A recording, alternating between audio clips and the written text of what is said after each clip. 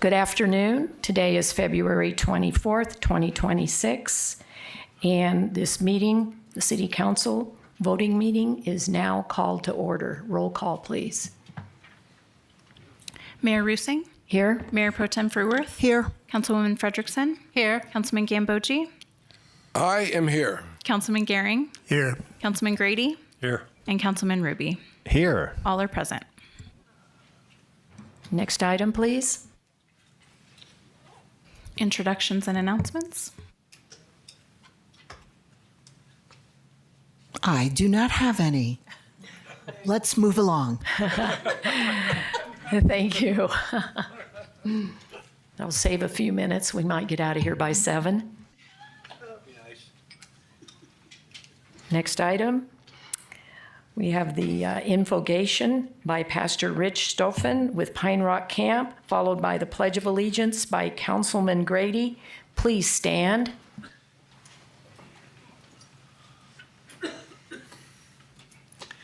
Let's pray. Father, thank you for your presence here. We thank you for your leadership in our city. We thank you for our new mayor, for our council members, and we pray that you lead, guide, and direct them in everything they do. May you bless them richly, not that they would be a blessing for themselves, but that they would be a blessing to others. Thank you again for your presence here. We ask this in your name. Amen. Please join me in the Pledge of Allegiance. I pledge allegiance to the flag of the United States of America and to the republic for which it stands, one nation, under God, indivisible, with liberty and justice for all.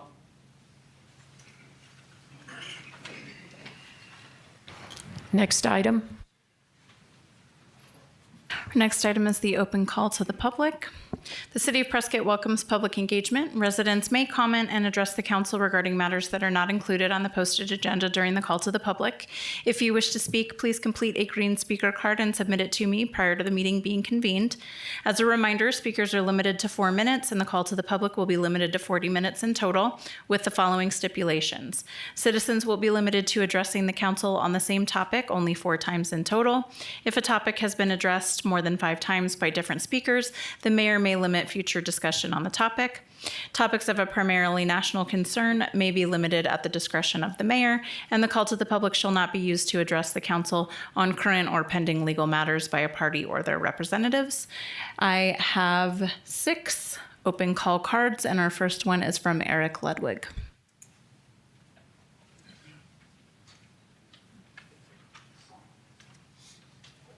Hello again, Council and Mayor. I spoke a couple weeks ago. This is about something else. I wanted to just ask if you consider holding the most important meetings, which are the voting meetings, at a time when more of the public can come. Maybe that's a Saturday and you take a Monday off, I don't know. But my point is that the last voices you hear before voting should be the voices of the voters themselves. And if you have to get a babysitter and or work and whatnot, those are real barriers to showing up and speaking in front of you. Another thing I want to talk about is, could you consider moving the farmers market to a location that showcases Prescott and encourages like a full day out for families? Right now in the parking lot, that's not necessarily the case, and we don't really compete on a national scale with kind of a world-class farmers market that we could be having. Another question I have is, when will the Sundog connector be built to reduce traffic on 69 and 89? Another question is, when will you consider reducing the issuance of residential building permits or change the building codes to allow future apartment buildings to go higher? Because if population must increase, we should accommodate for increasing density. Don't just develop more land and sprawl outwards. You save a lot of resources by going up. This is just to encourage you to consider a low growth mindset, because the unchecked growth mindset needs to be slowed or stopped by this generation of leaders. You're enjoying all the benefits. Your generation is enjoying the benefits of unchecked growth and leaving my children to deal with the negatives. And I don't really think that's a fair deal. We bought an old house on purpose when we moved here instead of developing a new property.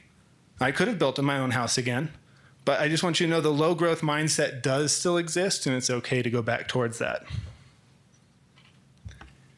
I wanted to ask about if you could think about buying the lots in Granite Gardens Park that are for sale, that are abutting the park.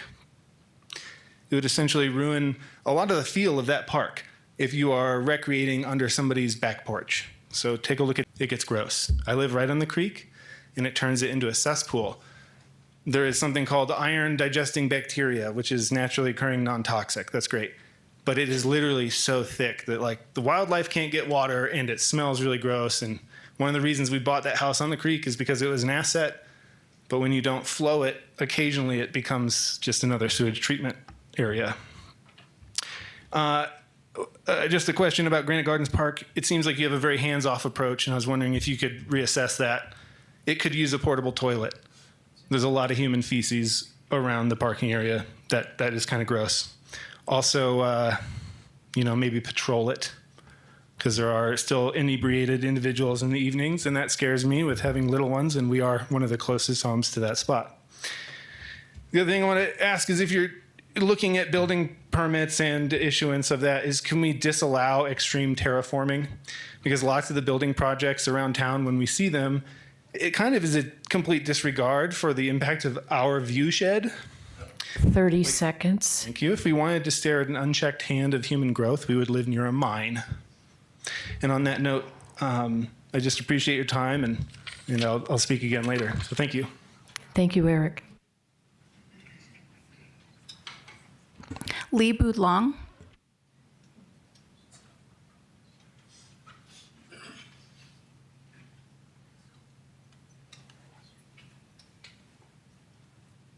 Hi all, my name is Lee and I live in Prescott, and I'm responding to a video that was done in response to the Flock study session from a couple weeks ago, and it's called Responding to Flock's Comments, and it's by Ben Jordan.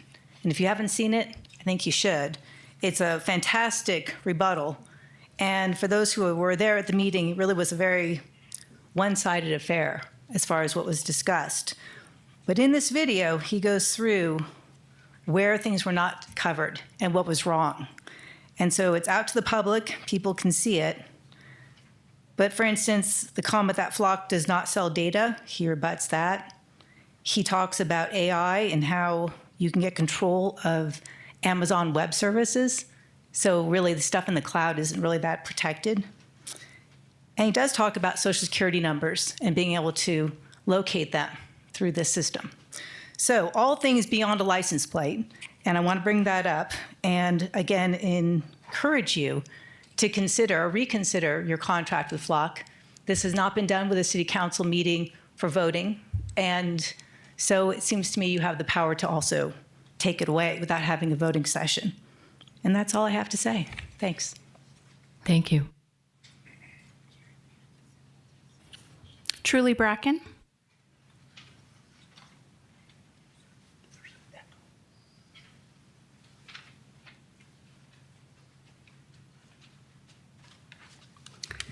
Mayor and Council, thank you. There are some deep divisions here in Prescott that I think we're all aware of, as elsewhere in the country. Here, they go deeper than simple partisan divides, though. They go to local issues. They seem most intense around our local issues, such as the ones that are going to be discussed here today. These local issues, we could call them legacy issues, go to the kind of town we'd like to leave behind us. I raise the question to promote a way forward that council is already calling for, town halls. They allow for public dialogue, where questions can be asked in front of everyone, and where everyone can hear the responses. A format that allows give and take that can happen at a council meeting and that also can happen at open houses. That sort of dialogue can happen in a town hall meeting, such as the 4 that y'all are calling for in the strategic plan that you'll be voting on today. It'd be hard to come up with issues, tougher issues, than the ones we're discussing today. Those sort of tough issues could benefit from those town halls. It may not be entirely realistic to think that we can come together across strong divides on these issues, but we have to try. The only alternative is to battle it out on social media, by email, or in Substack or in the op-ed pages. I think it would be far preferable for the council to take the lead in facilitating that. Thank you. Thank you, Truly. Tony Hamer.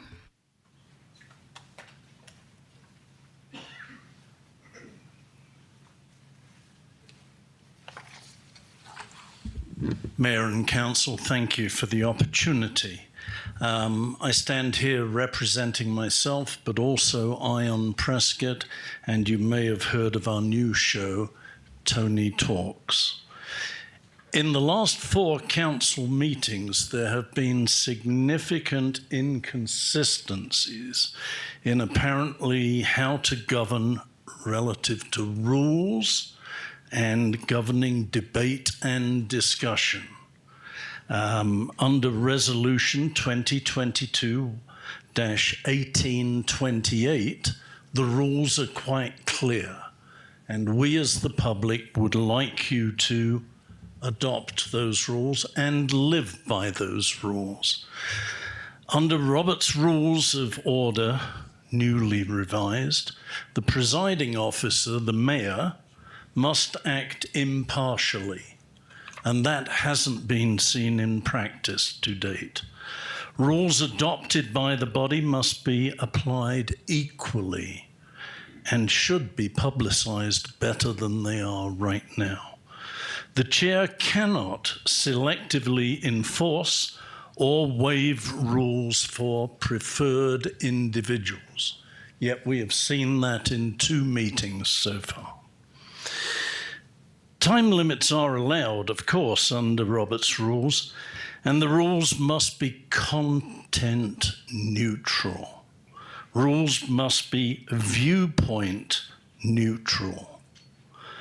And rules must be applied equally. In a recent council meeting, inviting Mr. Hess from the back of the room, the public gallery, into making a statement after the vote, is clearly outside of Robert's rules. So what can be done? It has been done. Members of council have raised a point of order and have been unanimously ignored. We need to ask the city council for a better clarification of policy because of these practices we see.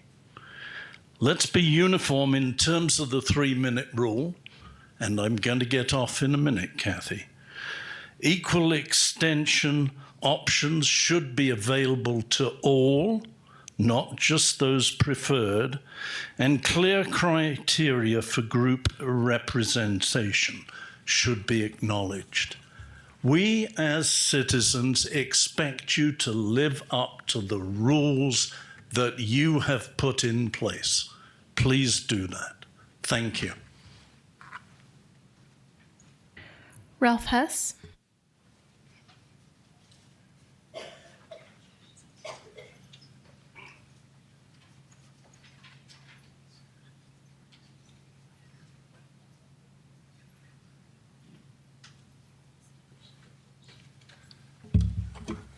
Good afternoon, Mayor and Council. I am Ralph Hess. I live in Prescott, Arizona. During your exercises, during one of your exercises at your council retreat last month, city staff included on its written list of what staff needs from council the unrelated statement, "We serve all constituents, not just the vocal special interest groups." This statement was significant to me because I've heard this similar statement repeated from various corners of the community. When vocal special interest groups are spoken of disparagingly, it is always seemingly directed at special community interest groups like Save the Dells or Citizens Water Advocacy Group, and similarly focused groups in individuals. I don't recall ever hearing disparaging tones directed at special self-interest groups like chambers of commerce real estate organizations, contractors associations, the Rodeo organization, and their supporters. I'm wondering, have the special self-interest folks historically advanced their self-interest behind the scenes? Are they concerned that their behind-the-scenes influence is waning? Are they concerned their tactics might have been observed, adopted, and successfully implemented by special community interest groups? If so, is that why there is increasing disparagement of special community interest groups? When I decided to make this comment, I'd forgotten about what Truly was going to be saying. And I think what Truly's suggestion is, with these town halls, might be a very good way to address disparaging comments made toward community interest groups and toward the self-interest groups. So I might consider that. Thank you. Cynthia Wagner.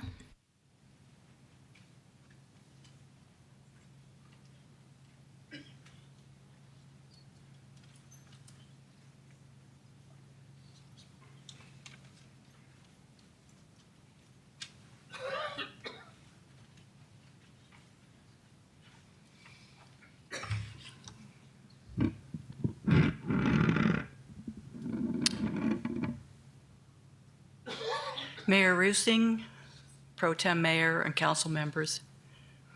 I address this primarily to Mayor Rusing because she responded to a request that I made to the council for a resolution to prohibit law enforcement, meaning ICE and CBP, from hiding their identities behind masks and anonymous uniforms during public operations. I should have only referred to ICE and CBP, as I know local law enforcement does not wear masks. I take exception to the mayor's reply that we have no control over federal agents such as ICE. Multiple mayors, governors, and millions of citizens have stood up to ICE and this administration to object to their illegal policies. I believe the mayor and city council of Prescott can do the same. The citizens of Prescott already have. I judge a strong leader by their willingness to stand up to forces that are wrong. I won't enumerate the multitude of wrongs committed by this administration. Senator Mark Kelly recently said the military does not have to obey unlawful orders. We need to stand up like the senator did. Basically, what you're saying, Mayor Rusing, is, how is this my fault? I have no jurisdiction. We cannot turn a blind eye just because the wrong is being done by the federal government. We are all responsible for what happens to and in our community. There is zero excuse for police in a free society to wear a mask. Does the mayor and city council stand for democracy or fascism? I attached a link to a video in my email, which I feel is powerful in explaining what we citizens are up against. I hope you took the 2 minutes out of your busy schedule to listen to it. It was from the recent city council meeting in Surprise. I sure hope we won't have to oppose any ICE facilities in or near Prescott. Thank you for your attention to this matter. Kim Lopez.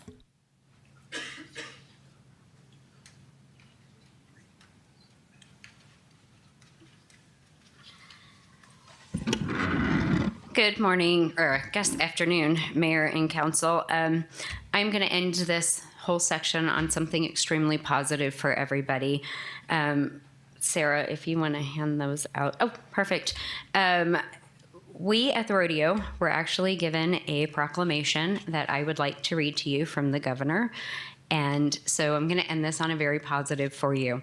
Whereas on February 14th, Arizona observed Statehood Day and began America 250, reflecting our shared history and institutions. And whereas the Prescott Prescott, the original territorial courthouse beginning in 1864, embodies the region's pioneering spirit, and whereas the Prescott Rodeo, and the world's oldest rodeo, began in 1888 at Forbing Park to celebrate ranching and agricultural, and whereas the current Prescott Rodeo grounds were established in 1913 via a generous donation from J.W. Doherty, and whereas in 1919, the Northern Arizona State Fair Association acquired the deed permanently dedicating the grounds for the rodeo, the Yavapai County Fair, and public community events, and whereas the grounds were deeded to Yavapai County in 1936 to secure federal funding for permanent public facilities,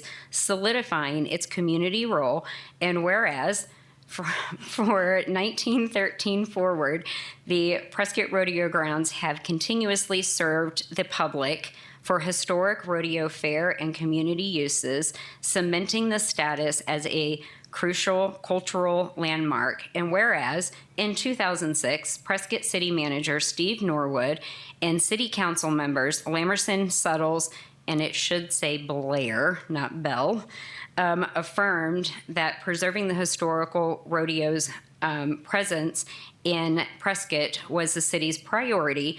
And whereas in June 19, 2027, the Prescott City Council and the Yavapai County Board of Supervisors unanimously transferred ownership from the county to the city via Resolution 3829, which guaranteed the rodeo for its historic public use would remain on the site permanently.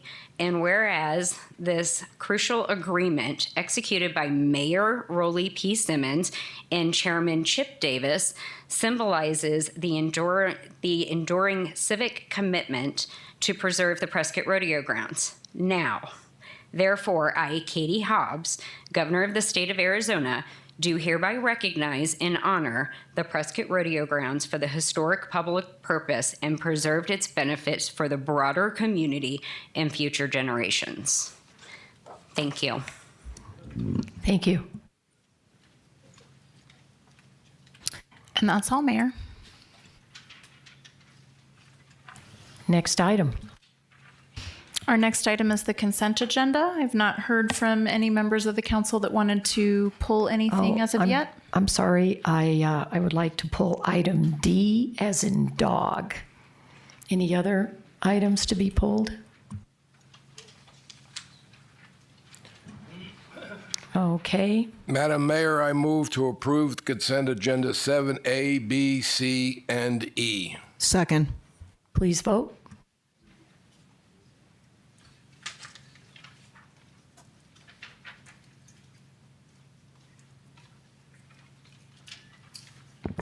Passes 7-0.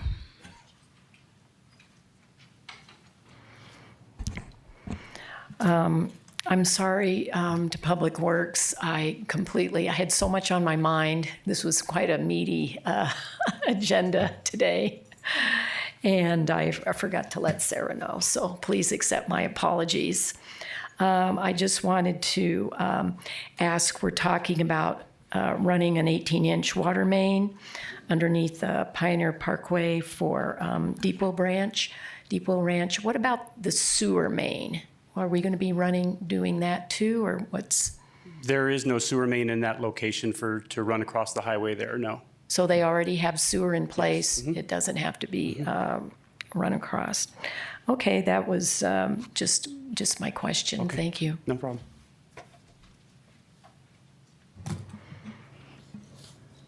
Do I hear a motion? Mayor, I move to approve item 7D. Second. Please vote.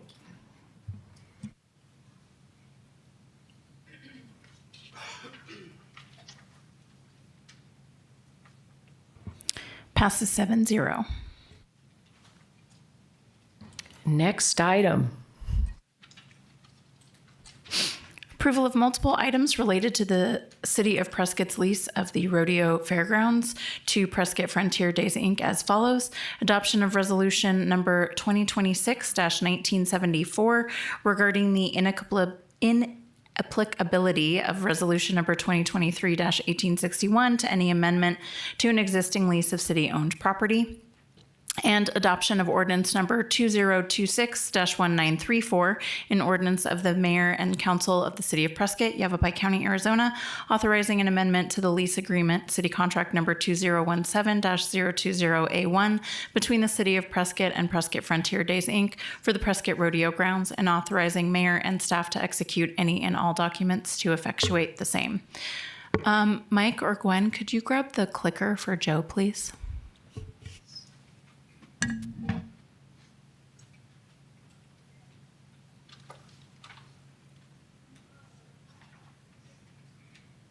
Yes, thank you, Mayor and members of council. I'll be discussing this rodeo grounds lease. There we go. As you know, the city has an agreement with the Prescott Frontier Days to manage the rodeo grounds and to lease the rodeo grounds. It was approved in July 12th, 2016, which followed pretty soon after we acquired the property from Yavapai County. Yavapai County and Prescott Frontier Days had a lease that we inherited, but we redrafted one with a longer term and somewhat changed up there. The acquisition of the rodeo grounds was part of a pretty substantial land swap where the county gave the city a bunch of land, we gave the county a bunch of land, and there was some money involved in other obligations. It was a pretty significant deal. But at the time, we entered into this lease with Prescott Frontier Days, and the primary consideration that the city received was that Prescott Frontier Days would manage the property, hold the world's oldest rodeo, and perform other responsibilities related to the property and to the events held there. But it did not include any monetary rent. So there is value in property management, but it's hard to define exactly what that value is. We sometimes point to Scottsdale and Westworld, which Westworld is rented out to individual events, but it also costs the city of Scottsdale about $2 million a year. So there's value in that. But in 2021, the Supreme Court ruled relating to the gift clause and basically said there has to be some more specificity in what the government entity is receiving. As you may know, there's a specific statutory provision that allows counties to lease land to nonprofit corporations for no or below market rent. But there's no similar provision for cities. And quite frankly, that's never been challenged, but the gift clause is in our Constitution rather than statute. So it'd be, the gift clause is superior to those statutory provisions at any rate. And what the gift clause says is that there has to be a public purpose for any expenditure of city funds, and that expense of city funds cannot be clearly disproportionate to the public benefit received by the city. Now, in this case, for example, there's a lot of public benefits with having the rodeo there. Most of them are indirect benefits. So when it comes to improving the economic vitality of the city, all of these things are public purposes, but they do not count in the analysis of the value of what the city is getting. My office brought this up in 2021. There's discussions of amending the lease at that time, which sort of fizzled out when it was brought to council. And then again in 2023, we were negotiating. The rodeo has been willing to negotiate this all along. But in 2023, there was discussions about rezoning the rodeo property, doing a master plan and so forth. So at that time, the decision was made to postpone discussions on the lease and on renegotiating the lease while we figured out what the property would look like through the master plan process and potentially rezoning process. And at this point, the gift clause has kind of been floating out there for a while, at least 4 or 5 years at this point. And so at this point, we feel like it's important to at least address the gift clause concerns. There's a lot of other issues in the lease that the rodeo would like to see happen, or Prescott Frontier Days, excuse me, that the city would like to see happen and address. For example, contributions to buildings on the property, who pays for what buildings, environmental concerns, and other concerns that we have discussed about briefly, but we feel that at this time it's premature. We don't know exactly what the future of the Rodeo Grounds looks like until that master plan is completed. So we wanted to do what we're calling a bridge amendment to at least address gift clause concerns while the master plan process is playing itself out. So the first item you have is Resolution 2026-1974. On July 11th, 2023, the City Council passed a resolution which requires a public comment period and certain hearings before approving a lease on the rodeo grounds. So what it says is, prior to voting upon any lease of the city-owned property known as the rodeo grounds, we go through a certain process. Now, it was unclear whether that process applies to amendments or just new leases. So given that we have an amendment before you, we brought this resolution which amends the previous resolution, and it would not apply, the public comment period does not apply to this amendment or to amendments. So to the lease itself, or the amendment, there's essentially 4 changes that we're dealing with. And as I mentioned, there's quite a few things we want to address and that PFD wants to address long-term, but we feel it's premature until we see the master plan and what it looks like. And so this, as I mentioned, just addresses the gift clause, which I think is a more immediate concern. So paragraph 6 is amended to clarify that the city is control of the master plan process. In the original lease, the city could do a master plan process, but left it open to PFD doing the master plan process if the city didn't complete it within 5 years. This will just clarify that the city is in charge of that master plan process. Paragraph 10 then deals with investments into the rodeo grounds and specifically allows the city to invest the $15.3 million that was appropriated from the state into the rodeo grounds and improvements there. And then sort of the big question in terms of the gift clause analysis is the rent obligation. So as I mentioned, there was no monetary rent to be paid under the lease, although we do get value from the property management. But it clarifies that the property management cost will be at least $150,000, which is quite frankly less than PFD is putting in now, but at least puts a bottom line or a minimum level there. And then an agreement from PFD that they'll pay $2,500 a month in rent. And then finally, the lease amendment obligates the parties to get together after the master plan is completed to renegotiate the lease and address some of those bigger concerns and more long-term concerns. So finally, the lease amendment addresses the most critical issues with the current lease while the parties continue through the master plan process and negotiate a more permanent solution. This first step would be the amendment. The master plan needs to be completed. And then we need to discuss the property valuation, management cost review, and so forth. It's hard at this point in time to say what the value of the property is, especially if we want it as a rodeo, which then limits what it can be used for. So we need to get in depth in what the valuation of the property would be, what the value of the management of the property is, and those can be done more fully after the completion of a master plan. And then we'll bring the renegotiated lease back to you as council. That's all I have, but I can answer any questions you may have. Okay, thank you. Well, I'm glad we're finally here talking about it. We have the rodeo coming up here, July, first week in July, so time is of the essence. First of all, we have to realize that we have Senator Mark Fincham is kind of keeping an eye on things because he was instrumental in preserving the 15.3 for the city to use for the rodeo rather than have it go back to the state treasury department. So we worked on this. It's temporary. As you said, it's a bridge lease.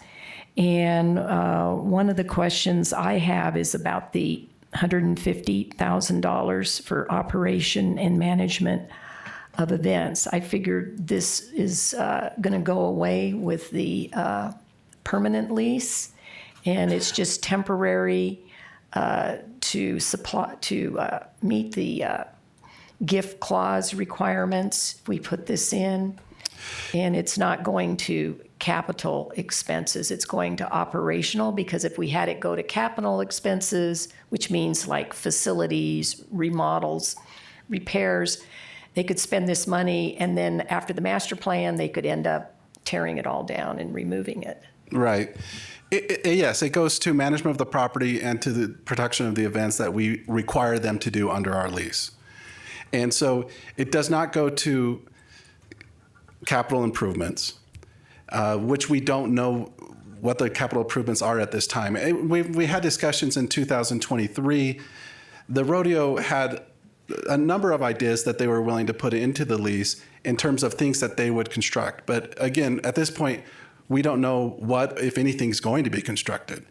So when we finalize that, then we can know what city obligations there may be and what PFD obligations there may be, and nail down exactly how much the cost of their improvements will be versus their property management costs and so forth.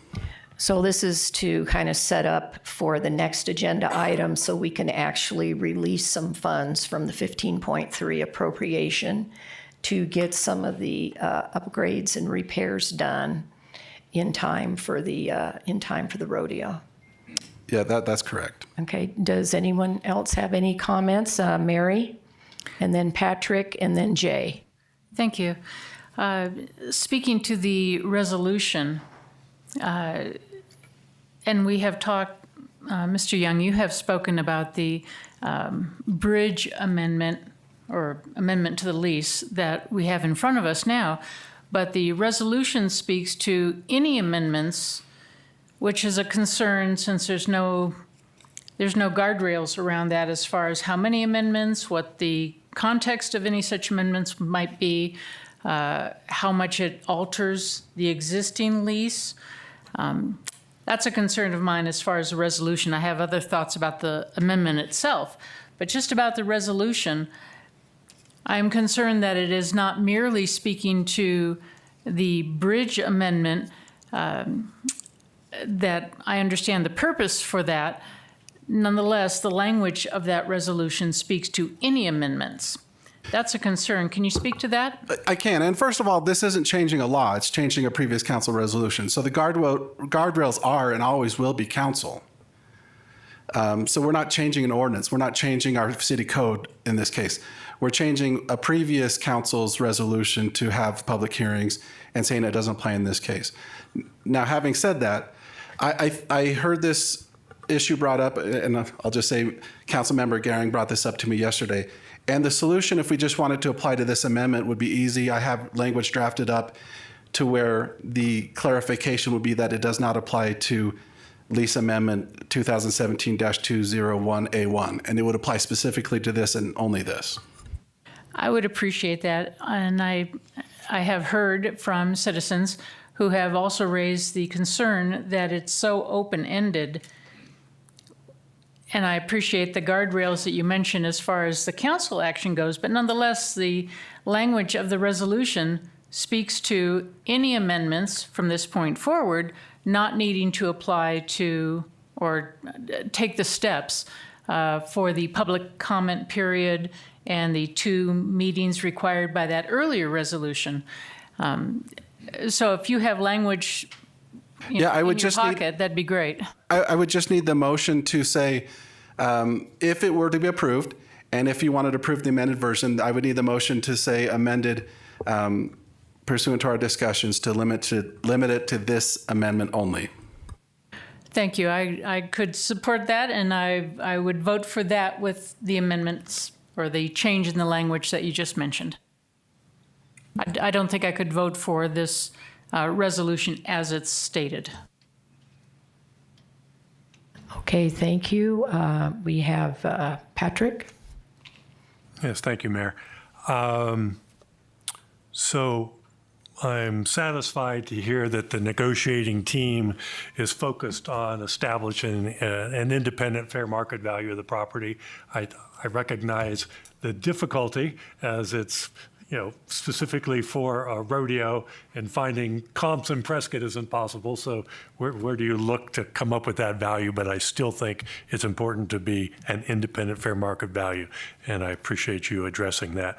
I think in the body of the lease agreement itself, the actual contribution of the $150,000 just says shall contribute a minimum of $150,000. Now, you've stated that it will be annual. I think annual should be, unless I didn't see it elsewhere, should be incorporated into that as well. Yeah, it is annual, and understood there's probably a word missing if it doesn't say annual. Thank you.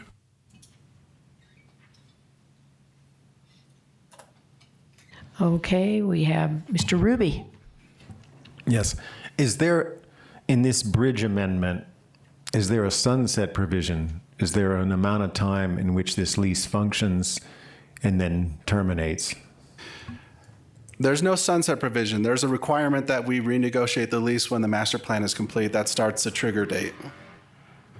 Sorry, I don't know if you heard me. There was... Yeah. Could you repeat it? But yes, to answer the question, is there a sunset date? No, there's not a sunset date. There's a requirement by the parties to renegotiate the lease and present to the governing boards that redrafted lease within 90 days of the approval of the master plan. I don't understand why we're not waiting to negotiate this lease until after the master plan. I can just tell you my perspective on that. I've been uncomfortable with the gift clause for 4 years now that I've been here, and I don't feel like it's necessarily appropriate to continue on with violating the gift clause just because we've done it for a long time. I'm also going to speak in terms of fair market value. $2,500. It takes $3,500 to rent out the Hazeltine Theater for a Friday and a Saturday night. That's a capacity of about 110 people each night. When I look at $2,500 a month, it seems radically disproportionate to fair market value.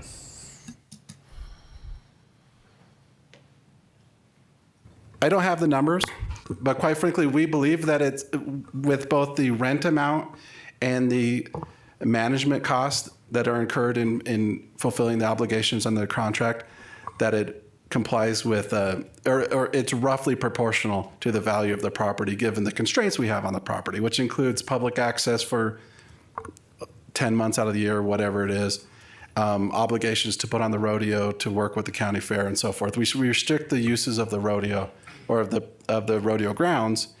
And I think with the obligations to manage the property in the 2,500, we feel like it's roughly proportional.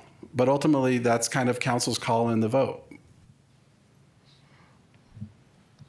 Okay, thank you. Mr. Gehring. Oh, thank you, Mayor. So I agree with Councilmember Frederickson that we need to redraft so that the amendment only applies to this lease amendment and not future ones. And then I'm worried about the sunset clause. Mr. Young, are you sure that the amendment says that upon completion of the rodeo master plan, the lease has to be renegotiated within 90 days?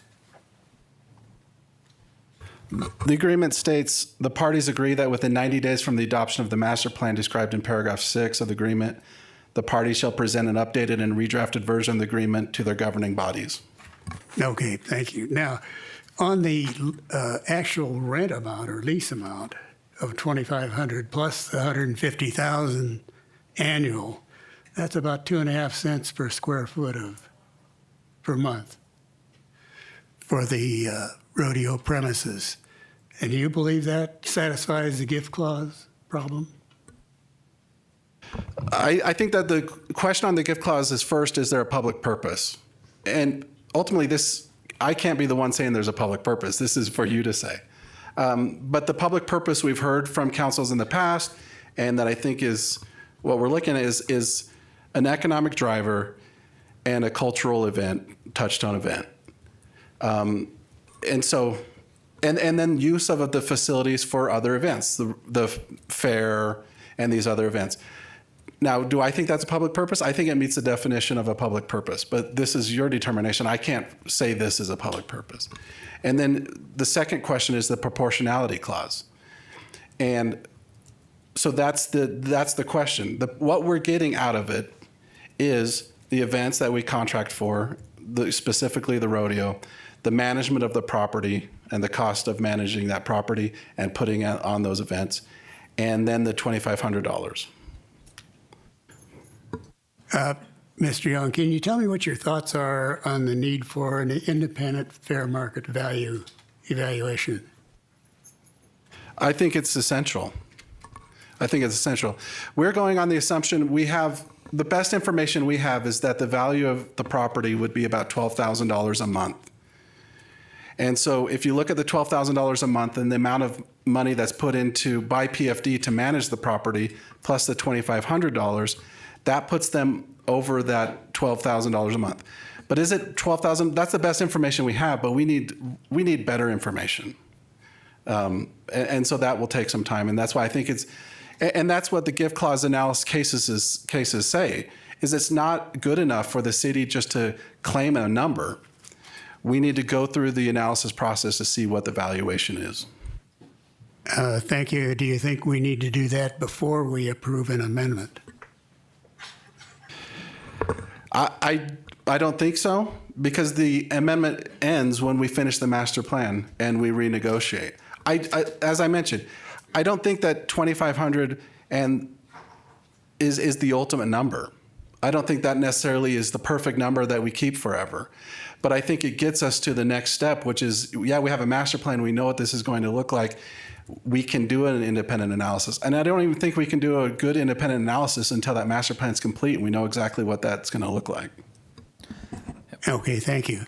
Okay, let's see, we got, Can I jump in on that point real quick, Mayor? yes. Just with the master planning process and the way that affects rent, if you think about the master planning process and all of the input we're getting from all the different sources, it's possible that we can go through that process and decide, we're going to allocate X amount of property for the farmer's market for some of their composting. And maybe it's larger than the current allocation. The cooperative extension has talked about a new building. There may be other thoughts or uses about, or we may talk about, maybe there's an area we want to use for a park space or some sort of common area, or sidewalks or other things like that. So we don't really know right now what the area is going to be that we're going to be asking PFD to manage, or that we're going to be allowing them to use for rodeo purposes. And so it would be a little bit unfair at this point to just say, here's the amount and we're going to stick to it long term. So Joe's called this a bridge amendment. It's an incremental step in a direction that solves the gift clause concerns. It allows us to move forward with the projects that we're hoping to get done. Some of them we're hoping to get done before the rodeo this year. And at the same time, not only leaves open, but requires us to negotiate for something longer term when some of these questions are answered and when we have the better data that Joe's been talking about. I hope that helps clarify a little bit. Thank you. Mary? Thank you. I guess several people have brought up the absence of a sunset clause. And I would just point to the language within the lease amendment speaks of a master plan within 90 days being presented to the applicable boards, either the council on our end or the PFD's board on their end. But presenting to the board or the council doesn't mean acceptance. It could be presented to the deciding bodies and then be put on the back shelf for forever. Yeah, the reason why it says presented instead of approved is because of the 60-day public comment period. So the idea is to bring it to council and start that public comment period. I think if it was 90 days approval of a lease, then we're looking at 30 days to do all the evaluation and negotiation. And before the public comment period starts. I don't think that's possible. No, but could we put some guardrail out into the future sufficiently enough to what we contemplate would be an acceptance period? So the 90 days to present to the bodies, either the council or the board, look out a year. And if the bodies have not come to an acceptance within a year, maybe this lease amendment needs to be redrafted, rethought, with whatever information we have collected by then as far as actual numbers versus the idea of $4 million invested by PFD, really speaking of their operational costs. It would be maybe not a hard sunset clause, but some period out there by which if a new lease does not get approved at some point, we need to pull this lease amendment back and say, okay, we've lived with $2,500 a month for the last 2 years, and if we're not going to get a new lease accepted, we need to rethink whether that $2,500 is a valid number or not. So some sunset far enough out that it's reasonable to think we're going to get our act together and between the PFD and the council and get a new lease agreed upon, but not having no sunset clause, which means it could go on for decades. We've already a decade into this lease as it is. Any thoughts? Yeah, I don't have an issue with that. I think that I know PFD's approved the draft, so we would have to go back to them and have them and renegotiate that portion. But we'll do what council directs. I appreciate that. And as I say, if we put the sunset clause far enough out that nobody expects to have to use it. But it's a nice safeguard to allay people's thoughts that if we're just going to get into a never-ending tit-tat back and forth on issues and never really get to a final new lease, it's nice to know that that guardrail is out there. Can I just mention too, the addendum that's proposed from the city's perspective is incrementally better than what we have now. Yes, right. I agree. And so if we say, well, this goes away if we don't agree on something, then we're saying we're going to go back to what we have now, which is incrementally worse, right? So, and the other thought that just goes through my head is if we go through the period and we have the 90 days, and then we have the comment period, and then we're a year down the road and we haven't reached an agreement, we probably have some bigger problems, and that will require some bigger conversations, and we'll be back in this room having those conversations. But to say, well, we're going to take away the addendum because of a sunset date would say that we're going to make ourselves worse off, and it shifts the leverage in that. No, I agree completely, and having a sunset date sufficiently far out enough, but it would be nice from my perspective to have something out there that would hold people's feet to the fire to say we can't just continue talking forever. At some point, we need to get the job done. And no, I'm certainly not anticipating throwing out this amendment and going back to what we currently are sitting on. But nonetheless, kind of a, not to use the term threat, but nonetheless, the idea that this amendment, better than what we have now, might go away if we don't get the job done, to me, it's worth putting out there far enough out, so not to stress anybody out, but just to know it's out there. So if we do add the sunset clause, then we have to delay it for till the next, I'm not ready. I think that's too much of a hypothetical for me. Yes, Mr. Grady. Yeah, I'd like to I'm speak sorry, to that. real quickly before you start, Councilman Grady, I'm so sorry. If you don't have anything further to say, if you can tap your red withdraw request so that that's not still in mayor's queue for council members that want to address things. Sorry. Thank you so much. Okay. Thank you. Now I can see Mr. Gambogi's in the line. Am I up? Well, let's do Mr. Gambogi. I want you in the audience and the people online to realize we had an E-session on this. that I voted against because I thought it ought to be open to the public. But I'm amazed, where were these questions in the E session? I think you're just waiting for an audience. This is a deal to allow free up that gift clause so we can move forward. And now, once again, we're micromanaging the city staff on all these what-ifs, and we are talking forever. So I think we've got a good deal in front of us. We ought to vote on it. Thank you. Mr. Grady? Yes, thank you, Mayor. I don't think we should revise the terms and the provisions based on the need for a sunset clause. Some of you were elected for 4 years. If you're not motivated to get something done in that 4-year period, shame on us. So, I don't want it then further delays going back to PFD. Just one other comment. I'm just one council member, but I'm glad to see that we're looking at a revenue sharing component, and I hope our negotiating team looks at that very closely. Okay, Lois? Yeah, I support what Councilman Grady just said. If you go to page 145 in the package or the last page of the amendment, it's very clear that a new agreement shall be negotiated within 90 days and shall consider the contributions made to the premises and events by each party, as well as considering a revenue sharing component. I think that protects us. I think this is a good deal, a much better deal than we have right now, and I think we should go ahead and approve this. Okay, thank you. With the amendments we already With aligned the to. amendment limitation. Do we have some public comment? We do, Mayor. We do. Our first card is from Sue Manuel.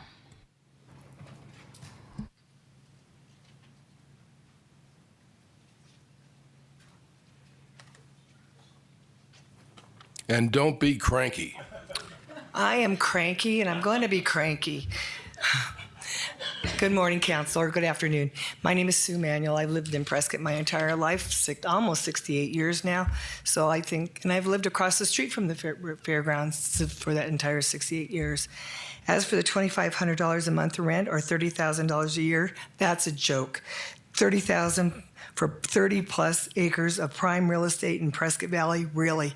That's less than 1 penny a square foot. In 1996, the Fairgrounds property brought in $250,000 annually for rent. That would be $516,446 in today's rent. They haven't paid anything, zero, nada, since 2002.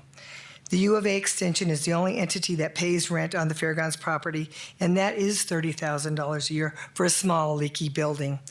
I have been informed and reminded by PFD members that they are a business. Well, it's time that they act and be treated like a grown-up business and stand on their own 2 feet and get their hands out of Prescott taxpayers' money. All businesses have operational costs. All businesses pay for their own buildings. All businesses pay for a lease or rent of property. These are just a few things taxpayers are paying for now. Yearly, $40,000 for marketing, $10,000 for porta potties, extra police, fire, public works personnel, and equipment during their events. Free rent for 30 plus acres and their buildings, plus other in-kind services, which hasn't been documented by city staff. The rent needs to be market value. Is PFD going to and willing to open their books so we can verify this $150,000 that they say they're spending? According to the lease that they have now, they're supposed to be taking care of the buildings that are on the property. And if they have leaky buildings, it's because PFD hasn't followed their part of the lease and done repairs. Why are we bothering with the master plan process if the city staff have already decided how big the master plan is for the Fairgrounds property is going to be? I'm on the steering committee, and it just seems like everything that is the staff wants this. They're not listening to the neighborhood. Thank you. Thank you, Sue. Deborah Thalassitis.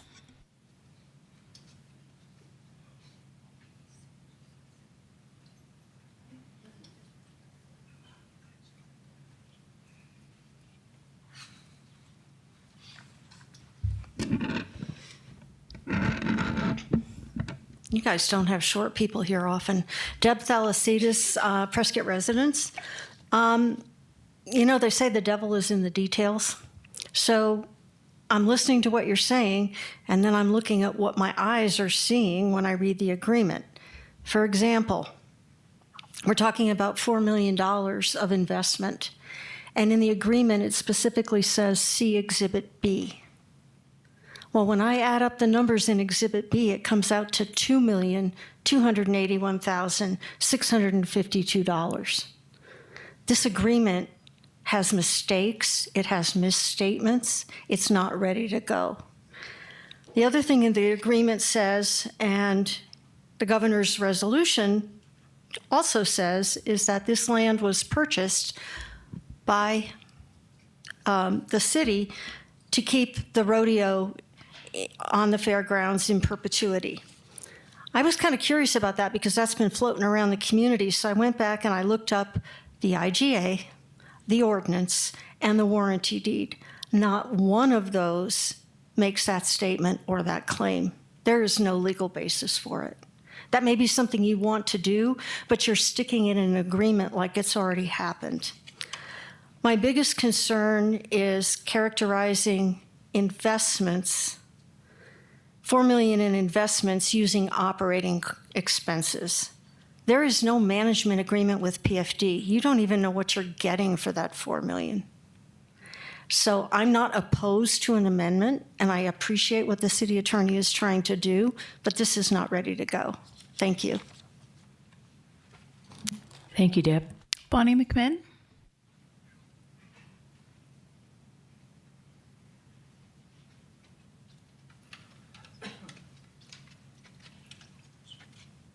So am I Mutt or am I Jeff?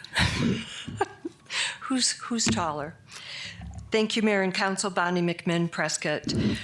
A prior council unanimously adopted Resolution 2023-1861 following a citizen petition to ensure transparency and public participation in decisions affecting the city-owned fairgrounds. Almost 200 people signed that petition 3 years ago. That same council set aside previously presented master plan reflecting the priorities of a single tenant and direct this city-led reset with an independent consultant, a steering committee, and stakeholder input. Those actions were deliberate because this property belongs to the city. The master plan was intended to guide the lease and any capital commitments, not follow them. But today, you're being asked to amend the lease before the master plan is complete and declare that Resolution 2023-1861 does not apply to lease amendments. If an amendment materially changes financial terms and long-term obligations, it's difficult to argue that the public process adopted, which was not intended to apply. But there are structural concerns as well. We've described this as a temporary or bridge arrangement. The word temporary or bridge is not part of the document. And there's no mandatory requirement that a new lease be executed following the completion of the master plan. I appreciate what Councilor Frederickson has requested. There is not a sunset, but within 90 days you'll meet. But if there's no agreement reached, everything's going to be the same. For leverage, how about instead of a sunset clause, why don't we include language that if you can't come to an agreement after 90 days, you terminate the lease and the lease agreement? Because written terms matter. Intent is not control of a contract. It is what's written. This is intended to be temporary. The limitations must be in writing. Turning to the financial pieces, we've talked a little bit about the $4 million. I question what is an investment. Utilities to me is not an investment. The math is wrong. The summaries do not reconcile at all. The $12,000 in rent that was discussed, or potential fair market, was there a review to validate any of these numbers? The $150,000 is not clear in the documents that you have in front of you. Bonnie, is it 30 seconds. Is it a cash payment or not? Thank you. The distinction matters. The $2,500 we've covered. We need to complete the master plan, apply the hearings, Do not throw away 1861. The public is here today. Clarify the numbers. The plan should guide the commitments. That's transparency, good governance, and accountability. Thank you very much, Mayor. Thank you, Bonnie. Truly Bracken.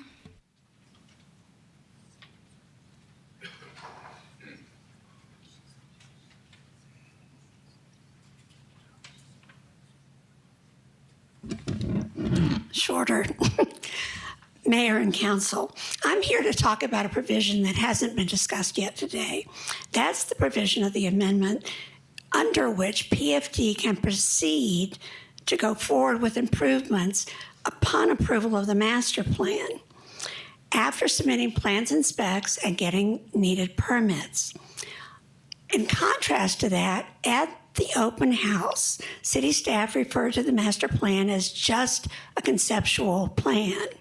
And they stated that it would not address a number of critical issues.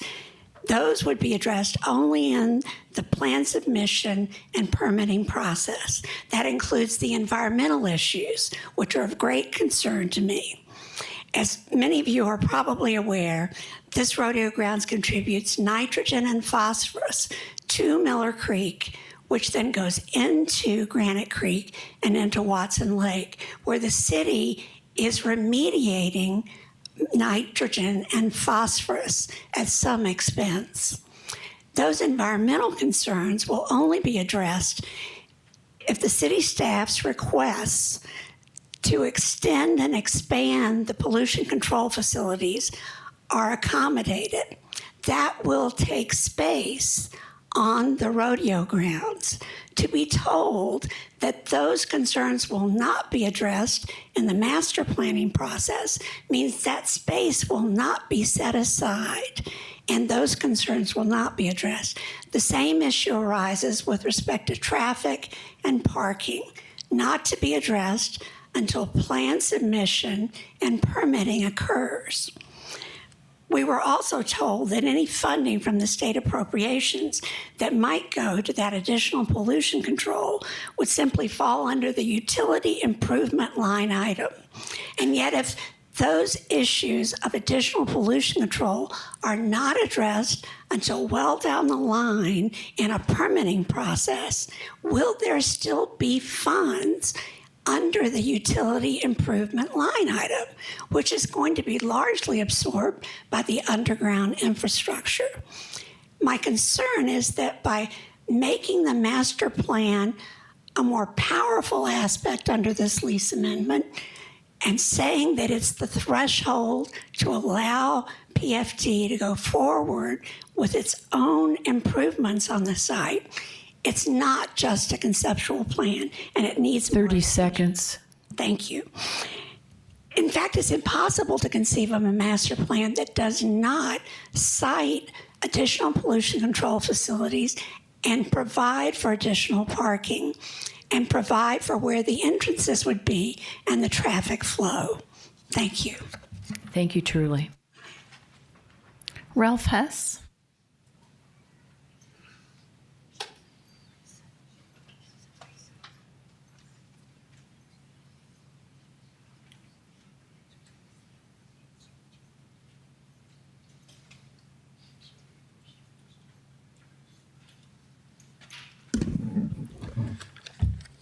Good afternoon, Mayor and Council. Once again, I'm Ralph Hess. I live in Prescott. It sounds to me like you've already decided you're going to amend the proposed Resolution 2026-1974, but I still want to address that because the proposed amendment sets forth critical changes to the existing lease, and those are acknowledged that those are critical changes. And even though you might take out from the resolution about further contract amendments, you're setting a precedent. If you have a future amendment, what's to stop you from doing another resolution that says, oh, you know what? 2023-1861 doesn't apply to this amendment either. What we're going to do is we're going to circumvent the 60-day comment period and public hearings, and we're not going to take any more comments from the public other than the 3 minutes we get to talk at meetings like this. As I asserted in my earlier email to you, Most, if not all of you, campaigned with promises of more transparency and more public engagement. Yet in your 3 months in office, you have enabled opaqueness and restricted public engagement. Now you appear poised, as it looks to me, to circumvent the provisions of your resolution 2023-1861 by eliminating public participation in this and all future amendments to the existing lease, even those that fundamentally alter its nature and scope.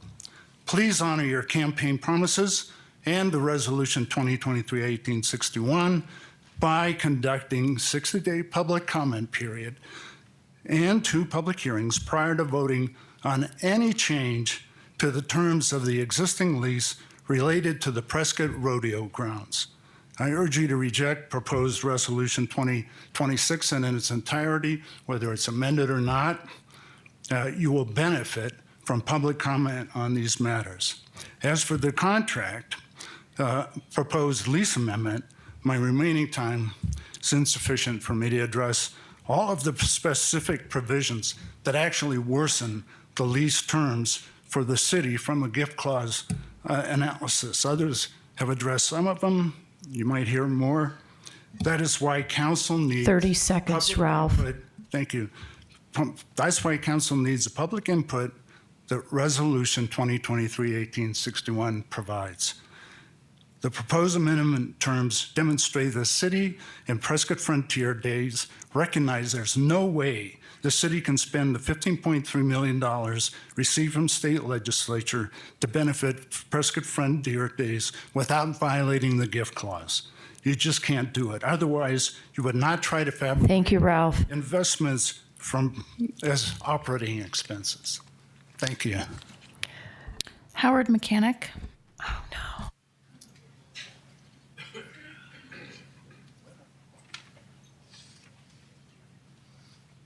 Mayor and Council, I appreciate the city trying to address the gift clause, but you failed. This does not address the gift clause. $2,500, as it was stated, is a joke. Now let's talk about the other numbers, which are only misleading the public and council. To say $150,000 that can be invested into event management is consideration to the city for its property is ridiculous.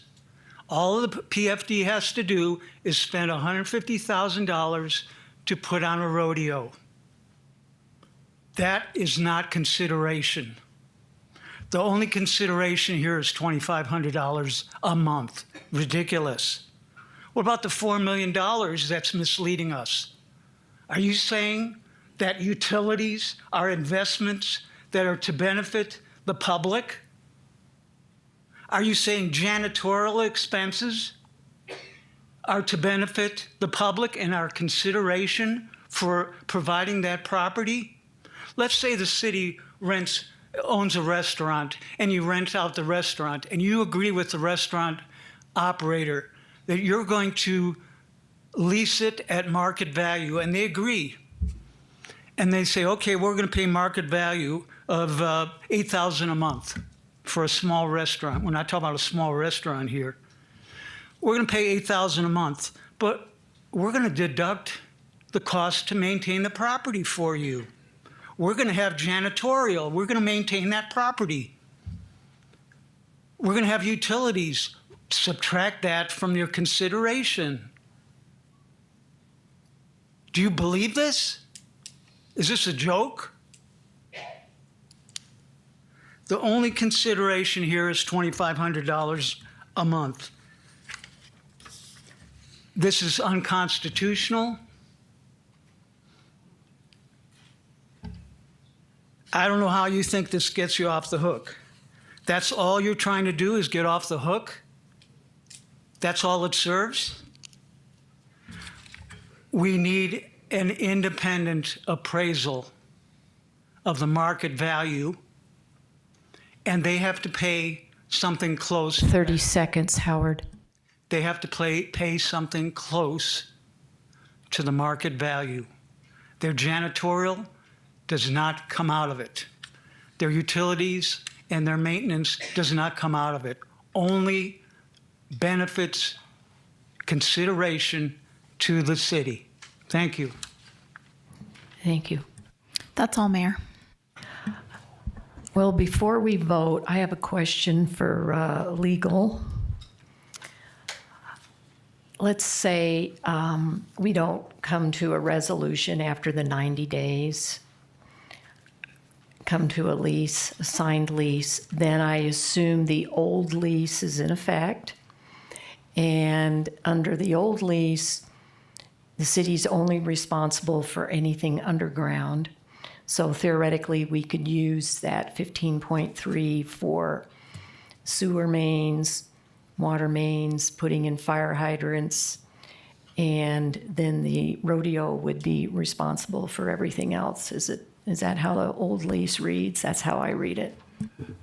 The 15.3 million is subject to council discretion on how it's used, even under this. This amendment wouldn't change that the discretion is with council. The only limits on your discretion is the appropriation language, which says that has to be. So yes, the council could choose to only do underground infrastructure and so forth. But if we want, there wouldn't be an automatic reversion to the old lease. Okay, so we could like do bathrooms and use the 15.3 for above ground things too. So, yes, it'd be subject to your discretion. So we could still implement the master plan if the rodeo doesn't sign after 90 days. Yes, that's correct. Okay. Any more discussion? Yes, Mayor. Let's see, Mary, and then Lois, and then Jay. Thank you. People have mentioned the $4 million investment, and I dispute that term, but nonetheless, the $4 million, does staff have an explanation or something you can provide for us as to where that number came from? Because Exhibit B, as has been mentioned, adds up to 2.28 million, I believe. Right. Exhibit B, I think, is 4 years or 5 years. And 5 years, yes. And the term of the lease so far with the rodeo grounds or with PFD and their previous investments is significantly longer period. So it's not intended to capture the entirety of the 4 million. The 4 million is a number that came from PFD, quite frankly. Okay, so it's PFD's assertion that over the 10 years or almost 10 years of the current existing lease up till today, they claim that they have put in $4 million in operational expenses, from my perspective, over those almost 10 years. Is that That's correct. What they're saying? Yes? Right. Thank you. Okay, thanks, Mary. And now we have Lois.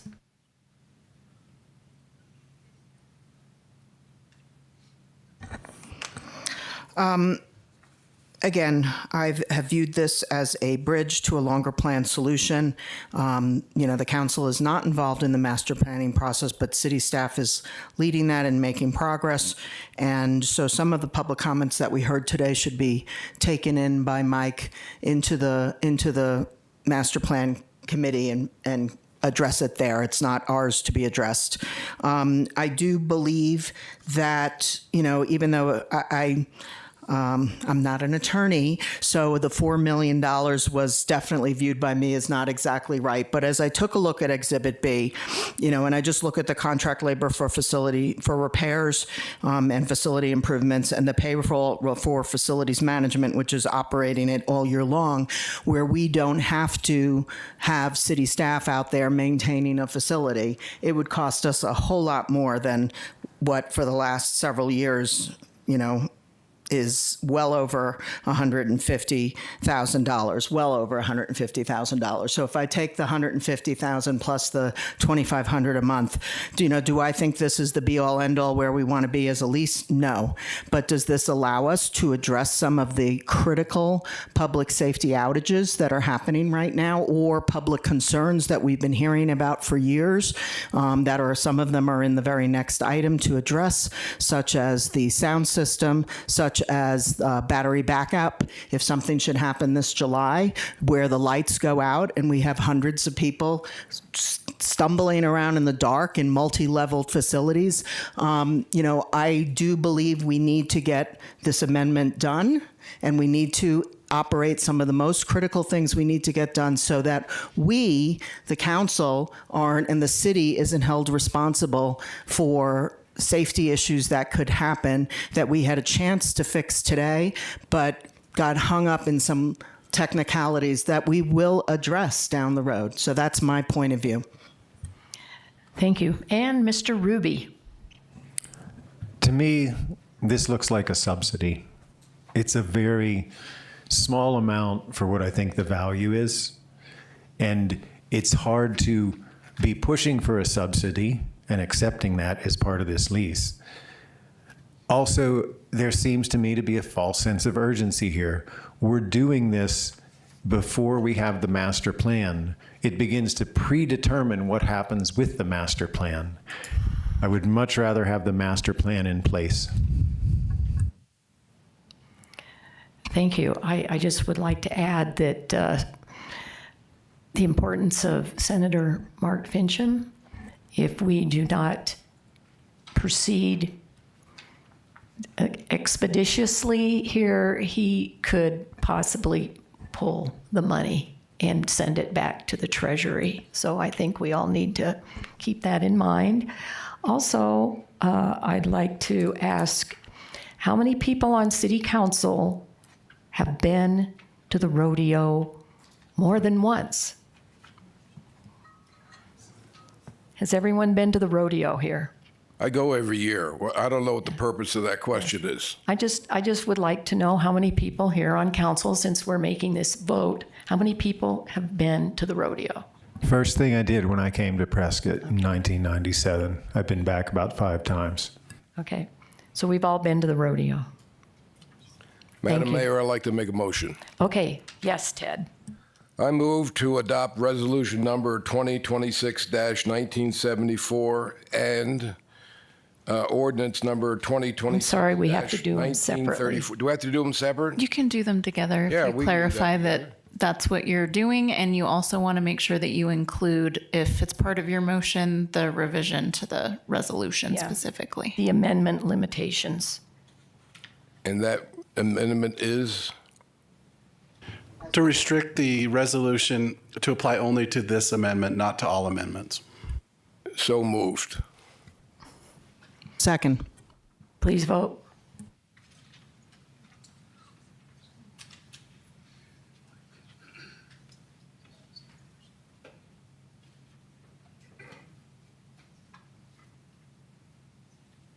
Passes 5-2. Thank you. Next item. Approval of multiple contracts for improvements at Prescott Rodeo grounds as follows. Number 1, City Contract Number 2026-149A1, an amendment to City Contract Number 2026-149 with Ridgeline Builders, LLC, for improvements to the arena grandstand bleachers, arena speaker system, and Rodeo Drive monument landscaping. And 2, City Contract Number 2024-174A3, an amendment to City Contract Number 2024-174 with HACI Services, LLC, for replacement of HVAC units. I'm sorry, Mayor, was that last vote just on the resolution about the holding back on public comment period and the 2 meetings? That resolution and ordinance, was that vote inclusive of the amendment to the lease agreement? Point of Yes. order, this vote is. The amendment limitations. Thank you. Okay, thank you. Thanks, Sarah. So related to the rodeo grounds, so this is the very first piece of doing some improvements at the rodeo grounds. And there's 2 contracts kind of in here that we've combined. And the first one, what it is with Ridgeline Builders, and this is going to do the grandstands. Essentially, as you guys can see in the packet too, there's a lot of work. It's going to remove the grandstands, the wood bleachers and stuff. We're going to have samples here. It's recycled plastic lumber that's made. It's going to be custom red, white, and blue to match what's there. We have to take down all the metal brackets that are holding these things because they're deteriorating, falling apart. New ones are going to be constructed to basically model what the historic feature of the grandstands is. That's going to go in. That's timeline on that should be done before the 4th of July, or it will be done before the 4th of July. The sound system and the arena speakers, those are custom made. For this, we've worked extensively with the sound system company to get this made the best to suit the rodeo and do great improvements on that. The third piece of the ridgeline is the monument landscaping, which takes the horse statue that was at Old City Hall and puts it in with a landscaped area as the kind of grand entrance to the rodeo. The second contract in there is with HACI Services, which is the HVAC. This is replacing, the original estimate of this, I would want to point out, was $250,000 when we first talked about this in the study session. This bid came in just under $93,000 to replace all the HVAC on the buildings. Some of the units, there's 5 units we're replacing, 20 years or older. A lot of them have sustained storm damage, so the new units are going to have the protection from that storm damage to prevent hail and wind and all that kind of stuff. I do have a representative here from Ridgeline, and I also have a representative from the rodeo if you guys have any questions that I can't answer. Yeah, I'll start off with the questions. With the seating, it says in the specifications something about 12-inch seats and 8-inch seating. I assume that's the slats that you're talking about, not the actual seats. So the seats, these will be pieced together to create the width of the seat, just like it is now in there. So that'll create the width. So there's gaps to be cleaned, and if one piece has to be replaced. So the width of the seat's only 12 inches? That's what we're confused about. That's what they currently are. You're talking about the... Not this way, this way. So they're Depth of 12 the inches seat. deep? Yes. Okay. Correct. So from blue to white, as Mr. Ruby pointed out. Okay, we were kind of nervous about that. I was going to have to go on a diet. And then my other question is, we're talking about the cowboy rodeo statue that was at the old City Hall. Fabulous, one of my favorite statues. And where is the new location going to be? So do you want to talk about it? Or you want me to talk about it? I'll talk about it. So it's going to be off of Rodeo Drive. As soon as you come in, there's 2 wood poles there right now with like a banner on them. So that's going to get removed, and it's going to go there with a good landscape feature. So Rodeo Drive and Miller Valley? Up from Miller Valley. Up from Miller Valley. Just past, there's a construction yard on the right. Okay. It's just past that where there's 2 wood telephone poles right now. Oh, so it won't be visible from the street? Not from Miller Valley Road, but it will be from Rodeo Drive. Okay. Basically right on the edge of the property. Because I was thinking that'd be a great landmark down there to direct tourists, kind of a entryway. But that decision was not made by anybody other than the rodeo committee? Well, we don't necessarily own the property down at the end of the street there, so we'd have to purchase property and do stuff if we wanted to do something down there. Oh, okay. Okay. And it is the rodeo statue. It is that rodeo. It was on loan to City Hall. Correct. Okay. And I think, I totally agree with the improvements. Definitely need HVAC, the grandstand seating, the sound system, and the cowboy statue. I think that's a good start for this year's rodeo. Any other comments? We got Patrick, then Mary and Jim. Thanks, Mayor. A number of citizens have sent comments regarding the number of bleacher seats. Is this involve any expansion of the number, or is this simply refurbishing the existing capacity? So this phase only is refurbishing the current wood bleachers that are in the grandstands. Now there is talks, and it's also part of the future plans of stuff, is the expansion of grandstand seating. That plays at a later part in this. Yes. Correct. Thank you. And so the estimate description about the monument landscaping says, in accordance with approved conceptual landscape plans, who's working on those plans and who has the approval?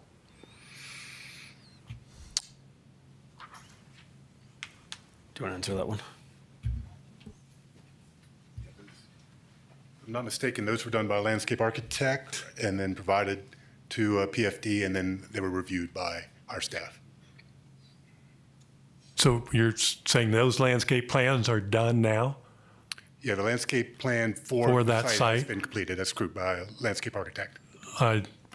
May I say that I'd like to see that at some point? Sure. So then it's been approved by both parties, the city and PFD? Correct. Okay, thank you. Mary Frederickson.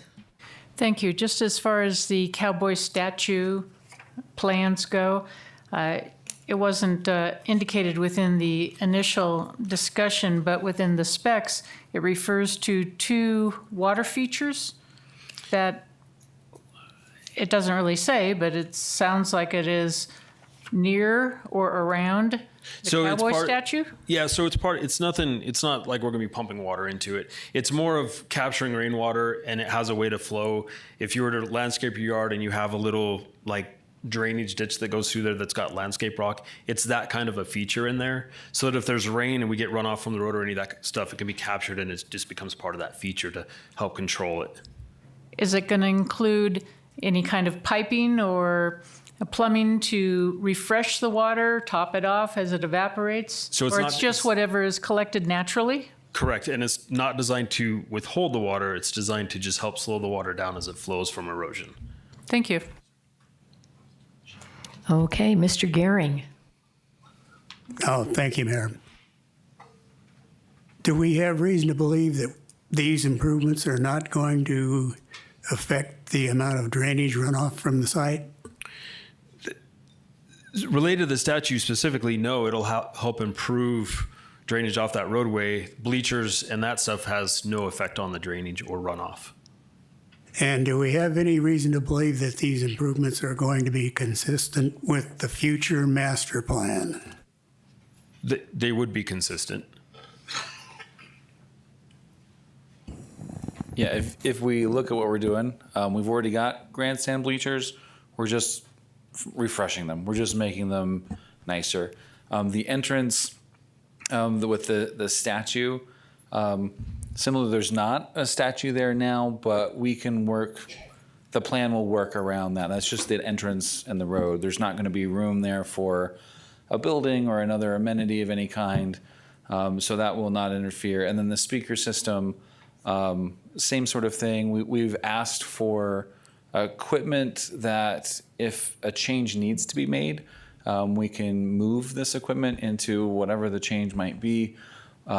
Hopefully, and that's the one that I think we're hoping for the most before the rodeo starts, so that the neighbors don't have to hear as much of the speaker sound this year. Yeah, I think the sound system definitely could use some improvement. I live many, many miles away, and I can still hear it. So it'd be helpful if it was directed more towards the grandstand. So that sounds like a good plan. Any other comments here? Patrick? You're good? Motion? Okay, would you like to? We do anyone- have public comment, Oh, Mayor. I'm sorry. I'm darn. Okay, it's getting public comment. Let's go. Sue Manuel.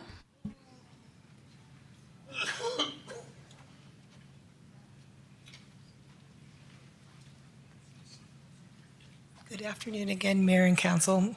You know my history. I just want to confirm with this gentleman over here that the parking spaces are going to be 3,000, or not parking spaces, well, parking spaces for your little tush at the grandstands are going to be 3,573. I don't have the number directly in front of me. Whatever is currently there is just being refurbished, so the number's not going to change. Okay, because if they go up or not, you have to provide one parking space for every 3 seats. And the current traffic engineering study done in 2024 indicated that new stand capacity of 4,500. And the study acknowledges that there'll be a shortage of 319 spaces. My other question, since I do live across the street, I do know about the speaker system. How are the new speaker system going to affect when you guys are calling people that aren't in the grandstand area? Because sometimes it sounds like somebody's at my front door or in my front yard when they're calling for people that are in outlying areas. So how's the new speaker system going to affect that problem? So the new speaker system is going to help localize the noise to the arena, where currently there's speakers that kind of scatter throughout the entire rodeo grounds. These are going to be directional speakers and custom-made speakers to keep that noise within the rodeo ground directly at where it needs to be. So when the cowboys are up by my house or down in the fields by the auto club, the sound's going to go to the grandstand, so it's not going to go out, so they're not going to be able to hear that. Correct. It should lessen that outside noise of the grandstands and the arena. I hate to say it, I don't believe you after all this time. And again, with the thing that you said that the staff is doing all this without the steering committee being advised of us. We didn't know about the placement of the statue and things like that. It's just the staff is doing things on their own without going through the steering committee like you guys all expected it to be done. Thank you. Deb Thalassides.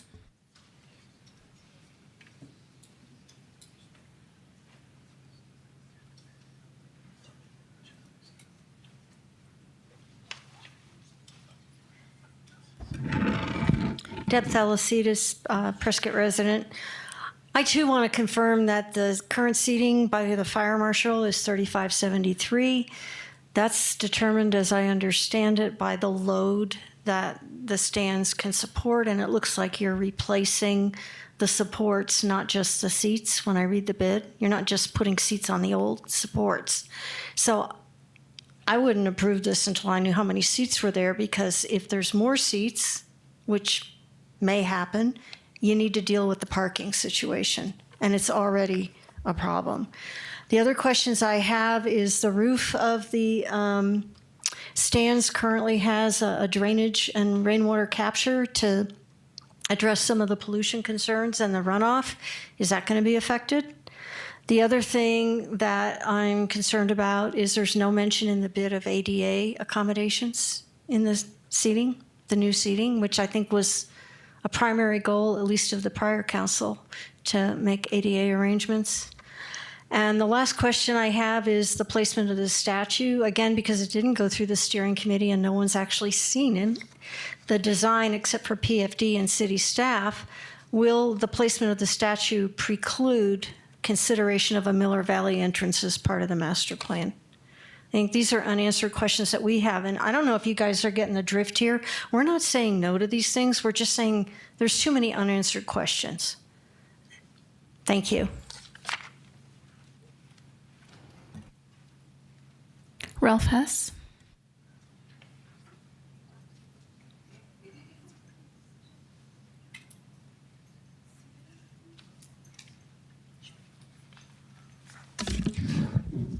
Hello again. Mayor and Council, I'm Ralph Hess. I live in Prescott.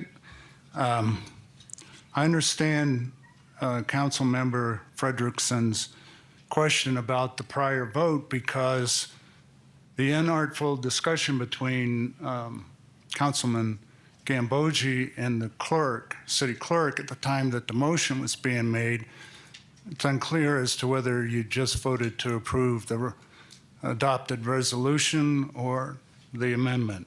I'll go back and look at the video to see what it looks like later. But with the amendment, if you did approve the amendment, there your city's undertaking the responsibility for improvements for which PFD is responsible under the existing lease. You saw that when city attorney showed you the change in the provisions.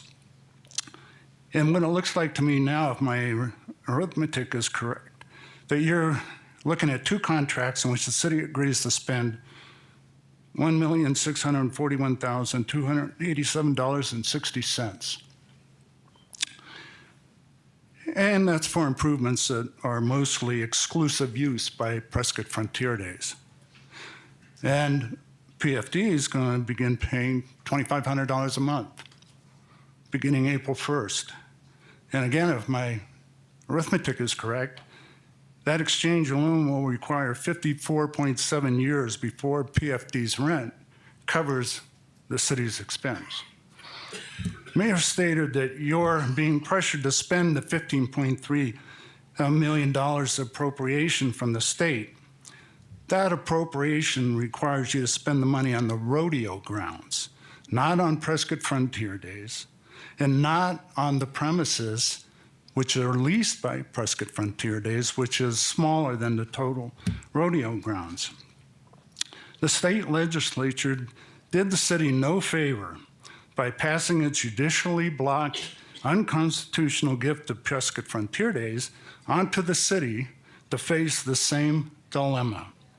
What we are seeing is the city's struggle to figure a way to give $15.3 million taxpayer dollars to Prescott Frontier Days when Prescott Frontier Days completely lacks the ability to provide the city commensurate, direct, specific benefits in exchange. Committing to these contractual obligations and services before the master plan for the entire grounds is completed is an exercise in putting the cart before the horse. Considering these contracts now is premature until you know what the grounds are going to look like. I urge you to reject these proposed contracts before you. Thank you. Howard Mechanic.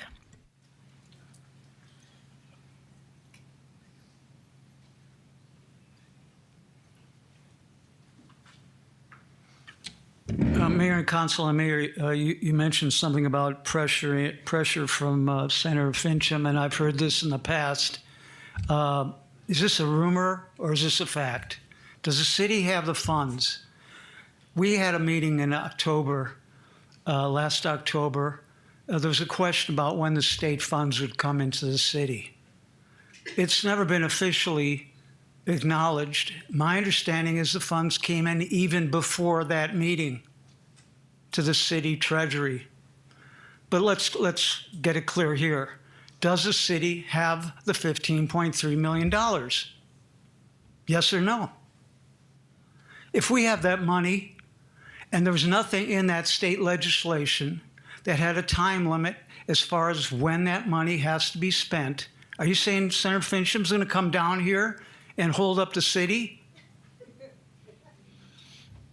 Or what's he going to do? That's a rumor. I mean, if you want to clarify it, go ahead. It makes no sense. This is premature, these expenditures.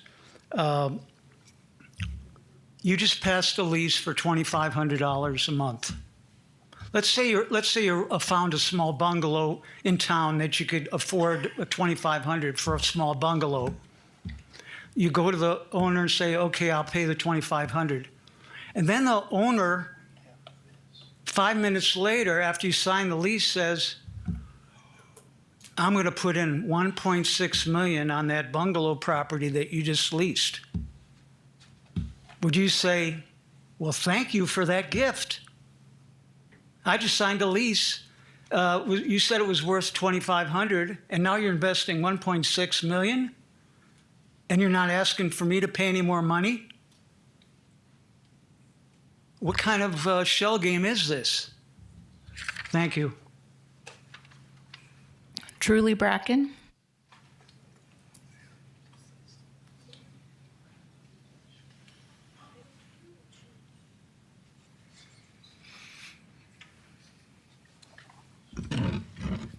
I, like Deb Thalassides, just have some questions that these contracts raise.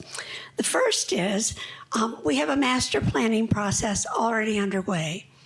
The neighborhoods and a number of stakeholders have suggested moving the entrance to the rodeo over to Miller Valley, which would require obtaining additional property so that that entrance could be smoothed out and the angle could be changed. If that happened, would you want to reconsider, would the master plan propose reconsideration of where that statue is located? Are we a good 9 months ahead of making an appropriate decision on the location of that statue? Are we also ahead of ourselves with respect to the master plan in investing in landscaping when we do not have a layout under the master plan. The landscape location and the nature of that landscaping would seem to depend upon the location of buildings, roadways, entrances, and parking. Another question that arises as you look at a very large contract for improving the seating, which I'm not objecting to in theory, is that the parking is now inadequate, whether or not any additional seating is proposed. The city code, the land development code, requires more parking than is presently available for the seats that exist in the arena now. If you issue a building permit, if plans and specs are submitted and a building permit is issued, does the city intend to look at the parking in the context of approving those plans and specs and those permits? We're not opposed to the city using the money.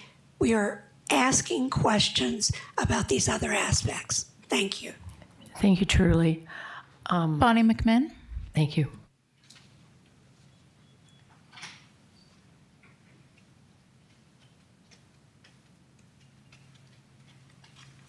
Thank you again, Mayor and Council. I think what we're finding with a lot of these comments is there's an opportunity to look at the sequencing, recent vote aside, in terms of just some of the questions regarding the statue, the placement, et cetera, I think that's really important. But I do, and perhaps this is out of order, but I would like for the presenter to address the ADA question, because it is federal law, it is state law, it is city law, and there is a question if ADA is not included in this contract for 1.5+ million, will we not have change orders or something worse that could fall upon us? But I do think that we need to have more detail, and for those of us who know ADA people, we all do, it's very, very important that this be addressed. Thank you, and I hope that it can be done today. Thank you. That's all, Mayor. Thank you. I think that's a very important question about ADA access. I remember we got dinged with our library parking lot recently and had to redo it because it wasn't ADA compliant. I also remember when Yavapai College, the performance hall went in, there was an ADA issue there. So I was wondering if Ridgeline is here and they could address this with the seating, because they're redoing the railings, and we need to make sure that we have it compliant so we don't have to do it all over again if there's a complaint. So, Mayor, I'll kind of address this, and then Mike can step in too if I don't fully answer this. So we're refurbishing the seating, which is failing and falling apart. So that's the new brackets and stuff. The seating doesn't change capacity by any means. It's just replacing the wood to the recycled plastic.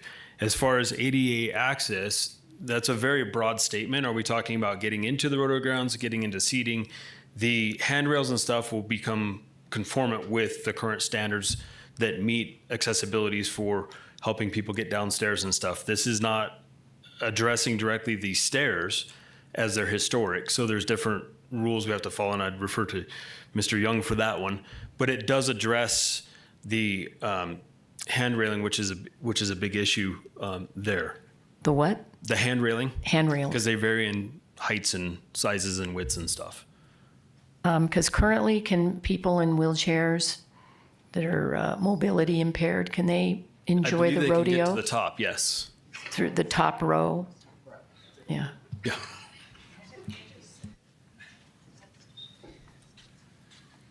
Mayor, Council, Jim Dewey Brown, General Manager.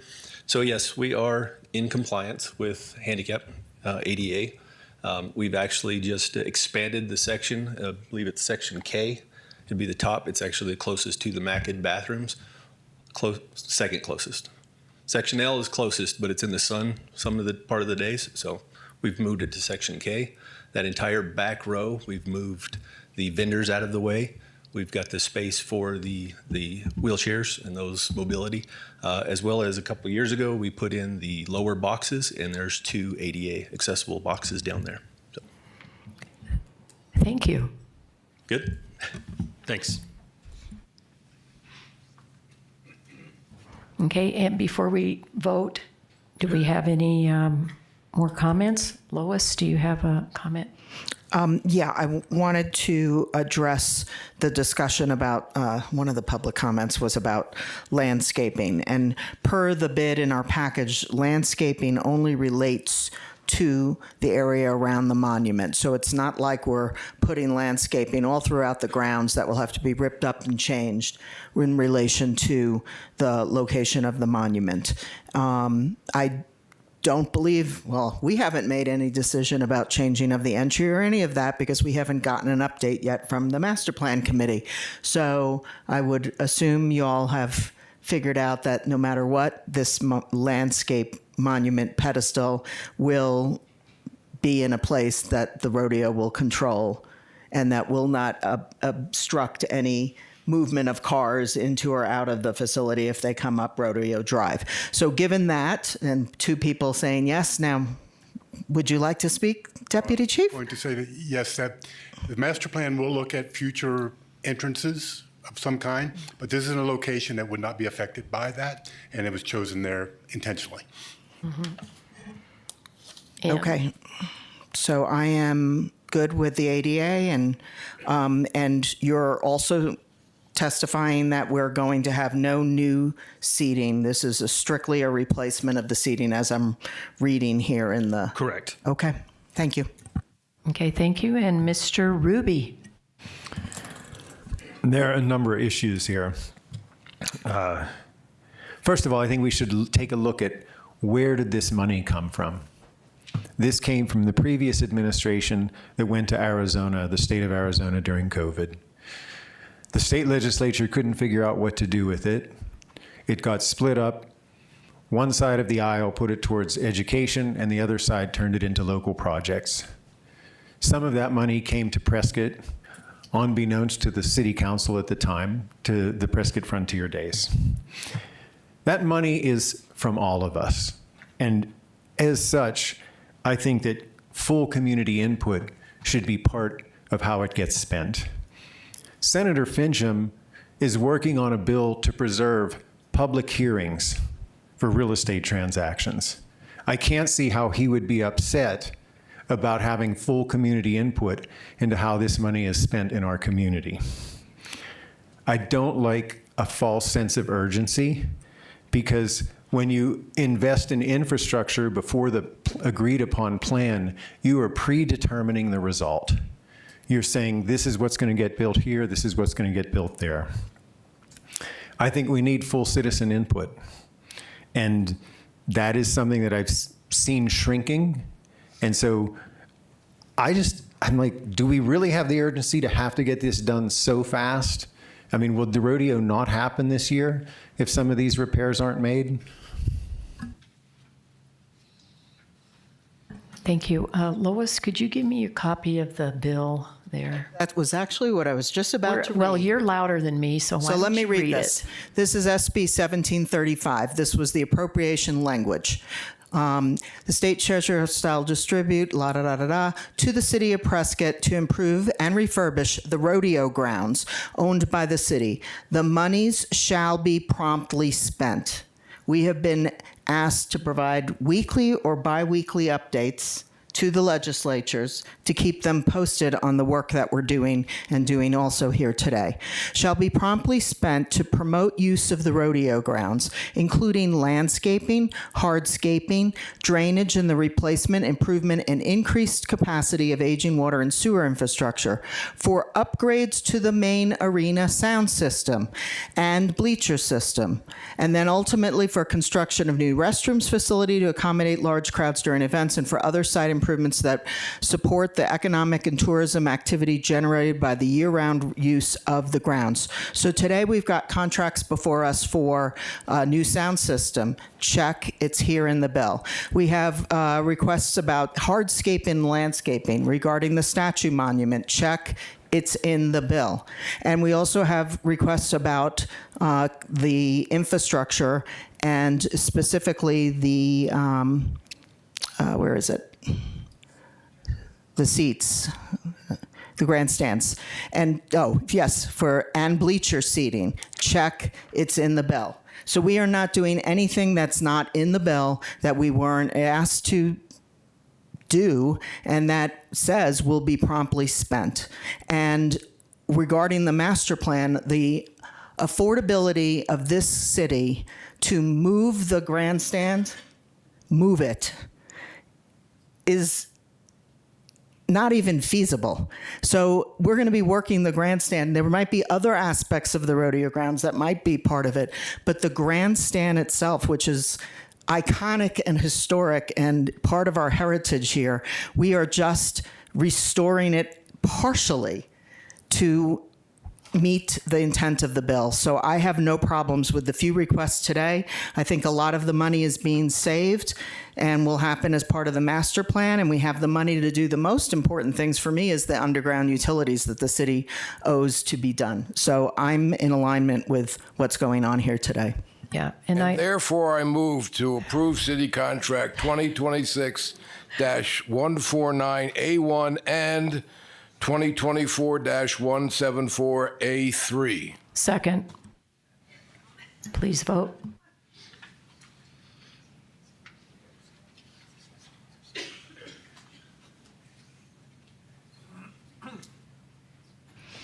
Passes 6-1.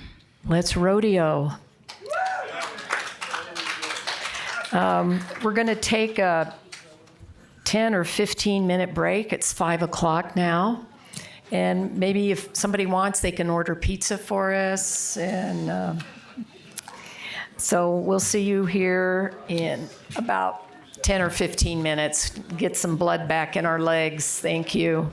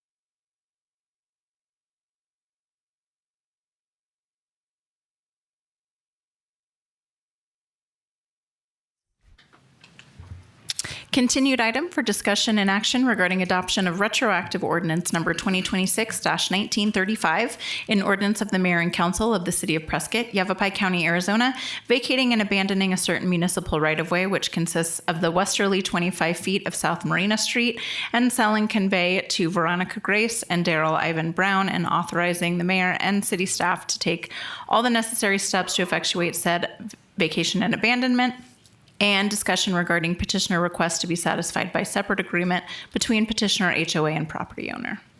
Okay, thank you. Randy. All right, Mayor Rusing, Mayor Pro Tem, Council, thank you for letting me bring this item before you today. If IT could bring up the maps for the visual. So Council directed staff to bring this item back in February. Charles Thomas, who was representing the Summit Point HOA, as you recall. But just to clarify why this is coming back, when it was already brought to you guys at the October 14th meeting, there was a procedural error that brought this item to consent agenda. It should have been brought to you via consent ordinance. That was my error, so I apologize to council for putting in that position.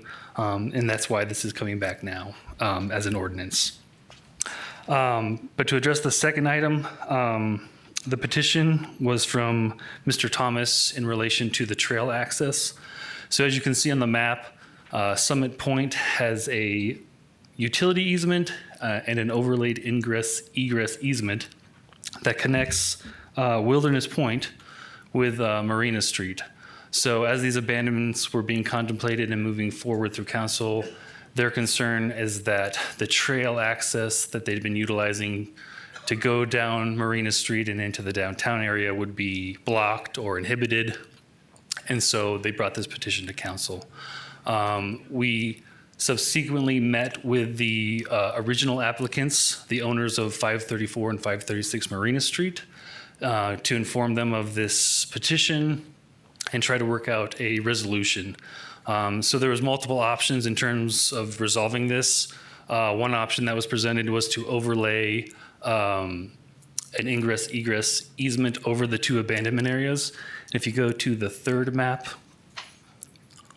one more, there were two abandonment areas that were contemplated. They both have utility easements overlaid on them, so the city is made whole in terms of maintaining our infrastructure, accessing our sewer line. So we don't have any issues at this point, but the HOA wanted to see a continuity of that ingress-egress easement from their street through their property and through these abandonment areas. So we reached out to the applicants in order to make an amendment to the revision of plat. And they asked if the city could actually step back from the process and they could work out this with the HOA directly with a private-to-private trail easement, which the city was okay with at that time. So we kind of took a back seat and kind of we're just observing the process between the two private parties.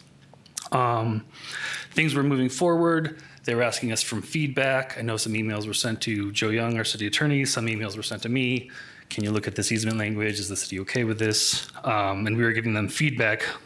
But by and large, we were just acting as a facilitator between the two private parties. As far as we were aware, everything was proceeding swimmingly. We did get recontacted by the applicant yesterday, and we met with him in the late afternoon. And they are not comfortable with this ordinance moving forward as written. And there's still some details to work out with them and the private party, the owners of 534 and 536. They've agreed to some things, but they haven't agreed to everything. So he was asking that this not go to vote, and I would agree with him that this item should be punted to a future council meeting until both private parties are satisfied with how this area is going to look. Okay, well, let me make a motion. I move to postpone. Mayor? Oh, I'm sorry. Before we get that far, just a question to staff. Has there been any communication with the other property owner that historically had in and outs over that abandoned piece of Marina Street? Other than Mr. Thomas mentioned it within his petition, I'm not sure who owns that other property, but has there been any reach out to that person? Personally, I haven't reached out to them. I was told, and again, this is secondhand, that the owners of 534 and 536 attempted to reach out to them, as well as the HOA in order to include them in the conversations and the negotiations, and they were unable to contact that owner. So I can follow up with that. I will say, though, that there's only been one permit ever pulled for that site, and that's for the single-family home that was constructed. They have their primary access off Wilderness Point. So if they had a legitimate legal secondary driveway onto Marina Street, they would have had to apply for that access. They never did that. So I don't think there's a legitimate secondary driveway onto Marina Street. Oh, interesting. Thank you for that. Well, that was enlightening. Any more comments from council? Any public input? Okay. I move to postpone ordinance number 2026-1935 indefinitely until we have further notice. Second. Please vote.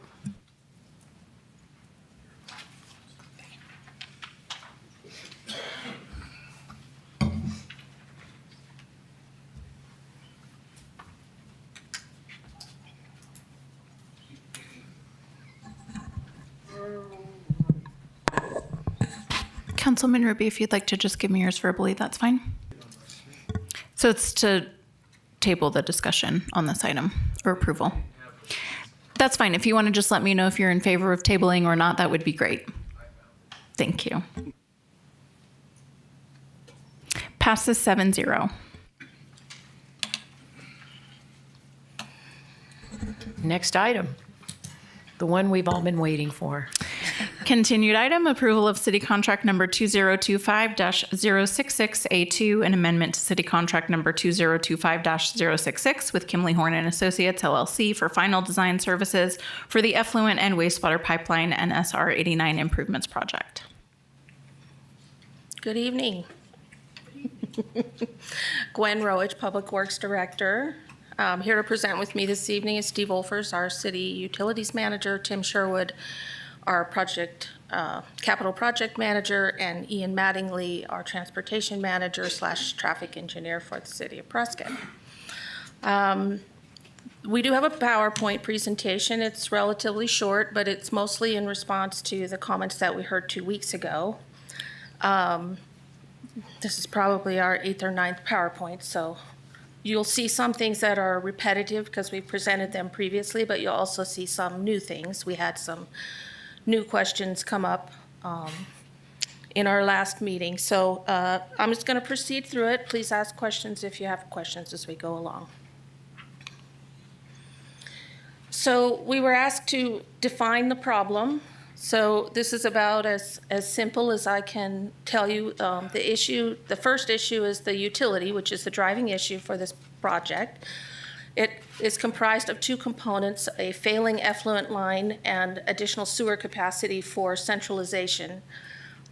In addition to that, when staff looks at a project, we look at all the elements of that particular project. We know when we go in and we replace the failing effluent line and install a new centralization pipeline that we're going to destroy the roadway. So the second problem, which is really incidental to the original problem, is the roadway. What do we do with it when we put it back?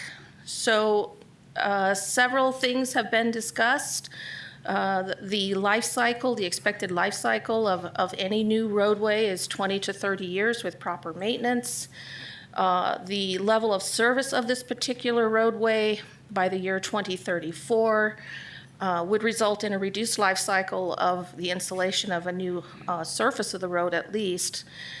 In addition to that, we've discussed the fact that the middle of this 2.25 mile stretch is very narrow, which will most likely result in a closure of the roadway during the construction. We call that a construction constraint.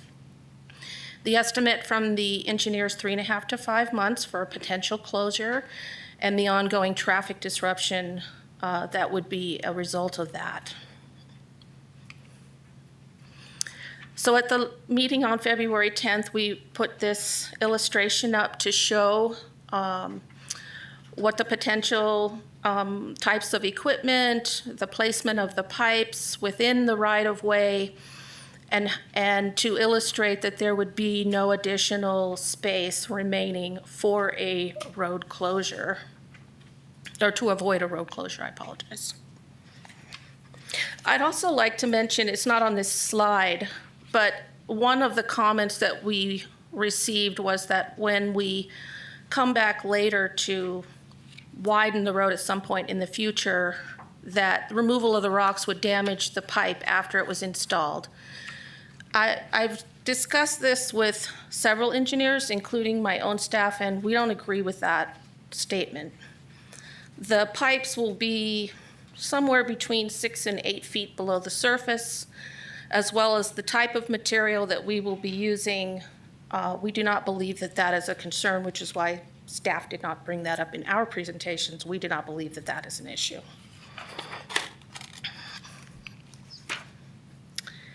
So there were, again, these are things that were brought up at the February meeting, and so my staff and I together are going to address these. So we'll start with slip lining, and so slip lining is a procedure that's used where a machine goes in and places a coating on the inside of the pipe and basically can restore a pipe to a like-new condition simply by resurfacing the inside of the pipe. Unfortunately, the effluent line in particular, the damage, if we go back, the damage to the effluent pipe is primarily on the outside of the pipe, not the inside of the pipe. This particular hole was caused, this was the big leak we had in December of 2024, and this pipe was sitting on rock.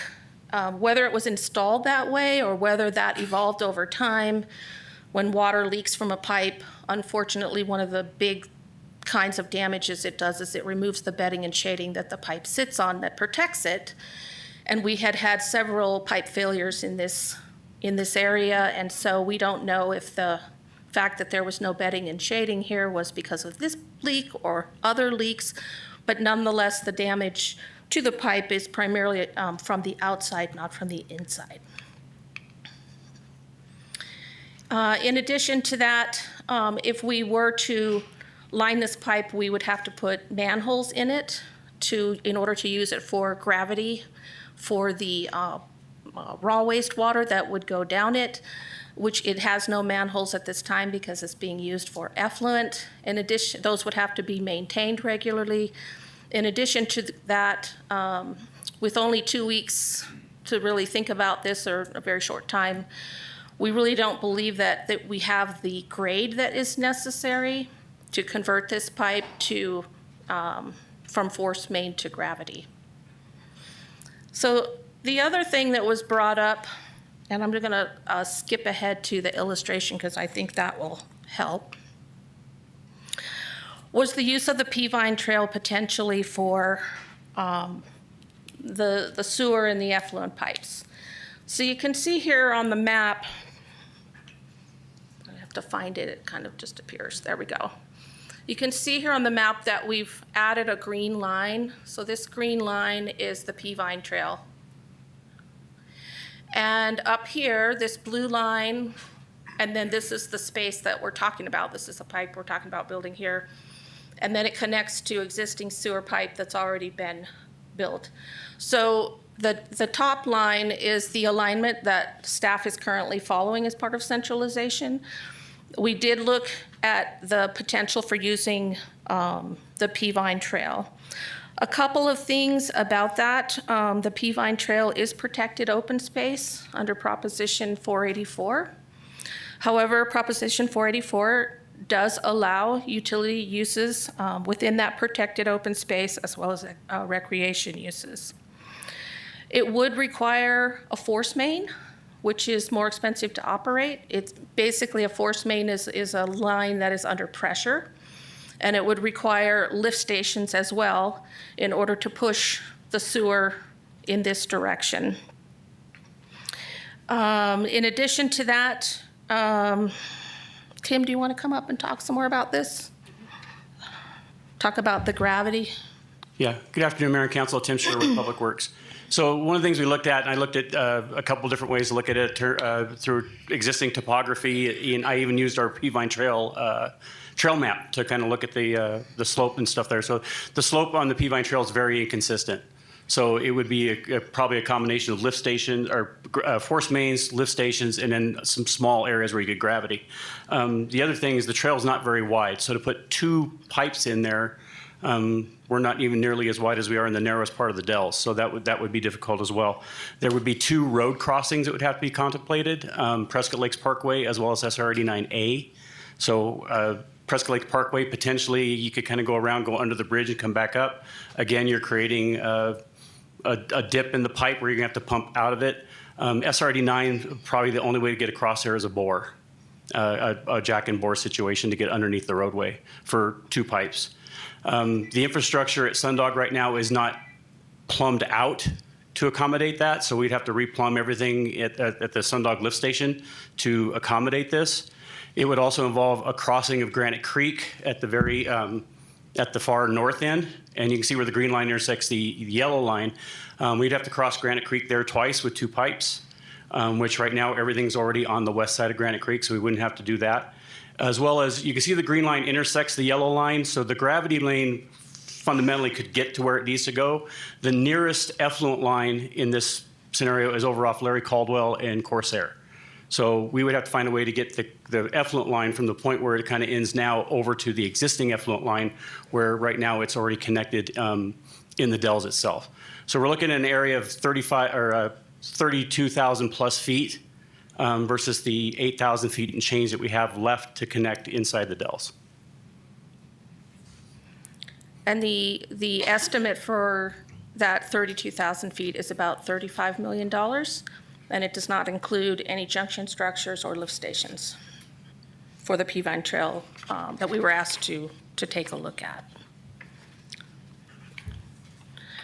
So the other thing we were asked to look at is a new north-south route or expressway from the zoo to SR 89 and the Willow Lake Roundabout, which is, whoops, sorry, wrong button, which is about from here, I believe, up and over this way, and then it would come behind the APS substation, behind the zoo, and potentially kick out somewhere in here, I believe, was the thought.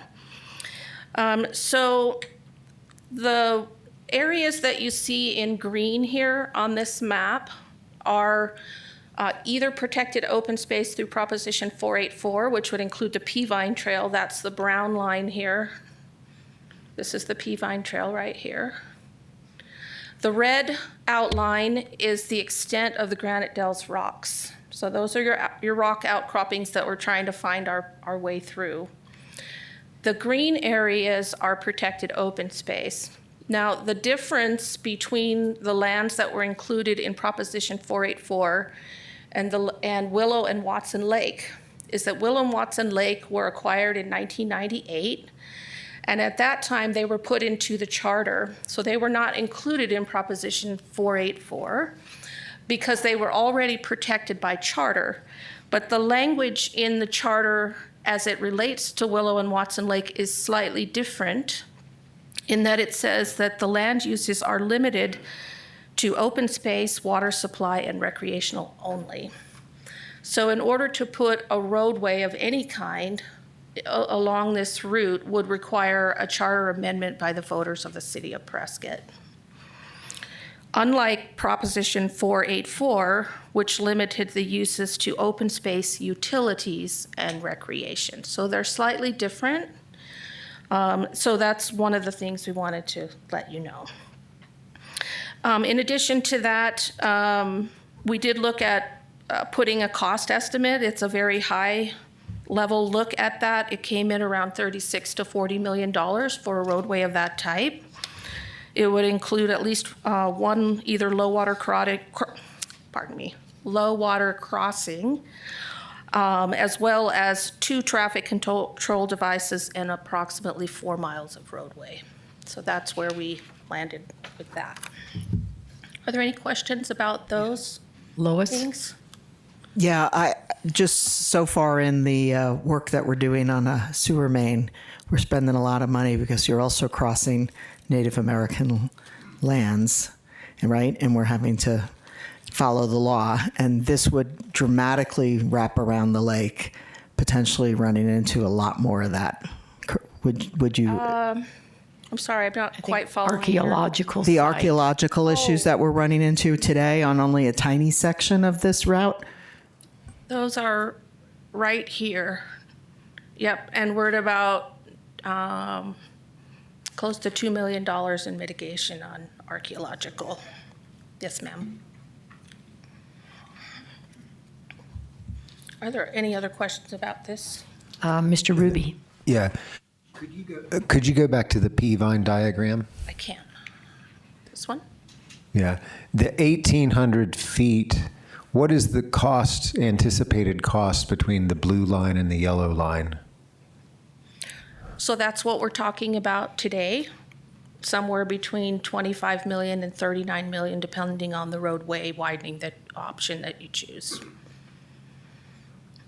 The utility portion of the project, Mr. Ruby, is about $12 million. Okay. Got it. So 12, 15, 27, 3, about 30. So we're really talking about a $6 million difference. That is true, except we've already spent almost 20.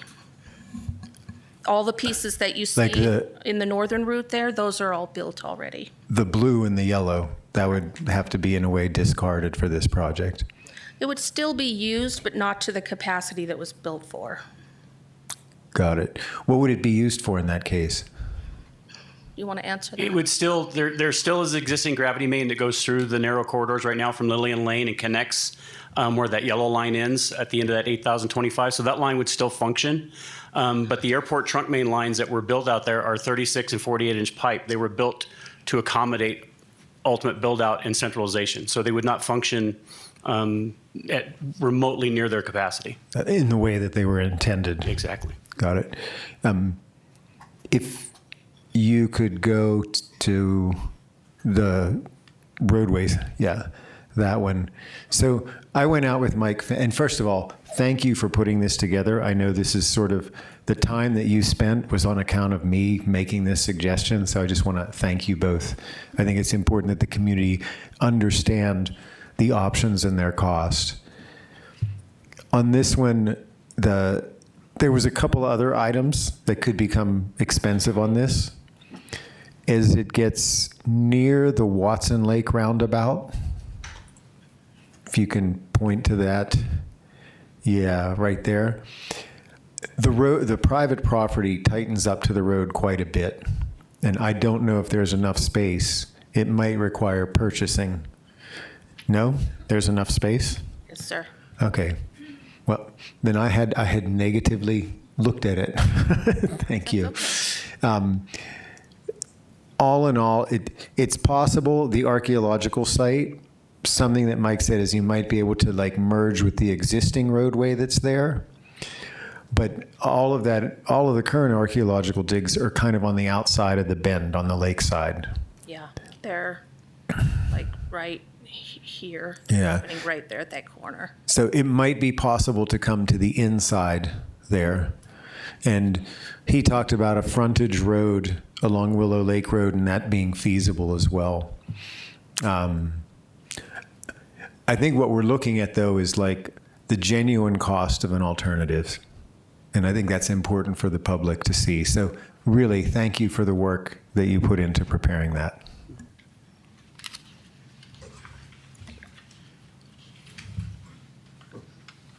Any other questions? So in conclusion, the Peavine Trail alternative and the Willow Lake alternative aren't very viable. They would, they may be viable, but they're going to be very expensive. Okay. And we've started, fortunately or unfortunately, we began centralization in 2015. And we're almost at the end of it. So we've already built a significant amount of infrastructure to support the alignment that we showed you in the centralization presentation.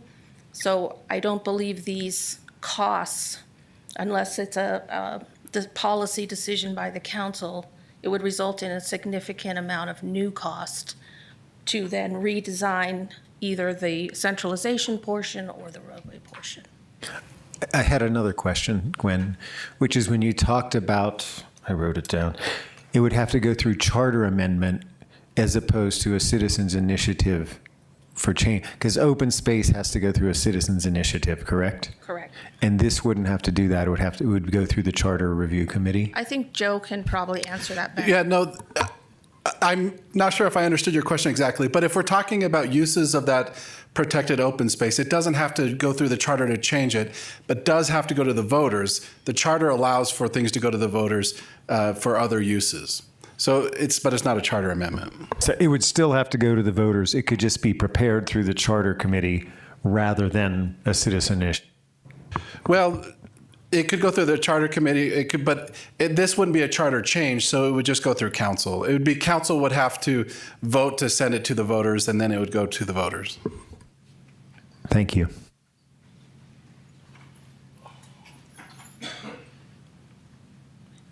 Okay, all right. Just want to make sure we're good. All right, so some of the other things that we continue to discuss is why roundabouts versus signals. So we put together a few more talking points about that.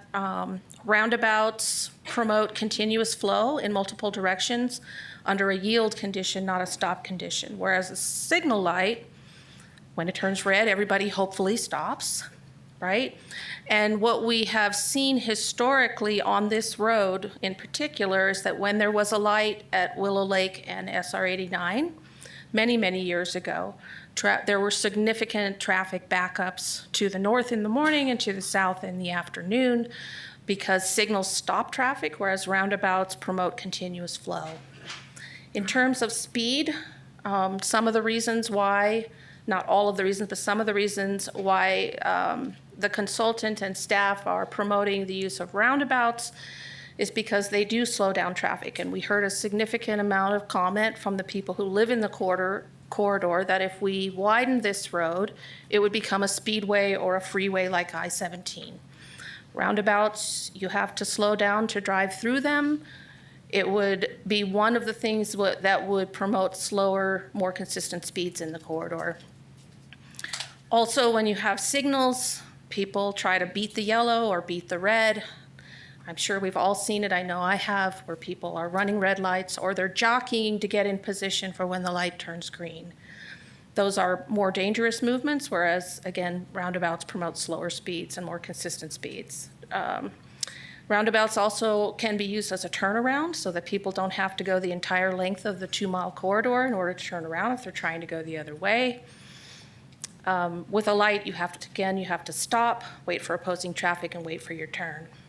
In terms of accidents and severity and the types of accidents that happen, yes, we did see higher numbers of crashes in roundabouts, but the severity of the injury and the fact that we haven't had fatalities in roundabouts, those accidents are primarily of side swipes, rear end collisions, things like that.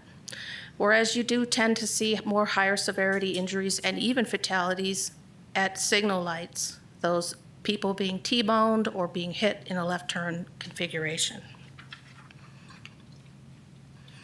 So there were a few other considerations that were thrown out during the last meeting that have to do with what we call the construction manager at risk, or we refer to that as a CMAR, versus a design bid build alternative. So I'm going to let Tim get up and talk about what those procurement methods look like and the advantages of each one.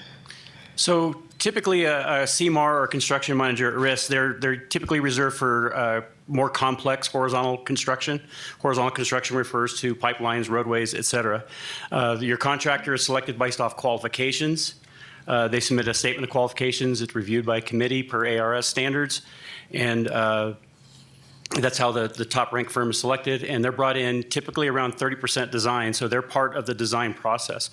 So there's two what we call guaranteed maximum price thresholds, or GMPs. The first one will be a design or pre-construction GMP. So they'll come on board, they'll give us a GMP for working through the design. That allows them to give input during the process from constructability issues. We generally will get, typically we rely on engineers' estimates. We'll get more real-time costs during the process than we would if we went design bid build. It is also the subcontractors have to be owner approved in that situation. So the contractor has to submit his list of subcontractors to the city for review and approval. Two examples that we've done this on for larger projects would be the Airport Water Reclamation Facility plant expansion we did back in 2014. That was a CMAR, as well as the recently completed water production facility and intermediate pump station project, which we did over the last 3 or 4 years. So those are two examples of projects where we've used CMAR in this instance.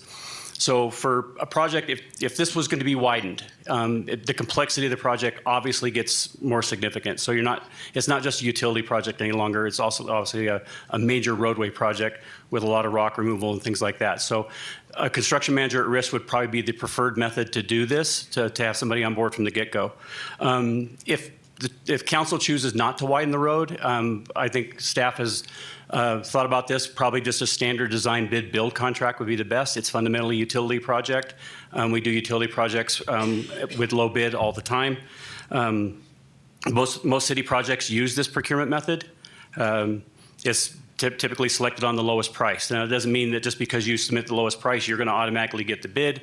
There's a review process. Sometimes the lowest bidder is not as qualified.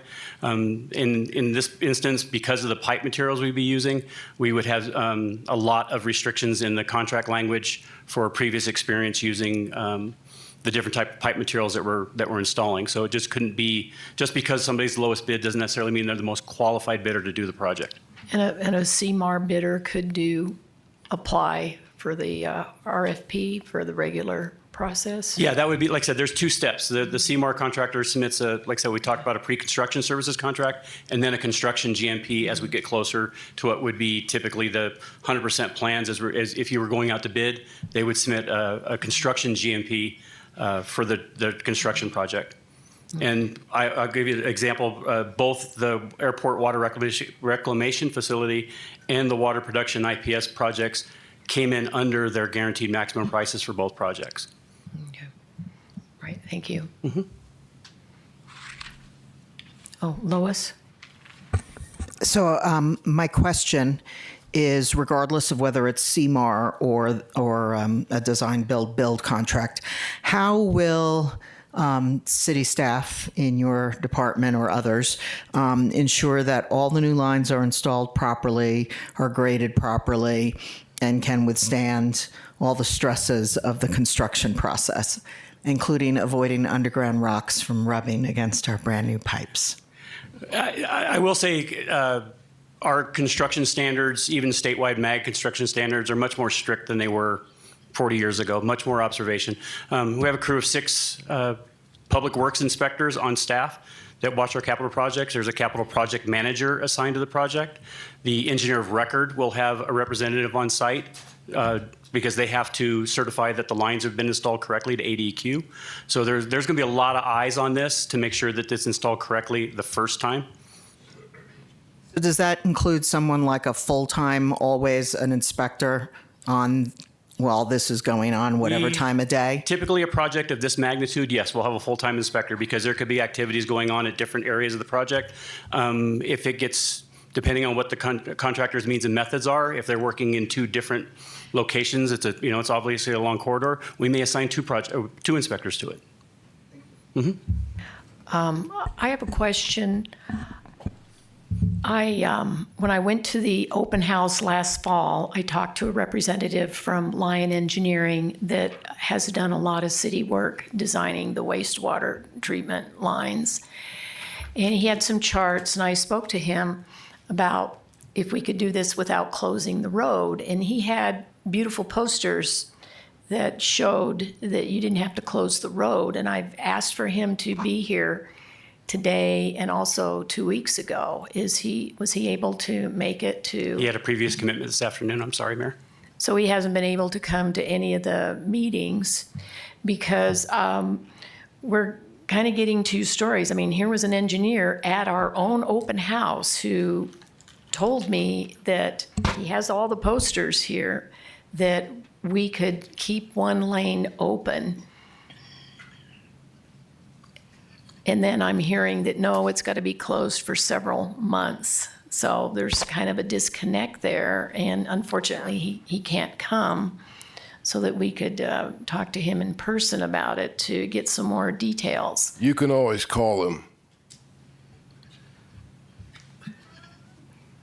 Thank you. I'm sorry, Mayor, I don't have an answer for that, except that our engineer, several contractors that we've spoken to, our own staff, we've done an analysis of the equipment that has to be in there. We've looked at it multiple ways, and we just cannot see a way that a lane of traffic can get through there while they are digging in the narrows. Now, that doesn't mean it's the entirety of the construction of the project.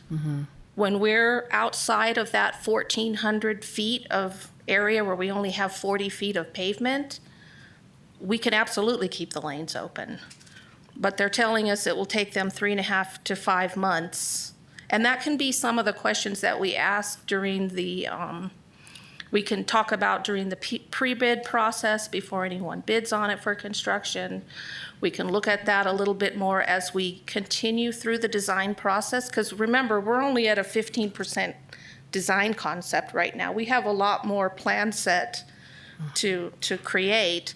We can look at those. We understand the importance of keeping a lane open, but not if it's not safe and not if there's not enough room for people to actually be going through there. So we'll continue to work on that, but we want to prepare you that that in our opinion right now today, based on what we know today, we will be closing that road for 3.5 to 5 months while we build in the narrows. But you will have to somehow provide access for the local people to get in and out, right? So interestingly, there are no driveways to personal property, and there are no streets within this 1,400 feet.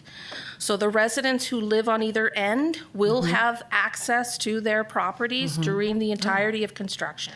So the question is, if we don't widen, will the public figure that's a sacrifice to be made for a couple of months of inconvenience in order to save our iconic scenic dells, I can't answer that question. narrows? So that's the question. But we do know what the impacts of a closure look like from the closure in 2024. Okay. So, when we had that closure, we didn't know what the impacts of closing 89 would look like because we had not done it. Yeah. Now we know what it looks like, so. Okay, thank you. Any other comments? Mr. Gehring? Yes, Mayor, thank you. I did not see a traffic management plan as part of any of the contracts. Is there one in there, in those contracts? So, a traffic control plan? Well, a management plan, particularly in relation to ABC, where there's some chance, as you say, that the road might have to be closed, but perhaps a ingenious plan could keep a lane open. Is that part of the design process? I believe that is part of the construction process and would be something that the contractor would mitigate. Am I right, Tim? Yes, absolutely. Contractor would have to submit a traffic control plan as part of their initial submittal package. And so, like I said, if a contractor comes to us and says, hey, I can give us a safe passage through here, then we would definitely look at it. But like I said, right now, as we look at it with the limited roadway and the equipment that's required, I don't see a scenario where there's enough room to put a travel lane in there. All right, next question. Kimley-Horn, in their letter of November 5th, 2024, says, and I quote, "A goal of this project is to complete a key section of the centralization project by replacing property-sized effluent and wastewater facilities along the corridor." Is the replacement of the effluent line with a gravity sewer a centralization project? It is.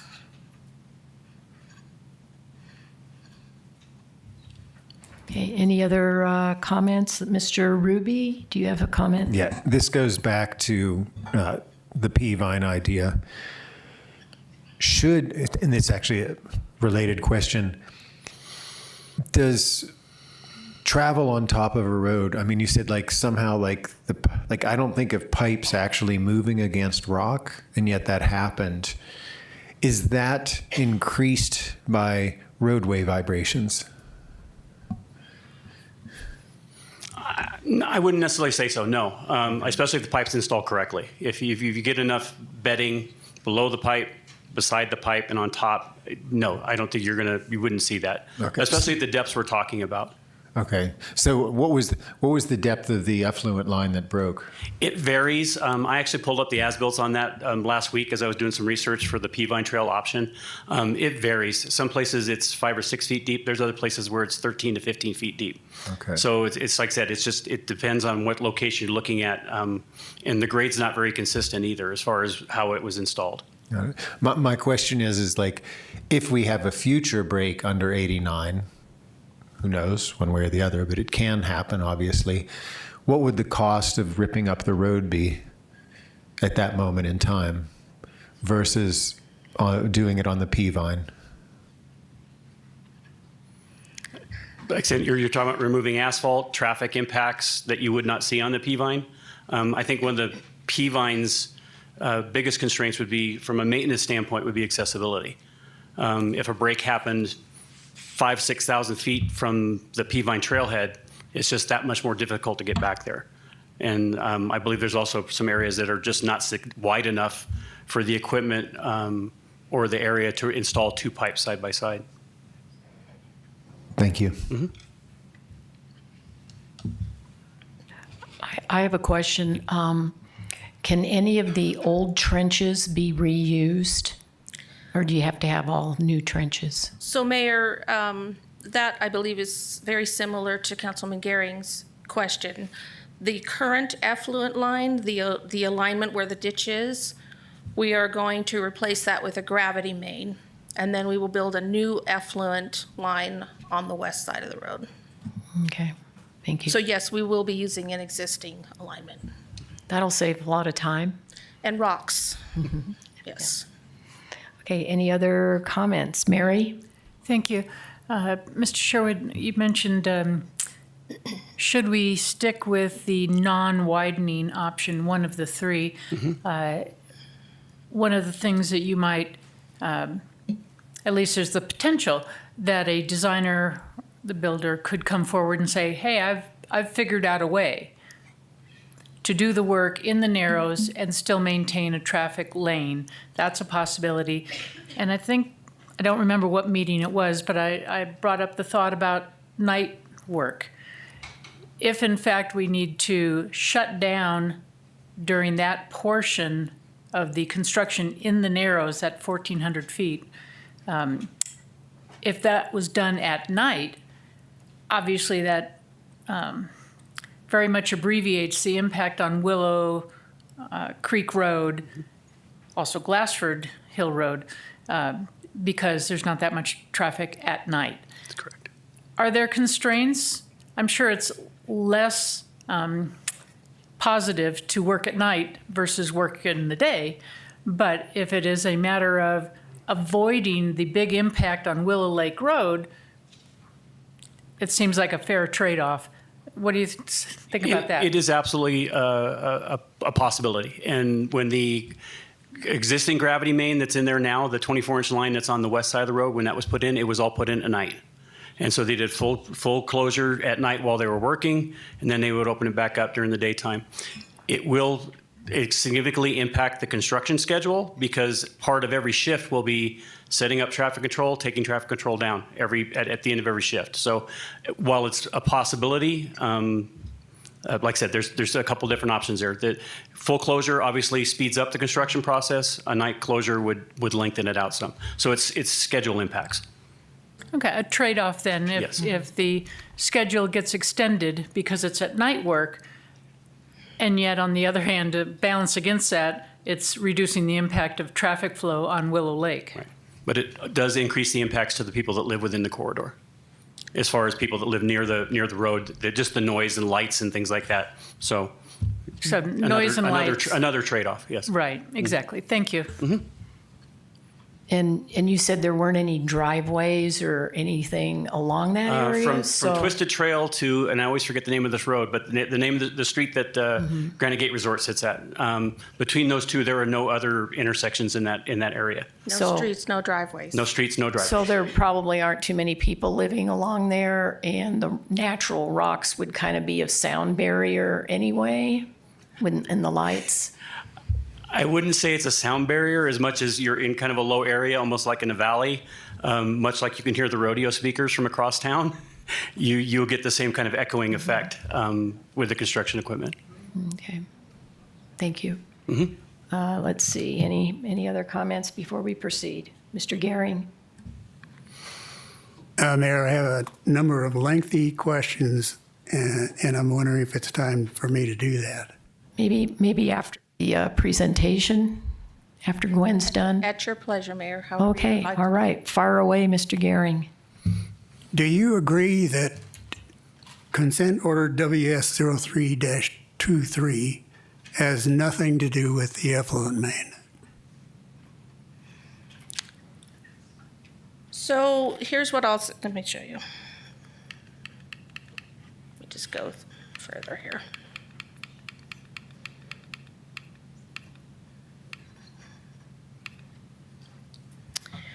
So this is the centralization map that shows the route for centralization.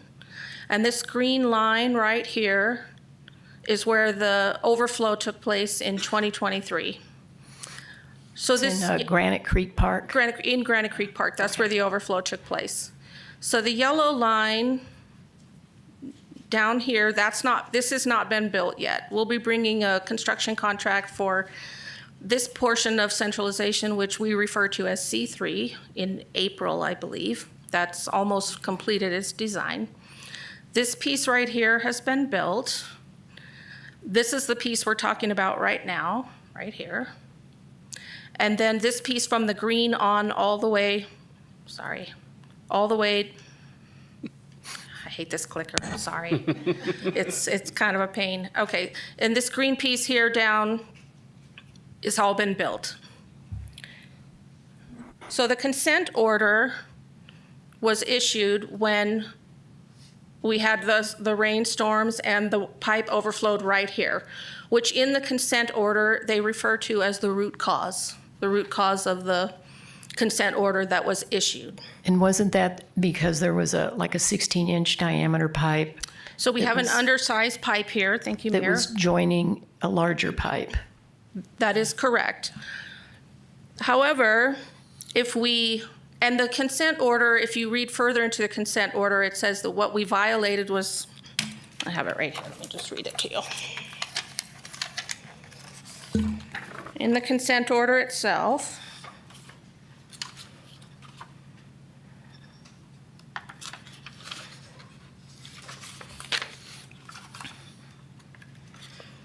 it says that we violated Arizona Administrative Code R18-9E301B3, failure to design, construct, or operate a sewage collection system so that the sewage collection system prevents release of sewage to the land surface through appropriate sizing, capacity, and inflow and infiltration prevention measures throughout the system.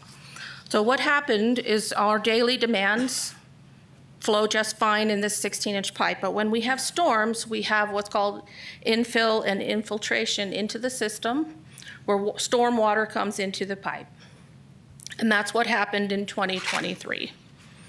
If we only replace this yellow piece, and we don't upsize this piece right here, we are still in violation because we don't have the capacity in this piece right here to address the underlying issue, which is the surge that starts right here and comes down and around and eventually will hit this, and there will not be capacity here. So, Mr. Gehring, I do agree with you that it doesn't say in this consent order that we're required to replace this pipe right here, but it's part of our collection system. And if we don't upsize this pipe right here, we are moving this overflow right here to right here. That's what will happen. If we do not complete the centralization projects, both projects have to be completed in order to address the issue that was a result of this sanitary sewer overflow. So the road widening, whether we widen the road or not, has nothing to Has do nothing to with do the with the consent pipes. order. No, ma'am. Mr. Gehring, continue.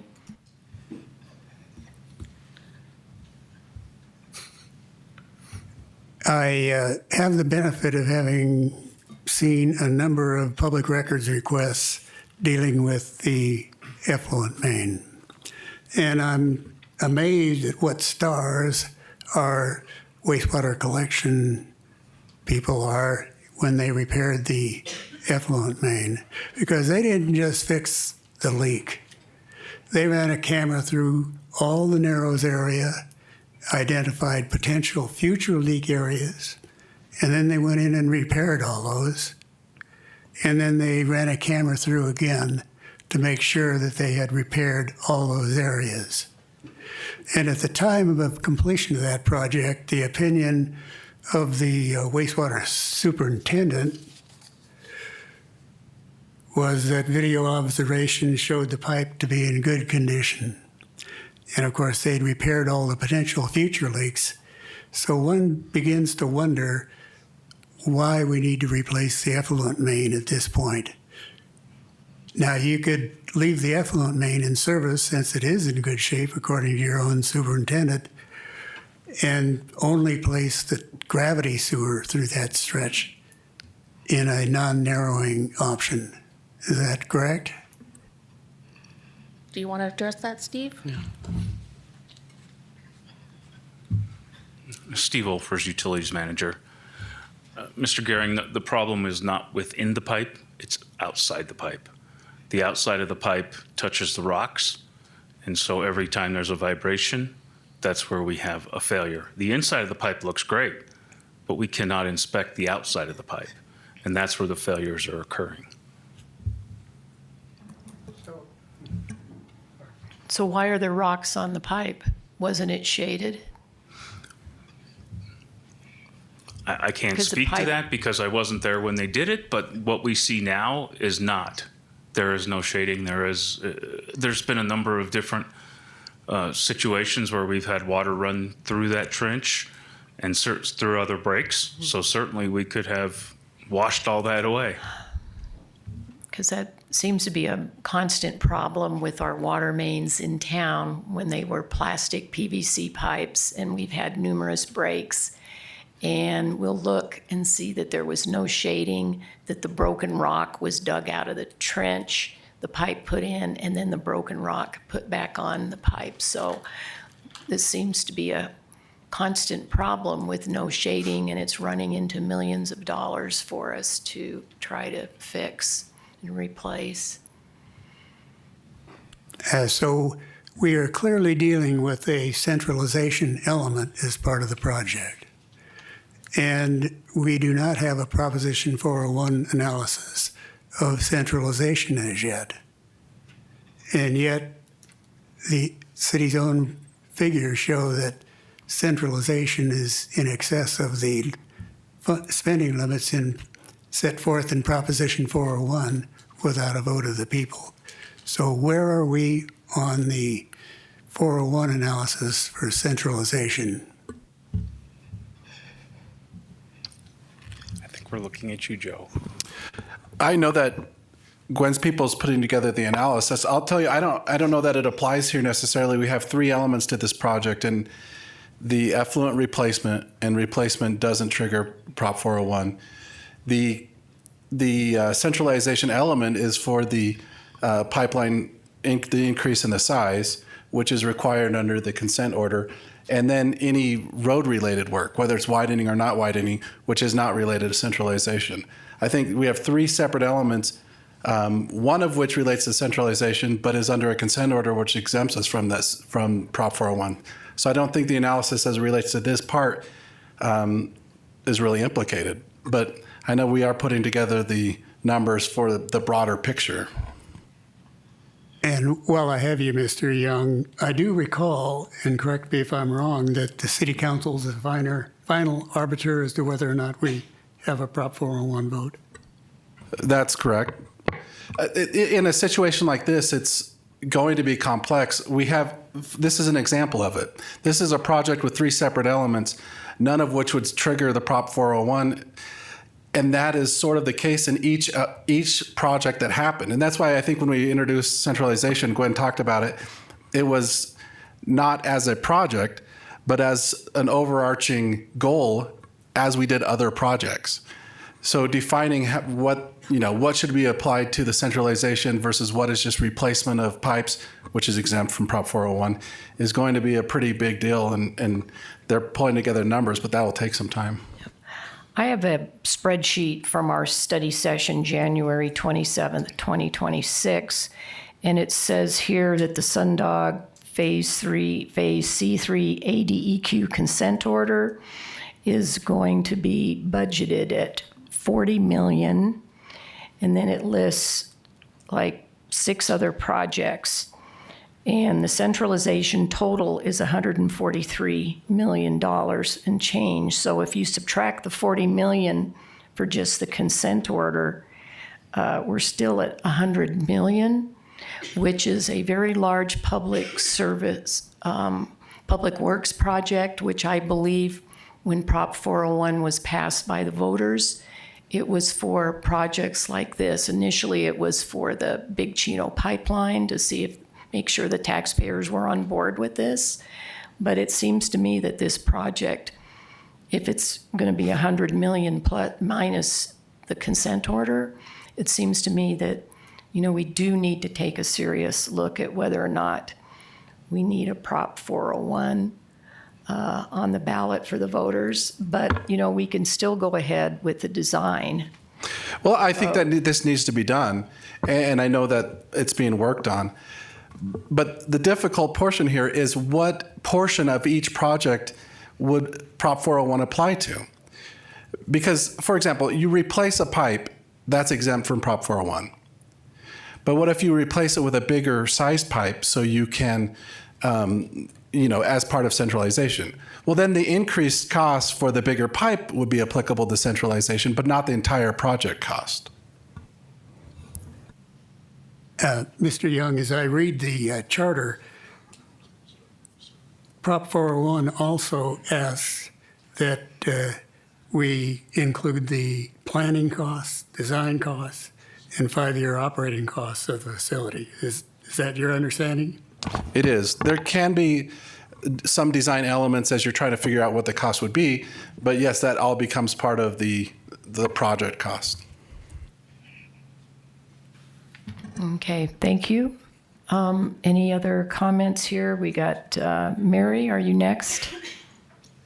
Actually, I had just forgotten to click mine off, but I will ask just for clarification. Mr. Young, did I hear you say earlier that we've just now been talking about the various pipes and lengths, but the road widening, should it go that way, does not have an exemption to the 401 issue. Is that right? It doesn't, but it's just not part of the centralization question. It would be its own topic, and it would be less than the 60 million, so it would be irrelevant. Thank you.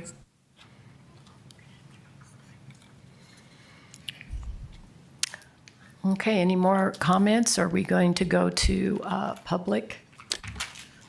Gwen, are you done yet? I didn't think I'm so. not. If I'm it's sorry. okay, Mayor, I still have a few more slides, if that's okay. Okay, it's only 6:15, so. We'll go quickly. How about that? Okay. Okay. So there were several questions surrounding the regional transportation plan, traffic data collection, the roadway level of service, and then we'll talk a little bit about regional and local impacts. So I'm going to have Ian Mattingly, our city traffic engineer and transportation manager, talk about this. Good evening. I hear you, Mayor, so I'm going to try to make this quick, and we'll just hit the highlights. One of the things that we really saw, we heard from you at the last meeting, and we've talked a lot about a lot of these things is some discrepancies or differences in, you can't hear me? Sorry. Thank you for that. Is some differences in the LOS-F, the year that the level of service is projected to go to F in the various plans, specifically the SIMPO regional transportation plans. And I think it was specifically cited in the newest version of that, the MOVE 2050 plan. And so I just wanted to touch on that a little bit. But basically, every 5 years, SIMPO updates this regional transportation plan. And for the most part, up until this latest iteration, those were always based on a traffic model and capacity type analysis. So in 2045, when we did that study, or SIMPO did it, the project, they identified specifically in 2030, they felt SR 89 would go to a level service F through their capacity and modeling analysis.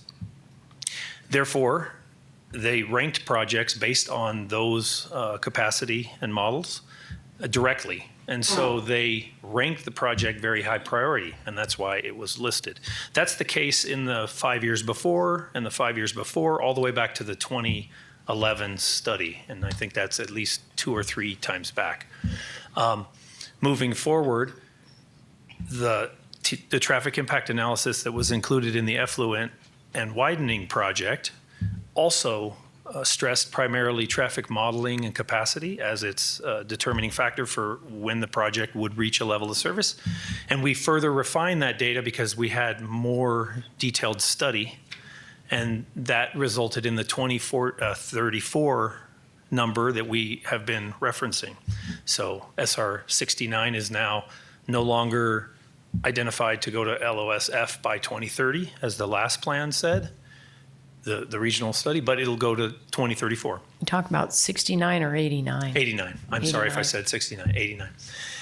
The MOVE 2050 plan, however, has moved away from a traffic model and capacity analysis, and it's just one of the factors that they're using. So it's more performance-based, and so they've balanced the criteria for how they rank projects with not only capacity and roadway performance, but safety, transportation choices, equity, environmental quality, public support, and implementation.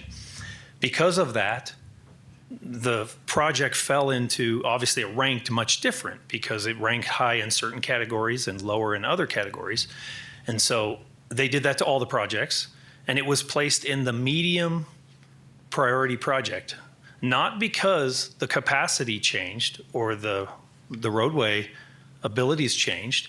And so you see on the left is the 2045 RTP, and it shows the segment failing in 2030. The one on the right is the 2050. Now they didn't go to the same detail because they just looked kind of like how is it existing? How is the roadway doing now? And then how will it do in 2050? They looked way out. So they didn't even specify a date when the level of service would fail on this road. They just said right now it's near capacity, and in the future it will be beyond capacity. And we heard some numbers last meeting. 2041 was referenced. They said, well, that study shows that maybe 2041 is the time it fails. That's just an administrative placeholder. The years 2041 through 2050 are the administrative placeholders in the plan for medium priority projects. So they put high priority projects would be, look at those kind of immediately from now till 41, look at medium or high priority was from now until 41 or 40. Then 41 to 50 was medium, and then long range where you would do the low priority projects. So the main message with all of this is that all the studies that have been done, the long range plans and our more detailed plan, show that the road will fail. The best data we have is that it will fail in 2034, and the 2041, that's not a real date. And the 2030 was the best guess when we had limited data back 5-6 years ago. But now Excuse we have me, more are- data. Yes. When you talk about failing, are you talking about the actual asphalt failing, or is it the capacity Yeah, failing? I'm sorry. The level of service on the roadway. Okay, does it, We'll look at that in a minute. We have a slide on that as did well. the study take into account that North Prescott is being developed and we're going to be getting grocery stores and businesses up in North Prescott, which is going to decrease the traffic probably by a large amount, that people won't have to be driving into town as much to get services? Yes, so when they develop these traffic models, they do plug in all the zoning, and obviously they have growth rates, which we'll talk about in a minute. But they do put all that information in, and it has the roadway network, and then it basically predicts where vehicles will go, assuming that there will be sections which are housing up there, and there will be sections that are retail. Now, they don't have the details down to individual stores or things like that, unless that was known when the models were developed. But it does factor in those things. And, you know, through modeling, you can check some of those things by seeing what's happening on the roadway through time. And the models that have been developed through ADOT in the SIMPO plans, and then the ones that are, you know, simultaneously used by Jacobs or Kimley-Horn or these firms who've done it, they're highly accurate. And so through time, they do account for some of those things. Not perfectly, but they do. Because those things are probably going to happen sooner than later. Talking to the developers, they've got some irons in the fire, so to speak. I think there's some slides on some of that information coming up. I'm good with this one, unless there's more questions, and you can question anytime. Okay, who's next? We got low battery here. Mr. Ruby. Yeah, so when I was out riding with Mike Fan, he said that he thinks the level of service failure will occur when the roundabout at the Phippen Road gets connected across Granite Creek. I'll just call it the Geezy Bridge. When the Geezy Bridge goes in, there's going to be an influx of traffic. Do not use the word bridge. It's a low water crossing. The It's two different things. LWC. Yes, thank you. Do not use the B word. The LWC. In any case, that's going to bring a higher volume of traffic into 89 from what would be the east. Yeah. And so sometimes when I hear these dates, is it 2034, is it 2041, is it 2050, I think it's important to look at like the realities that will impact, and that when that connection occurs, there will be impact. Yeah, the numbers that we're using are based on, you know, the growth rate that has been contested, but it's based on kind of a regional growth rate that we've been experiencing. It doesn't account for the fact that there could be spikes of growth. It could lower and spike, but so it could come sooner, it could come later. It's depending on development and things continuing. But the trend has been, and we've been meeting it, about 2.7%, which will take us to those numbers. Just want to touch real quickly on this. We've gone over this multiple times at multiple public meetings, but you know, one of the questions has come up with just questioning the amount and the number of days that we've collected data, or that the study collected data. And really, there was data collected twice, kind of affiliated with the study, and then mainly once with the study, but in 2023 and 2025. The reason that data is valid and it's good is that it matched closely with a lot of existing data we already had on the corridor. ADOT has counters on the roadway. They have ADOT's annual average daily traffic counts. There are permanent count stations on that corridor.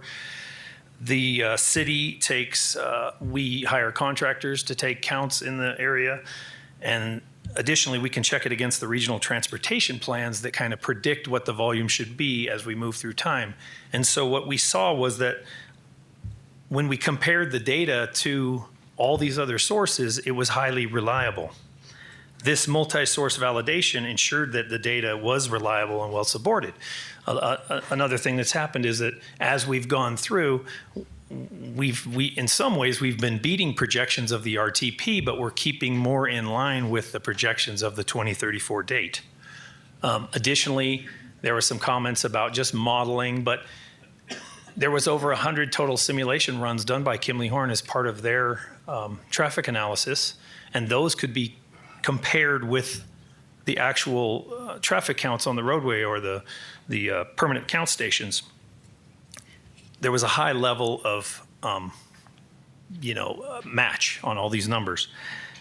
Additionally, there have been 4 regional plans that have modeled the network. We kind of talked about those, the 2045, the 2040, the 2030.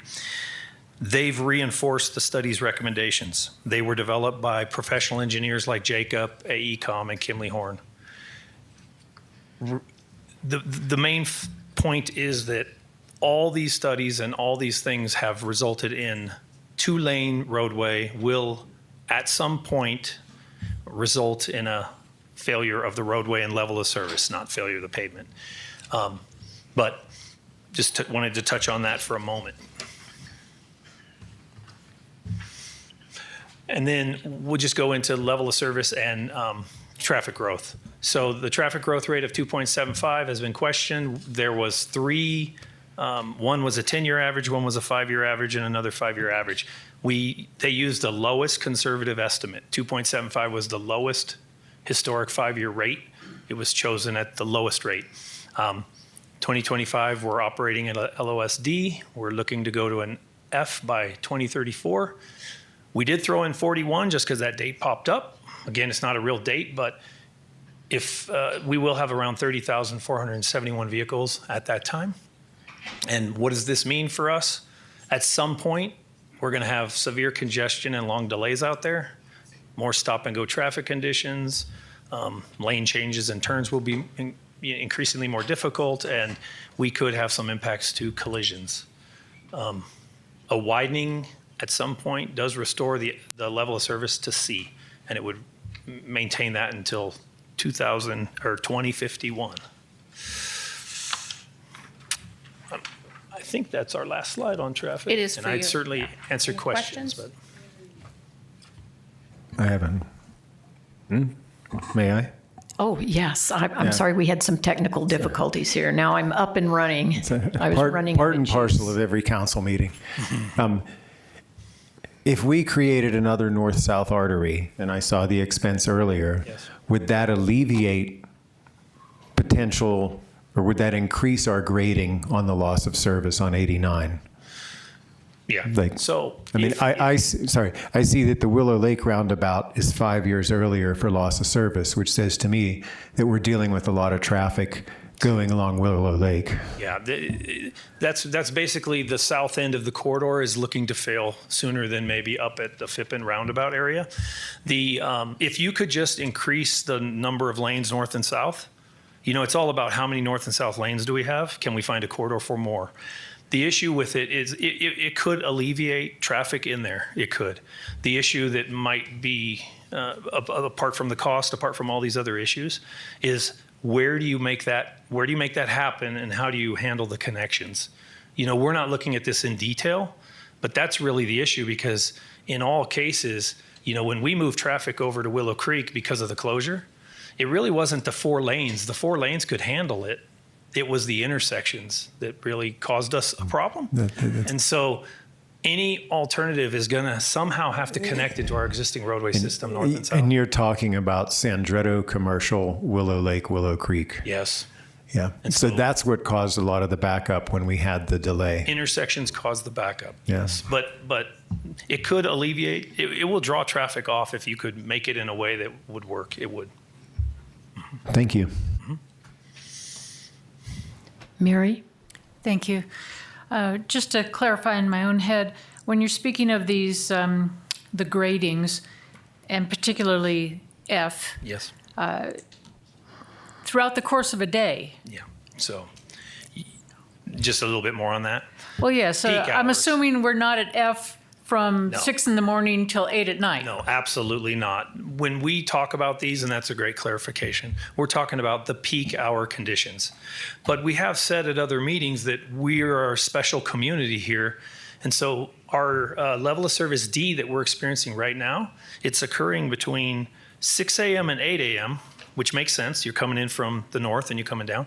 But traditionally, you just have two peaks. One in the afternoon. We should have one maybe around 4 or 5 going back north. But in Prescott, we basically have that morning one, and then we have one that starts again at 11 a.m.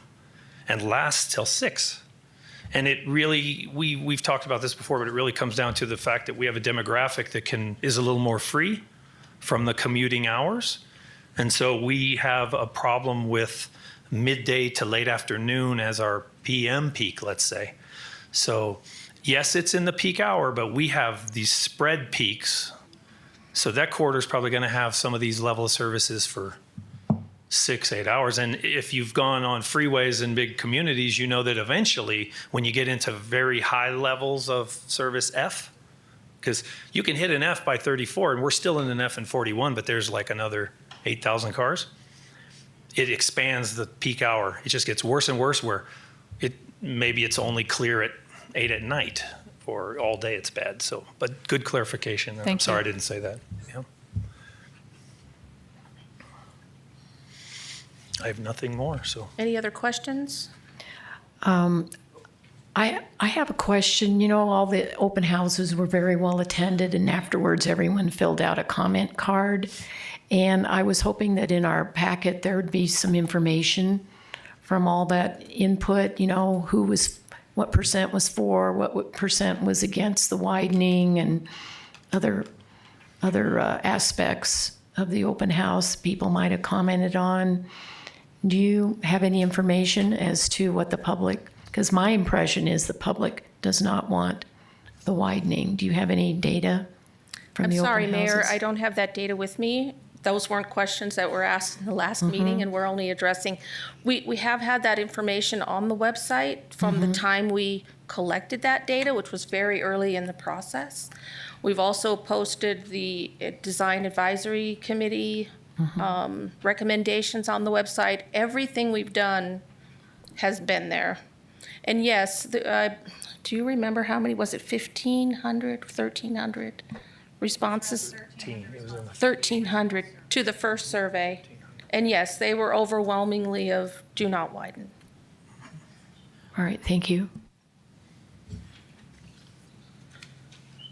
Okay, so this is our last illustration. I thought this might be helpful. We talk about these developments all the time, but I don't believe we put something like this up on the screen to kind of show the community the development agreements and the development that's happening in the north side of Prescott. This green area here, including other potential development and Hidden Hills, is all a part of the Deep Well Ranch's 10,500 dwelling units that is a part of their development agreement. Over here, we have Arizona Eco Development, which there's also a south component down here, this little shaded area, as well as this area right here. Arizona Eco Development has the right to build 3,400 residential units as well as 200 resort units. So it's a total of 3,600 places where people will reside and drive their cars. And then down here, we have Granite Dells Estates, which is 1,754 units, which includes this area right here that was preliminary platted recently. This little blue line right here, Councilman Ruby, that's the low water crossing to which you were referring earlier. I won't call it what you called it, but that's, we're calling that the Fippen Trail Connection. And I can tell you that we've had preliminary conversations with them. Under the development agreement, they are required to design it and build it, and the city is required to pay for it. So they have shared their timeline with us that they hope to have that connection open sometime in late 2029 or early 2030. So just so you know, that is in the works. They're actively working on that. We've been having conversations with them about what it will look like, what the configuration of the roadway will be, et cetera, et cetera. So you can see that there will be, in total, that's about 15,854 dwelling units. Up here in the top left corner, This is how many permits have been issued so far. So about 1,868 permits out of 15,854, which means there's about 13,986 dwelling units still to be built in this area north of the Fippen roundabout. I thought that might be helpful. Do you have a Patrick? question? So I appreciate the extensive amount of work that's been done explaining the residential growth, but as the mayor pointed out a few moments ago, we don't have similar projections or traffic modeling based on what the commercial growth, how that will impact traffic. Is that right? That is true, and until the developer is ready to share that with us, we don't have that information. They do have areas that are zoned for commercial. So for example, right about here, where this little hook you see is Jenna Lane. Staff has already seen plans for a signal light that will be right about here. There's also a signal light where Jenna Lane intersects with Willow Creek Road, and also where it intersects with James Lane and Willow Creek Road. So kind of this area right in here is all commercial, slated for some commercial development. And then, let me see if I can get my bearings. Is it right here? So right about, where's my arrow? I lost my arrow. Where did it? Right about here, right in the middle of this circle. I don't know where my little arrow went, but right about there. It goes away when you're highlighting, Gwen. Oh, well, that does not help. So you just need to put your circle where you want it to be. That's not helpful, Sarah.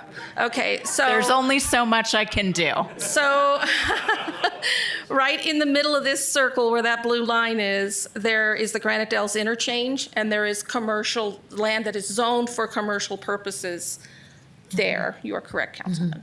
But again, until the developer is willing to share that information with us or publicly, we don't have that. Because I think a grocery store, you know, like a Fry's in that area would really help out with traffic heading south into town to get groceries. If we had a grocery store up there, I think everyone would be heading north and hitting that grocery store. I think it would be in the future, judging from how our grocery stores are, I think it'll be packed. I think one of the challenges with the future is trying to understand who's moving into these areas that aren't built yet and what their situations are going to be, right? So are these folks who are part of our midday rush? Are they part of our rush hour, our traffic rush? Are they coming in, if they're coming into work, are they coming down 89 to come into Prescott or Prescott Valley to go to work? Costco versus Fry's, that kind of stuff. So it's tough on the, Councilmember Grady mentioned the commercial. We have heard some of the ideas related to the commercial, but it's hard to know, it's hard to speculate about the traffic when we don't know who's moving in and who's, right? But we'll know there will be some activity up there, and so it'll take some portion. We just don't know what the portion is. Mr. Gambogi. These questions you're hearing from the city council remind me of the old question, is God so powerful he can make a rock so big he can't lift it? I mean, this is classic grandstanding. Call it for what it is. We already know from the study that 22,460 people come up and down 89 in a day. Of those, 9,984 are going to work. Newsflash, whether they build Deepwell Ranch or not, they're not going to move their offices for business. The remaining are 12,000 people that don't work. That would probably include me. Here's another news flash. They're not going to move Costco to Deepwell Ranch. They're not going to move Trader Joe's to Deepwell Ranch. And the last time I checked, in order for us to keep Prescott, we're not going to move downtown to Deepwell Ranch. So Fry's is not going to offset 22,000 people that ride 89 a day.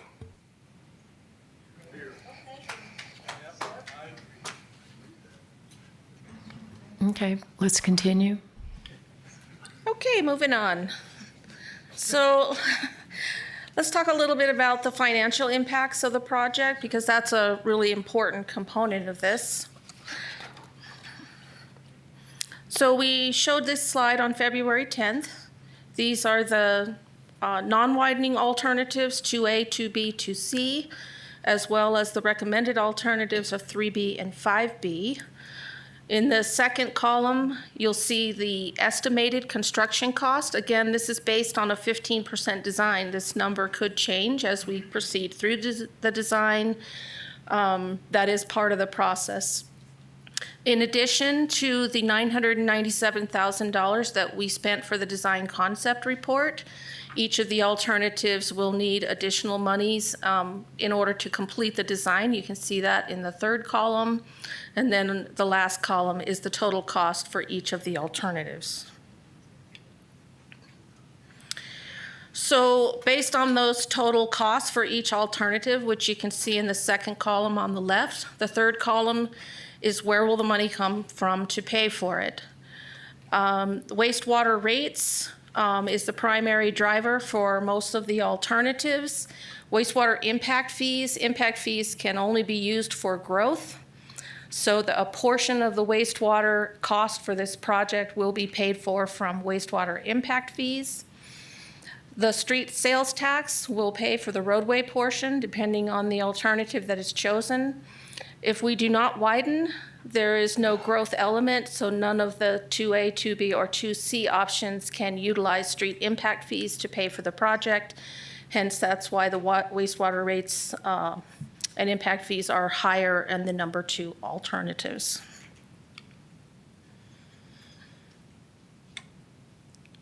So project cost by service. Again, the total amount of the project based on the alternative is in the second column. The third column is the cost to actually build a wastewater. So it's about $12 million to build the 2 pipelines that we're talking about, the effluent and the gravity main. And then the roadway costs vary depending on the alternative that is chosen, somewhere between $12.44 million and $23.75 million. I'm sorry, $24.95 million. So at the last meeting, staff was asked about inflation and what this road might cost in the future. So we started with ADOT. They're our trustee fallback, the state agency that builds strictly roadways. Their construction index, cost index, resulted in about an 11% inflation rate in the last 10 years. Now we know if you look around 2021 on this chart, that's when things took a big spike here, not just in Arizona, but all over the country. But the average inflation rate for their 10-year projection was 11%. We thought that was a little high, so we did a little bit more looking, and we found the Mortenson cost index. This came from Kimley-Horn, thank you very much. But upon more research myself, I did some more research on the Mortenson cost index, and 3 of the other 5 cost indexes that I found are based on the Mortenson cost index. So we felt it was a good, reliable source. And it's also based on non-residential construction costs. So it's not a residential index, it's a commercial or non-residential index. So over the 16-year period, you can again see the spike around 2021, right about here. See, there's my pointer. She left. It's back. So in 2021, you can see where we take a big spike. Again, we all know what was happening during that time. If you were trying to buy groceries and gas then, it was pretty tough. But over the 16-year period, we did have an average 4 to 5% inflation index, and so that's what we used in our projections that we put together for you. All right. So I heard from a couple of you that you looked at this and said, I don't even know what I'm looking at. So let me see if I can break it down for you, and then I have a more simplified version of this as well. So in the 3B roadway cost, if we were to build the 5-lane road today, find my notes, the 5-lane road today, the roadway portion of the project would be $24.95 million.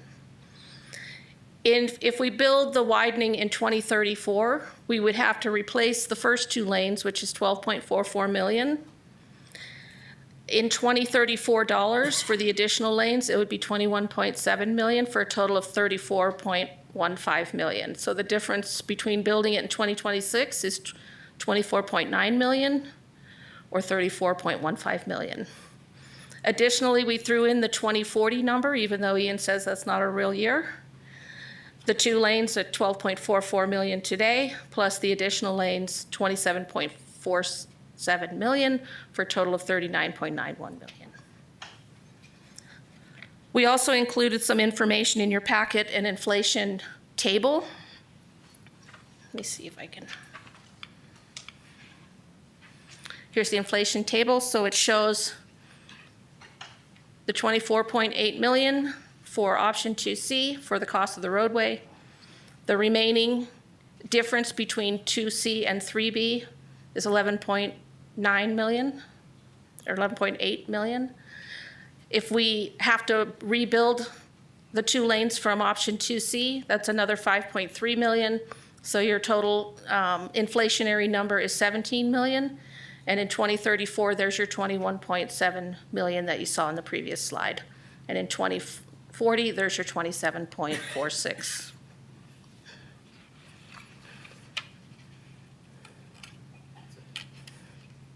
That's about $1 million a year, right?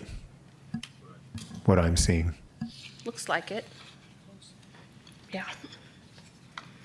So I don't think it's a surprise that it would cost more to build in the future than it would cost to build it today. But is the number so overwhelming that we can't live with it? And here's your difference between, oops, keep pushing the wrong button. Your difference between your $34.15 million, that's your 4% inflation at 34.15. If we use the 11% inflation, it's $44.54 million. So your cost in the future, if you were to build it in 2034, are a difference of $9.2 million to $19.6 million, as compared to today to build it here at 24.95.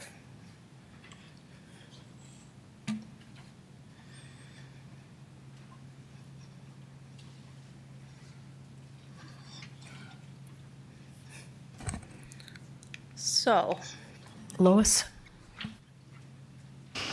Thank you for the simplified chart at the end. You're welcome.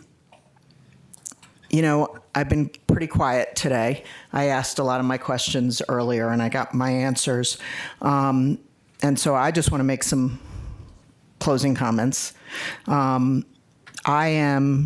We've been at this for over a year, and I want to thank all the public, all the city staff, all the involved contractors, everybody's dialogue, efforts, and unfortunately, along the way, a lot of rework and growing cynicism.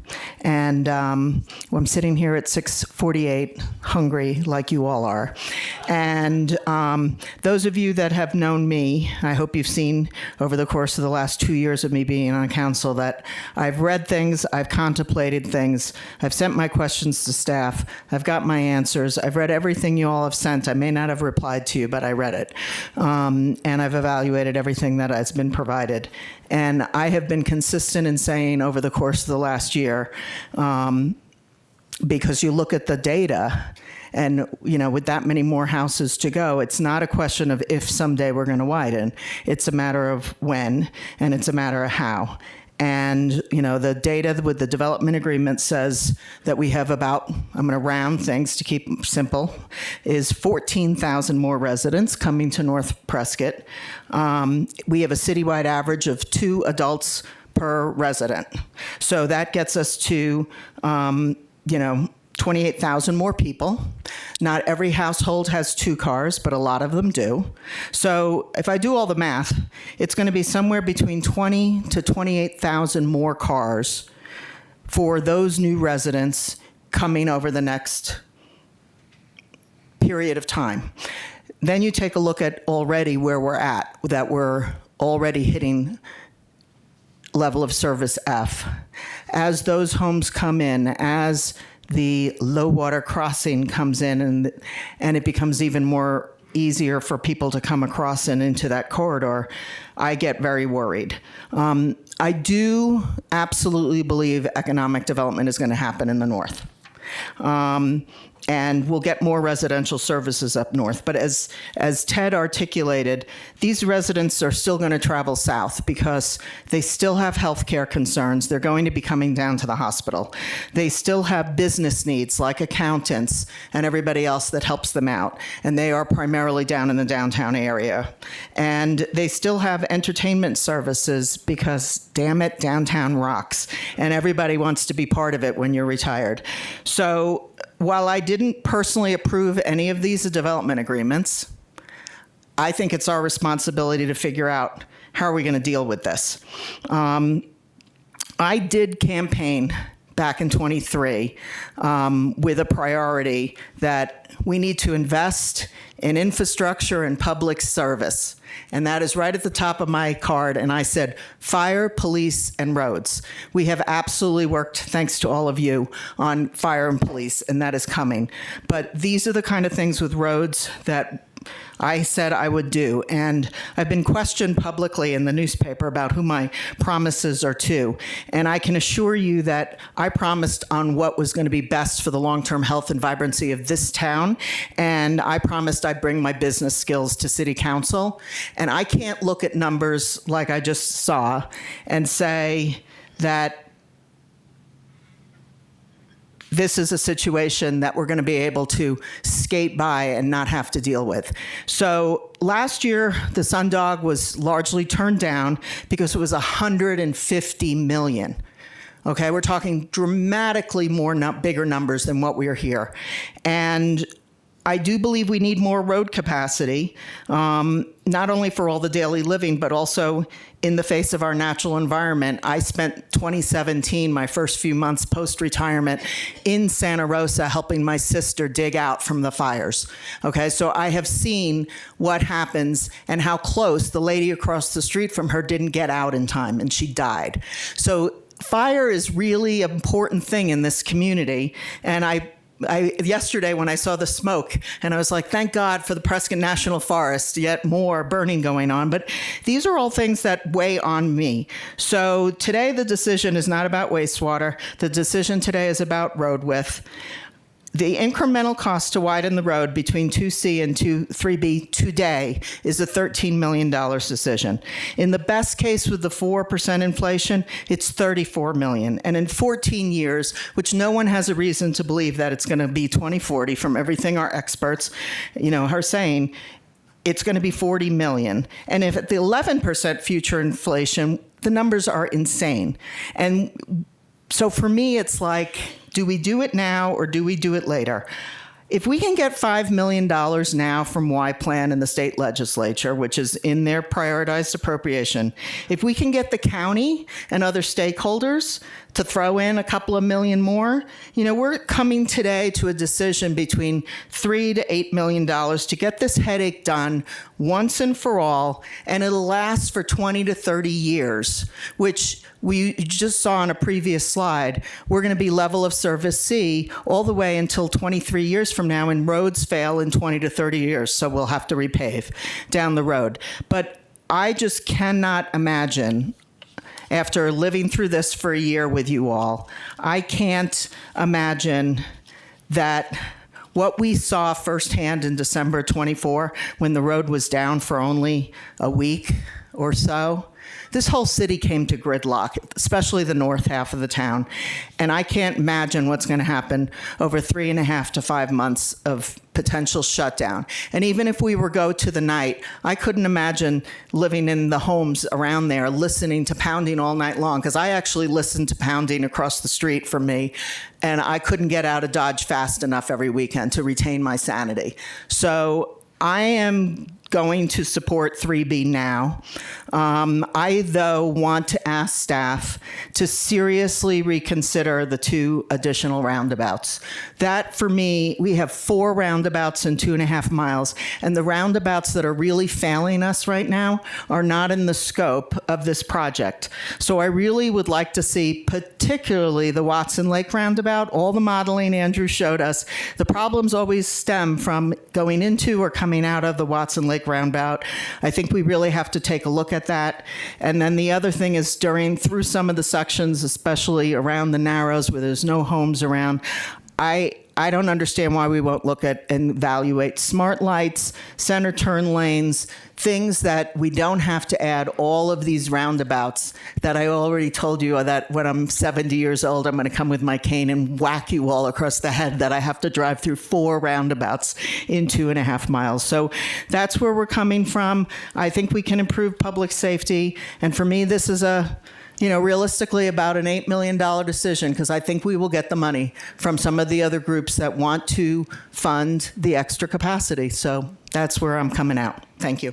Madam Mayor, point of order. We have 20 residents who want to talk. I was just going to say, I think that when the council should wait to make their final statements after we listen to the public. And then after listening to the public, then we should make our final statements, not before. So let's go to the public input. Okay. As Councilman Gambogi said, we actually, and I'm going to correct you, Councilman Gambogi, I'm sorry, but we have 21 comment cards, not 20. So I just want to remind everybody that you have 3 minutes, 3, not more. If you can please keep your comments to a maximum of 3 minutes. Let's not repeat comments that other people have said. If you feel that somebody else has already said what you'd like to say and you want to yield your time, that's an option too. So we'll get started. The first card I have is from Terry Sapio.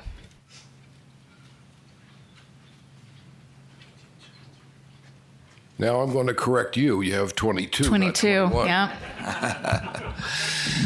Well, good evening, everyone. Mayor Rusing and Mayor Pro Tem Fruworth. I'm Terry Sapio, 38-year resident of Prescott. And this is going to be an historic vote. It's going to be historic because this has been studied and analyzed and discussed and debated and data gathered for years now. So this is the culmination of years of work. It's also going to be a defining moment for this new council, because your vote tonight is going to determine whether or not you're going to make your decisions for the public of Prescott based on logic, reason, math, statistics, all the analysis that we've seen, or you're going to make your decision based on an emotional desire to preserve some rocks through the dells. And I like the rocks as much as anybody else, but the rocks are still going to be beautiful, even if you shave 15 feet of rock off of either side of the narrows through the dells. So, if you use reason, logic, analysis, and the math, all of the data points to what Mayor Pro Tem Fruworth just explained to us all. The only logical, reasonable choice tonight is option 3B. Now you have to decide what kind of council you want to be and how you want to lead. Do you want to lead based on emotion for the beauty of the rocks or based on what is best for the people, not only today, but the people of Prescott in the future as well. And sometimes you have to do something that you really don't want to do, but you do it because you know it's the right thing. And yes, you may have to make some apologies to your friends that will be upset with you, but sometimes you just have to do the right thing. Thank you. Carter Labarge.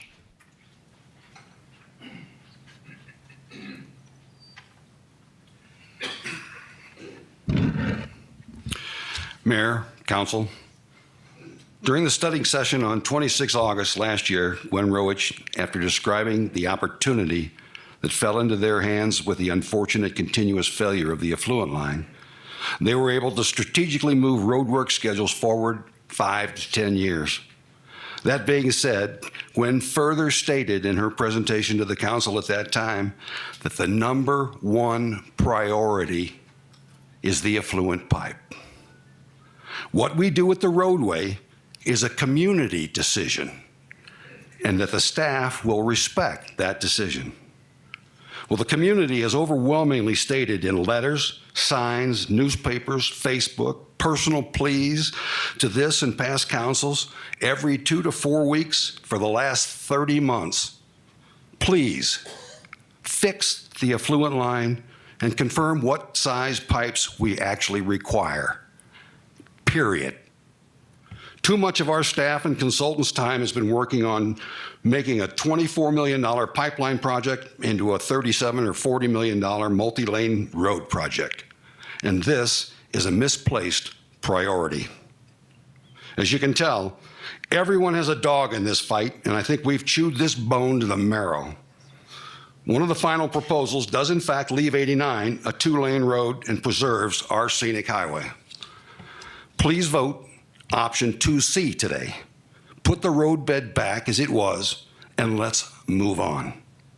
If our planners need to plan, let's plan to fix the problems that we already have at the Pippin Roundabout and the Watson Lake Roundabout.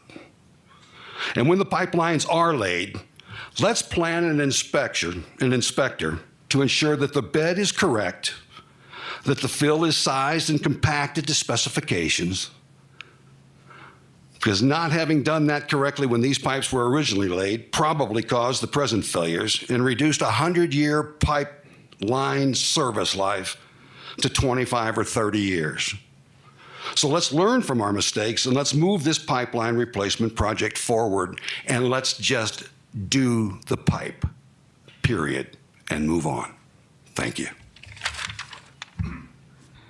Eric Ludwig. Hello. Thanks. A lot of good information from the people that work for Public Works. So I'll change some of the things I was going to say. First, though, I'd just say that money is not the most important thing. I retired at 32, and it's really not the most important thing. There is such a thing, though, as addition by subtraction, and you can drop Kimley-Horn and pursue a new plan. You don't have to throw more money at a bad investment, which was their planning. It's okay to cut losses. If $1 million in planning produces this sophomoric result, why would the finished product be worthwhile? We demand high-quality public works in function and aesthetic. To clarify, nobody was here last time if there was a truck apron at Willow Lake Roundabout, just as there was no knowledge of where all the granite tailings would go. There is no truck apron on that roundabout. So there are minor improvements even that can be done that are not in this plan. So I'm glad that you're addressing that. You need to focus on the roundabouts. And I want to remind you that it is not in a consultant or a contractor's favor to recommend the easier option. They will tend to recommend the more complicated and expensive plan. Have you ever had housework done? Yes. Don't discredit alternative ideas without due consideration. It's possible to use smaller equipment in that short section of the most narrow area, sure, and do it at night. We live right on the road. The night work is an inconvenience, but if it speeds it up for everybody in Prescott, that's a pill we can swallow. I do want to touch on that insulting a fellow council member who is not even present at the last voting for this is extremely unprofessional and disrespectful. We voted you in these chairs, so when you disrespect, Ted, I'm talking to you, when you disrespect a council member who's not even here, you are disrespecting the entire Prescott public that put Mr. Gehring in his seat. Understand? I want to give you another reminder just real quick that Willow Creek Road is a main artery for Deepwell. And I like that you're talking about future developments up there. And I just want to say that a lot can be done to improve the current setup without such a drastic construction cost or impact. Because it doesn't seem wise to throw $20 million on top of a project just to make it wide enough so that traffic is not inconvenienced to go by during construction. So pursue the affordable plan that's needed for today, not a mess for an imagined future. Thank you. Larry Gray.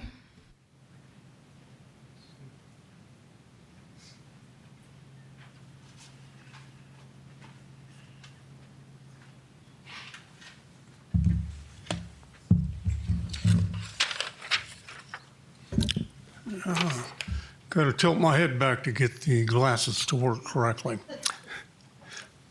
First line's wrong. Good evening.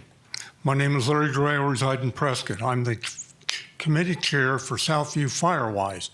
I attend the Yavapai Firewise meetings, also known as PIWAC, to prepare in case of a needed fire evacuation in our area.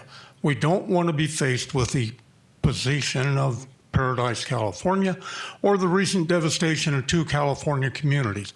Last year, Southview experienced a water break, and the people south of Southview Road could not get out through Williamson Road. They had to exit through a usually closed emergency exit over a creek bed. One council member stated widening through Highway 89 is a tough call on an issue that does not have any clear-cut choice. I disagree for the following reasons. The need for a fire evacuation route. With 5 lanes, the road will be able to accommodate 2 lanes of traffic and not be completely shut down, especially for medical and fire trucks to have access to the needs of our surrounding communities. To vote yes on 5 lanes is common sense and respect for the taxpayers. It will save money, and the durability of the pipeline shown in 4 to 8 years. The 5 lanes will be needed since studies. Drivers after completion of the roadway will still be able to see the beautiful rock formations. The beauty of the Dells is far more than what you see from the roadway. Could access to the trails from 89, doing an upgrade by providing some asphalt or a trail sign for people to know where to park. Finally, we should not bow down to worship the rocks in place of the safety of people. Please support the upgrade to 5 lanes, save taxpayers a lot of money instead of delays. Thank you. Ken Fiddick.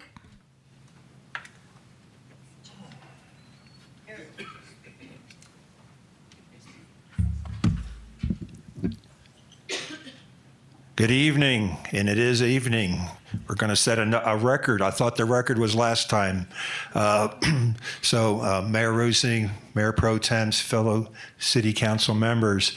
My name is Ken Fiddick. I do live in Prescott.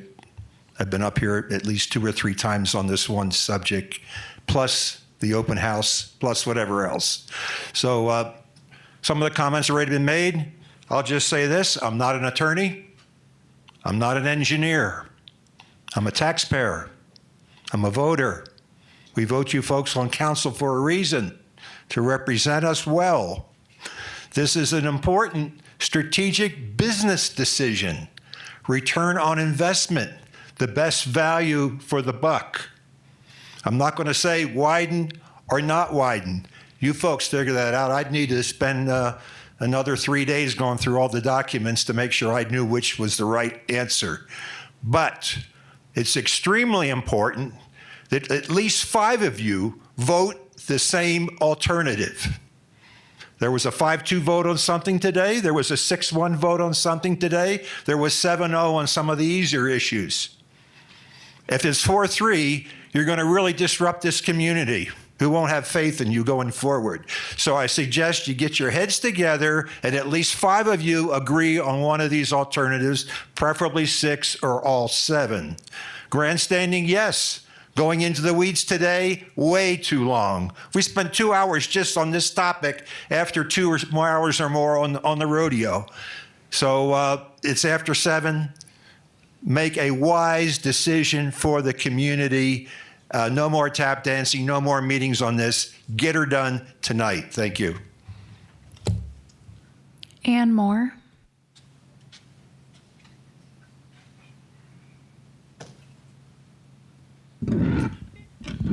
Ann Moore, I'm a resident of Prescott.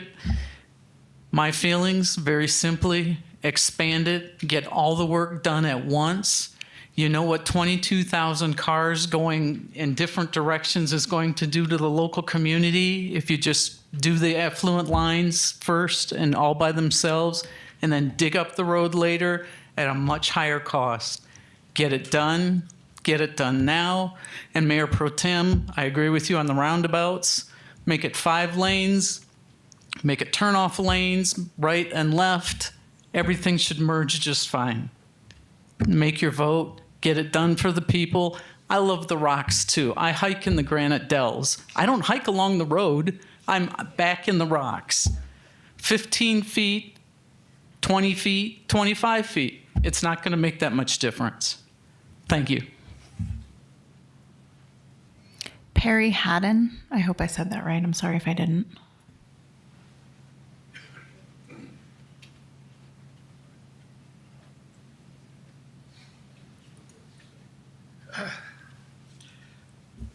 First, thank you for the opportunity.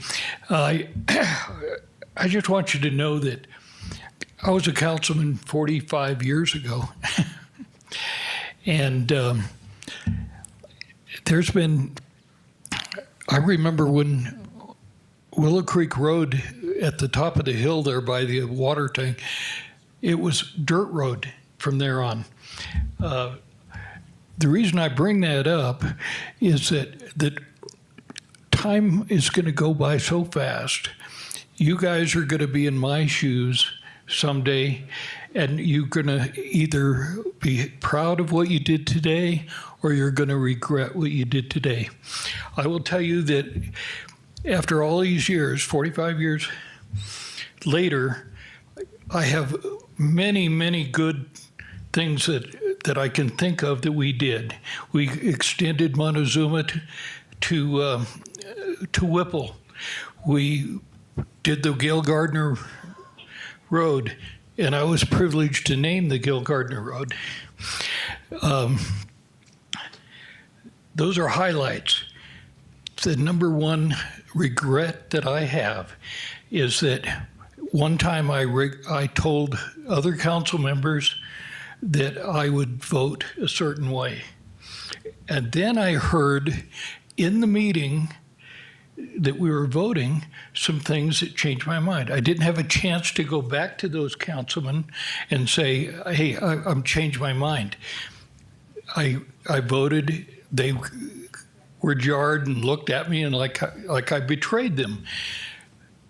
Our allegiance isn't to each other. Our allegiance isn't to special interest groups. Our allegiance, and the one that you will remember, is that you did what was right for the community at the time. Do what's right. Be proud of what you do. I want to say one more thing about the past is that I served under Mayor Wagner, which was the first female mayor in the state of Arizona. She did a wonderful job. Do a wonderful job, Kathy.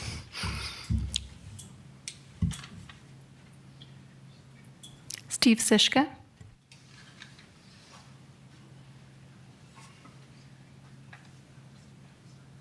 I'm going to be very, very, very short. I totally agree with Councilmember Fruworth and what she said and how she supported 3B.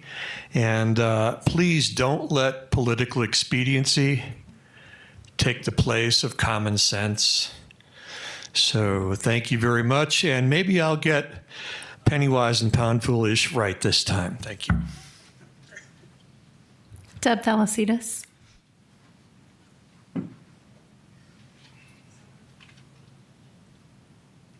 Pardon me? Sure. If Bonnie McMinn and Walter, no, not Anderson, Kosar, when I stand behind Deb and being Q, that would be great. Okay, I'll be quick. My name's Deb Thalassides. I live in Prescott. I've never spoken on this issue.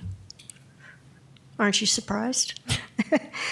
I'm confused. I'm puzzled. City staff sit on the Technical Advisory Committee of SIMPO. They didn't have any input into whether this was a medium priority or a high priority. We have city council members who are on the SIMPO board. The 2050 transportation plan done by transportation engineers did not rate this a high priority. I disagree about the consent order being this project being part of the consent order. It was never discussed until January of 2026. So Kimley-Horn produced a 1,000-page report and never mentioned the consent order. I find that curious. My biggest concern is how do we pay for this? I keep seeing slides that show the wastewater impact fee fund is going to pay X amount. Well, the wastewater impact fee has no money. It's a negative $23.5 million balance right now. And that balance is going to continue to grow as we do all these wastewater projects, and we have to do them. So who pays for it? The ratepayers, okay? If we get state money, which would be wonderful, it's going to go to pay for a road that's going to help regional growth. Ted, I drive that road 2 to 3 times a week. I drive at 5 o'clock. I've never been caught in a traffic backup, ever. I think this is all about future growth. Your own consultant recommended that you don't widen the road initially and you take care of the pipes. I'm just wondering why that recommendation isn't even being considered. Thank you. Bonnie McMinn.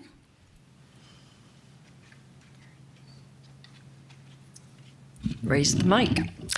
Thank you. This decision is difficult because it touches more than engineering and more than cost. It touches community values and community will. In 2023, when the city conducted a survey regarding SR 89, approximately 85% of respondents did not support widening or roundabouts. Gwen mentioned this earlier. In 2025, nearly 84% of Prescott voters supported Proposition 484 to permanently protect open space. That was not random. It reflects who we are as a community. We protect what we love. We value our landscape. We expect fiscal discipline, and we believe that growth should pay for growth. This is the crux of the matter. SR 89 runs through one of Prescott's most scenic gateways, but when the public signals something this strong, transparency becomes more important. Before committing to the widening, there is still critical information that remains outstanding. Mayor, you asked where the consolidated summary of the 60-day public comment period is. It is not on the website. That data has never been posted. We might know how people feel about it given in the last 6 months, but we don't have those comments. I've asked for it numerous times from some of the individuals sitting here. Council has not seen it. The residents have not seen it. On safety, the crash data does not compel the 4 to 5 lane solution, particularly when a lot of the crashes are in the roundabouts themselves. And I might add that if we look at a 5 lane solution without roundabouts, we are going to have increased speed, which I think will make things even less safe. Another side comment, level of service is a policy. It is not a legal mandate. And failure is not road falling apart. Failures is something else, as the traffic engineer explained. The Prop 401 questions, I think, need to be addressed. Does the funding model clearly protect current residents from subsidizing future growth? The growth that we're talking about is in the north, 14,000 homes, if we round it up. They're not built. 1,800 homes, so a little bit more than 10%. In the last, Deepwell Ranch was approved in 2017. In the last 6 years, we've had maybe a little less than 10%. So the growth rate is not happening as quickly as we talk about. No construction sequencing report has been provided to substantiate the claims that the road must be closed for months without the widening. In 2026, phase construction, night work, and managed detours are standard practice. Traffic issue in 2024, we had SR69 under major construction for most of 25. So those details shape the decision. Sometimes the simplest path forward is the most responsible. Complete the utility work, identify this the safety improvements, install a traffic signal along the way, complete the necessary analysis, including, if appropriate, independent review of existing work product, determine when widening is truly required. Clarity should precede commitment. Hesitation in a decision of this magnitude is not obstruction, it's stewardship. This is not about getting it done, it's about getting it right. This is leadership. Thank you. Walter? Thank you, Mayor, Mayor Pro Tem, council members. My name is Walt Kosar. I'm a resident of Granville and Prescott Valley, so I'm not even sure why I'm still hanging out here this late. But I like to think that I'm representative of the 85,000 people that live in the Quad Cities area who are not City of Prescott residents, but may be using Route 89 on a regular basis. We come to town for the shopping, the restaurants, the rodeo, and the entertainment events. It really is a great city to come into and spend some time. This is a really big decision. It's a big project, and it's going to be a big mess when you get that construction going, no matter what option you pick. This is a once-in-a-lifetime, once-in-a-generation type project. You want to do it once, you want to do it right. You don't want to put people through this again. If you decide not to widen the road and wait 10, 20 years, think about how much more traffic would have to be disrupted if you do that. That's something to consider. A couple other points. So on not only the last time you've ridden down 89, but there are a lot of trees growing out of the rocks there. And sooner or later, you're going to get boulders coming on the road. So whatever decision you make, somebody should really address that issue. And all that vegetation there is a fire hazard. And I just want to support what that gentleman said about being fire-wise and the fire evacuation route. I think that's an important consideration. And something to think about is if you do decide to expand the road, you should think about going to the federal government, contacting FEMA, and see if you can get a grant to support the widening, because that's a major evacuation route for the city. And widening the road and making it safer for evacuation, I think, is a legitimate ask for a grant money. Another point, so if you do widen and you have all this granite rock and stuff that you're digging out of there, there's a guy in Prescott Valley that might be able to help you out with that. And I think that could be a potential win-win for both communities if you decide to grow that route. And that's something you should look into if you think about that. So with that, thank you very much.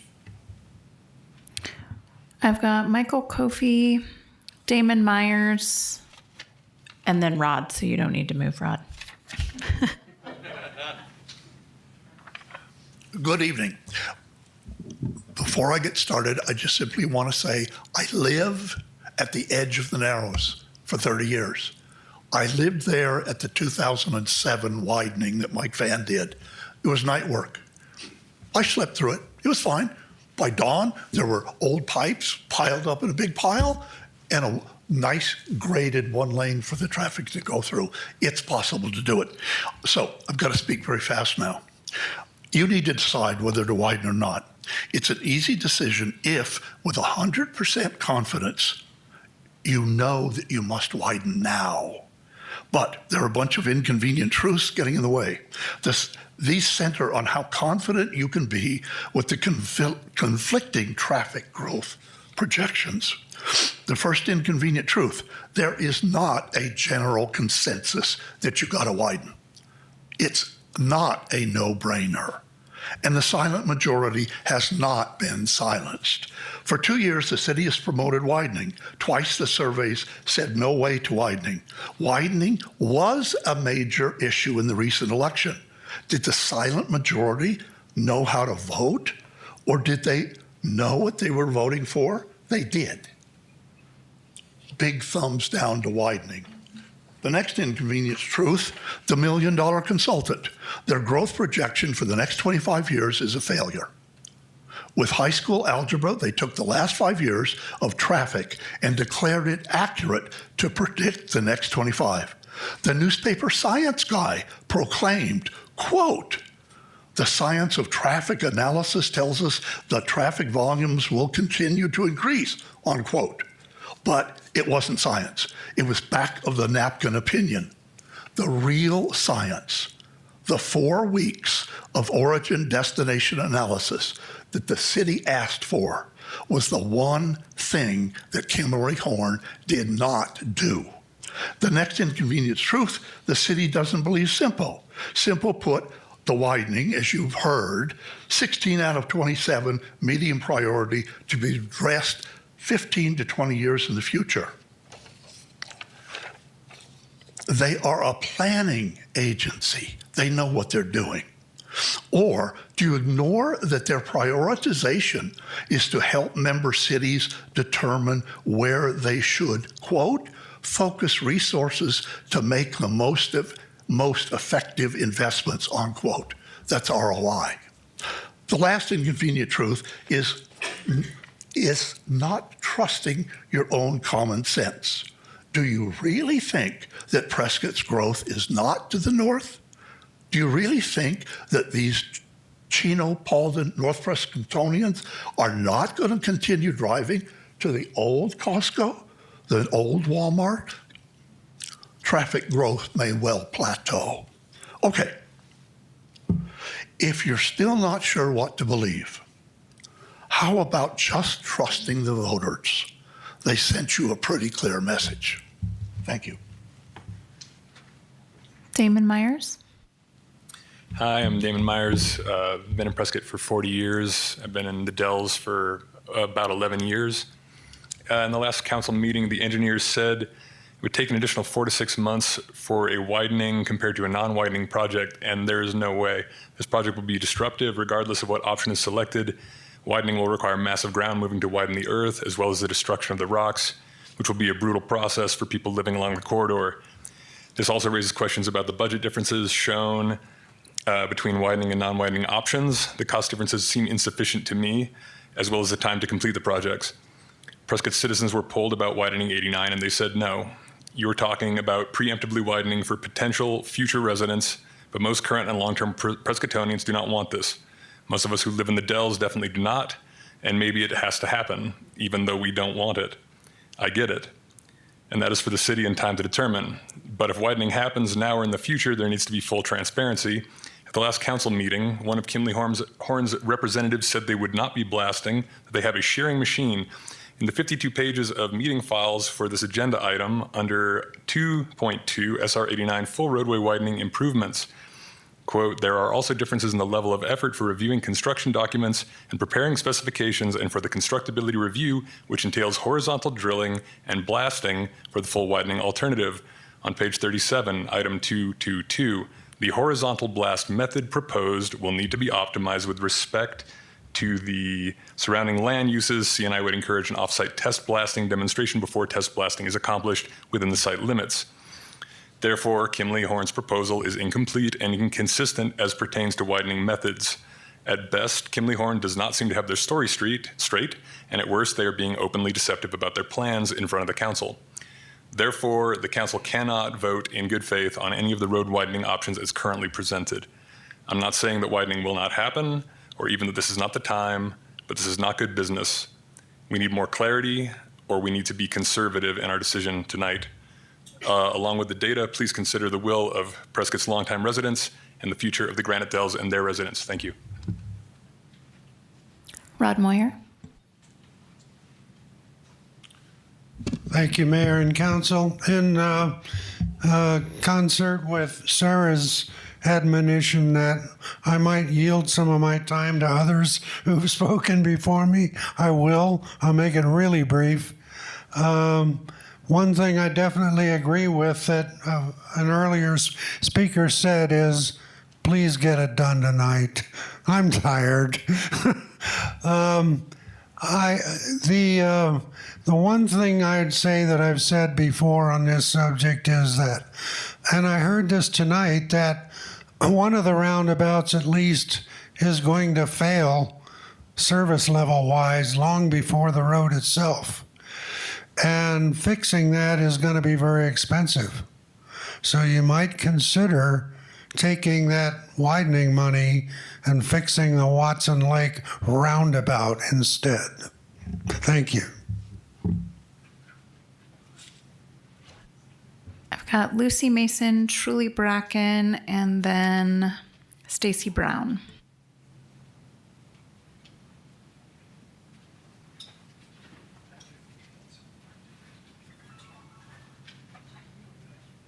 Thank you, Council. I really appreciate all the work that you have done on this issue. Each and every one of you have dug into this and appreciate that a lot.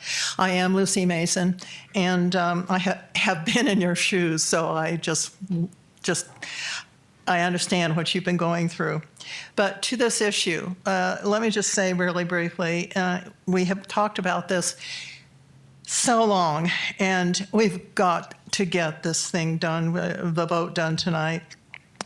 As you well know, we're not going to decrease in growth. We're not going to decrease in the usage of Highway 89. We're not going to decrease in the cost of future possibilities for getting this this road widened. Highway 89 that choke point is so dangerous right now.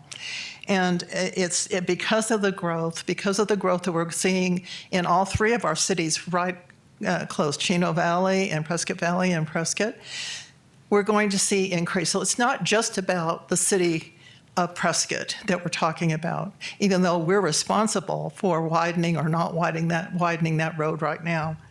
So my plea to you is to please listen to our Mayor Pro Tem, Lois Fruworth, who has given such a good numbers account of and study of this issue. And I wholeheartedly say, please, let's vote to get this Highway 89 widened now. We will continue to have the aesthetics of the dells around us. That is not going to diminish by 15 or 20 feet. And let's get practical and get this thing done, build it. It'll be uncomfortable for a little bit. That's okay. We've got to widen this road. Thank you so much, Council.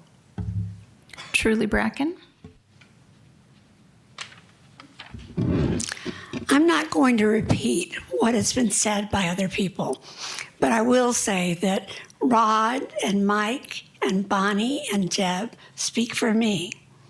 I will make one point, and that is that the centralization project as a whole will not be completed by July 1st, 2027. C3, as it's been described in previous presentations, including January 27th of this year, C3 has to be completed by July 1st, 2027. And C3 only has to take the increased sewage capacity through Prescott Lakes Parkway. So I don't think that we're under the gun, under the consent order for that compliance date for the entire centralization project. Thank you for your time and good luck with this decision.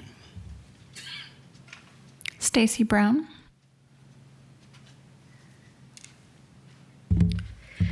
Good afternoon. Oh, wait a minute. Good evening. At the last meeting, I said governing is hard. You did not disagree. Governing requires discipline and the courage to slow down when the process isn't complete. That's what we elected you to do.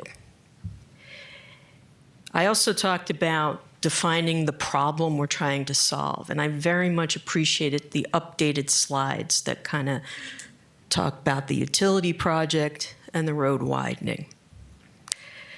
It's very clear that the problem around the utility repair has to be done, but the case for the widening as it applies to the utility repair really hasn't been made yet.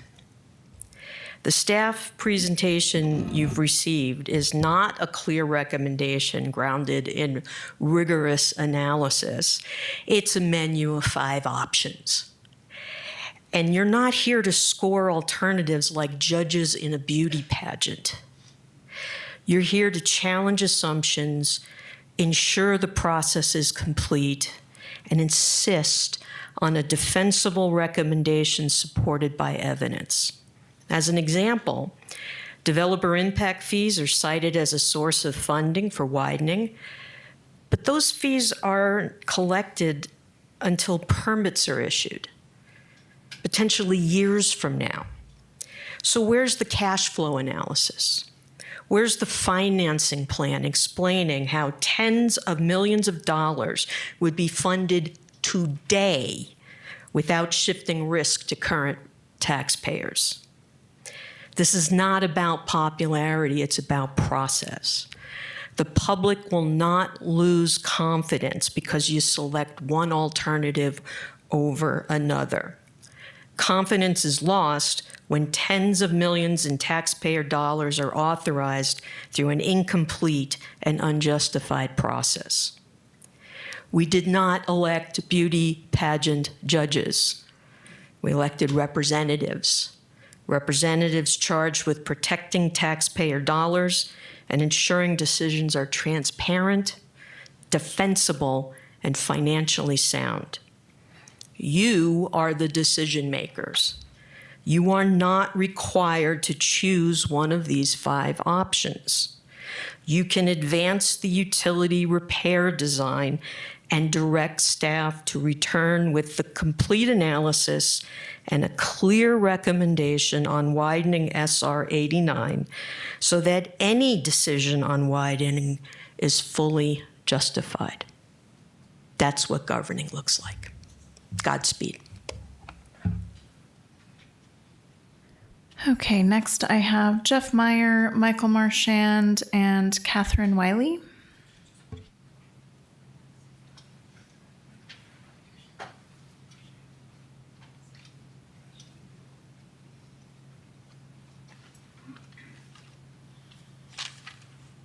Gonna go up here. Thank you. I'm Jeff Meyer. I'm a Prescott resident, a retired geologist. My sort of viewpoint is usually scientific and analytical, but tonight I feel more like the big picture is, environmental. And I guess I want to compare the Dells, our own locally famous, iconic place, to the Grand Canyon, a well-known, iconic place, more world famous. And in 1903, Teddy Roosevelt visited the Grand Canyon, and he said a few words: "Leave it as it is. The ages have been at work on it, and man can only mar it. What you can do is to keep it for your children, your children's children, and all who come after you." The Grand Canyon has had a lot of threats to development. There was a hotel that was going to be built, tiered down into the canyon. It did not get built. Recently, there was a gondola that the Native Americans had a proposal, and they refused it. A number of dams were going to be put. There was not going to be just lake to lake to lake in the bottom of the canyon. They were, after a big political fight, they were turned down.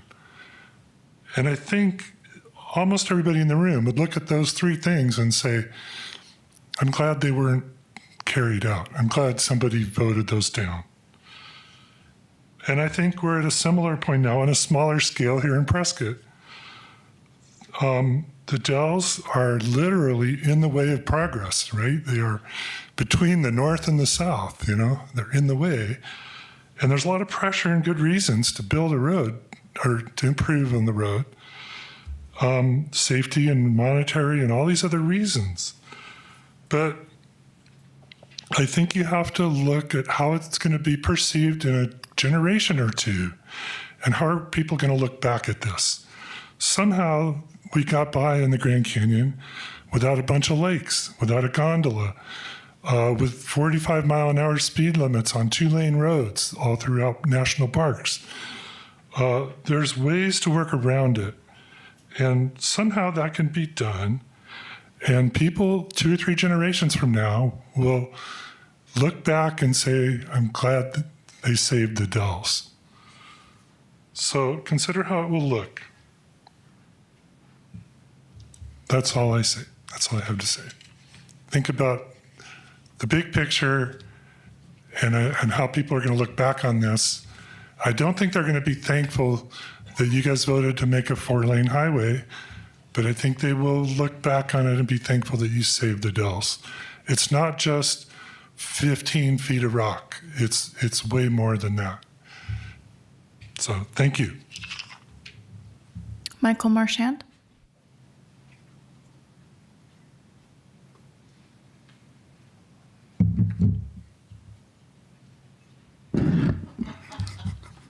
Hey, good evening, Michael Marchand here. 2.75% traffic growth. That's the linchpin that holds the widen now argument together. I'm going to remove that linchpin. In their June 2025 traffic study, page 20, Kimley-Horn used 2018 and 2022 ADOT traffic data from 2 locations on SR 89 to get a recent 5-year traffic growth. Then came the serious problems. First, ADOT website has a disclaimer saying their traffic data may not be accurate and reliable, and data cannot be used for commercial purposes. Either Kimley-Horn didn't know about the disclaimer, or they chose to ignore it. Inexcusable either way. So they plowed ahead. They found the traffic growth rate at one location was 1.32% and 4.17% at the other location. Remember, this is a unique situation. SR 89 is a captive road between the 2 roundabouts. Cars almost always go straight through to the other side.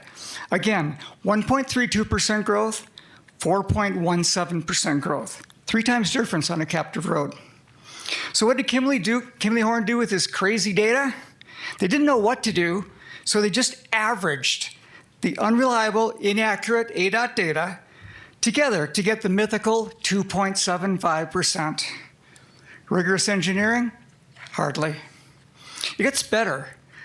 The report concluded, quote, based on this analysis and current traffic daily volumes, a 2.75% annual growth rate per year was used to estimate traffic volumes on SR 89 for 2050. Let me summarize. We are supposed to believe that an old snapshot of not to be used commercially, unreliable ADOT data from 2018 and 2022 from 2 ADOT locations with a 3 times variation on a captive stretch of road is the perfect predictor of traffic growth all the way to 2050. But here's the kicker. The 2.75% growth predictor is the main input into modeling, including level of service calculations that say we will have traffic Armageddon in 2034. With no credible traffic growth rate, the level of service predictions fall apart like a house of cards. Garbage in, garbage out. With this level of engineering rigor, the level of service predictions become truly a guess. Don't bet on them in making your decision. Thank you, and good luck. Catherine Wiley.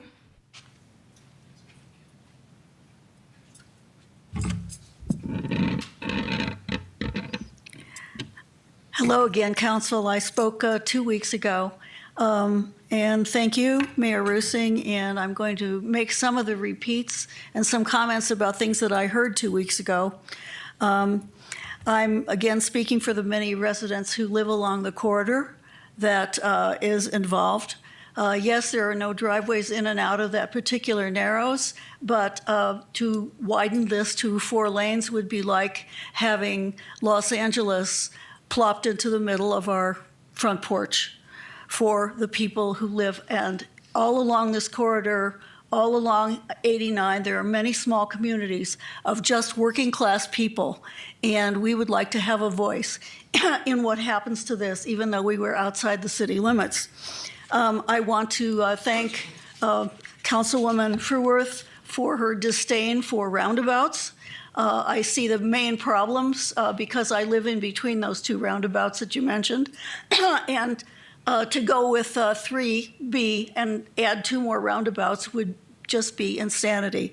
I can attest that getting through roundabouts, going past Deep Well Ranch and into Chino Valley, no easier in high traffic flow at all. The side roads have to wait just as long to longer, and we would much prefer a traffic signal somewhere along that corridor, please. We all do support the improved infrastructure, and we would like to see this sewer line improvement go through. Obviously, it's needed, but we have a less is more situation here. Many things that I heard 2 weeks ago from the Kimley-Horn presentation were incomprehensible. The traffic volume data has been addressed repeatedly here, totally inaccurate. The accident data also inadequate. This Michigan turnaround that is mentioned in 2C, I actually recommend the 2C no widening, but with a smart traffic light. And the illustration that Kimley-Horn gave us for the Michigan turnaround was for a 4-lane road, so they just assumed that they would be able to widen and put in this Michigan turnaround. We have no idea where this was supposed to go. The same thing with the 2 roundabouts that are proposed in 3B. We were not told where they were supposed to go, so it's unimaginable, as it was said, in a 2-mile stretch that you put in 2 more roundabouts. It's crazy making, just a suggestion. They did not explain the retaining wall for the below-grade roadway or illustrate it. They did not explain their cost discrepancies. They were on the fly trying to calculate this. Obviously, these folks did not do their homework in this plan. There are alternates to closures, including what kind of equipment is used. These were not addressed. I've gone through 8 points of Kimley-Horn's presentation. This is 9 planets. We used to have Pluto. We don't have Pluto anymore, but I will put in number 9, and that's the smart traffic light. Nobody talked about any of them in any of the considerations. So we've been to 9 planets. 30, what else? 30 seconds. Oh, 30 seconds. Okay. We are the residents in proximity, and we are the taxpayers. I would like to talk about the faulty predictions, such as 0 population growth. If anybody remembers the population bomb, you are very old. Please do not raise your hand. This was published in 1968. Some people are nodding, but you don't have to give yourselves away. This Armageddon that was predicted for population didn't happen, and I suggest that it will not happen on Highway 89. Please do not widen. Thank you. Tana Karen and Tony Hamer.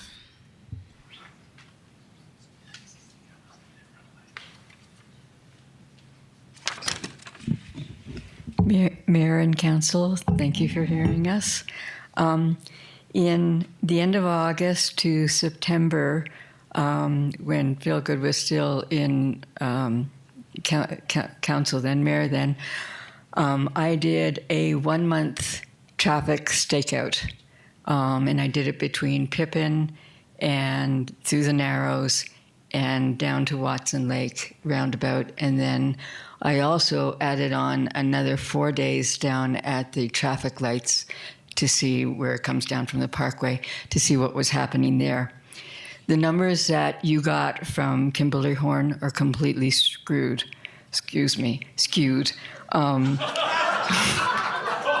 That wasn't on purpose. That wasn't on purpose.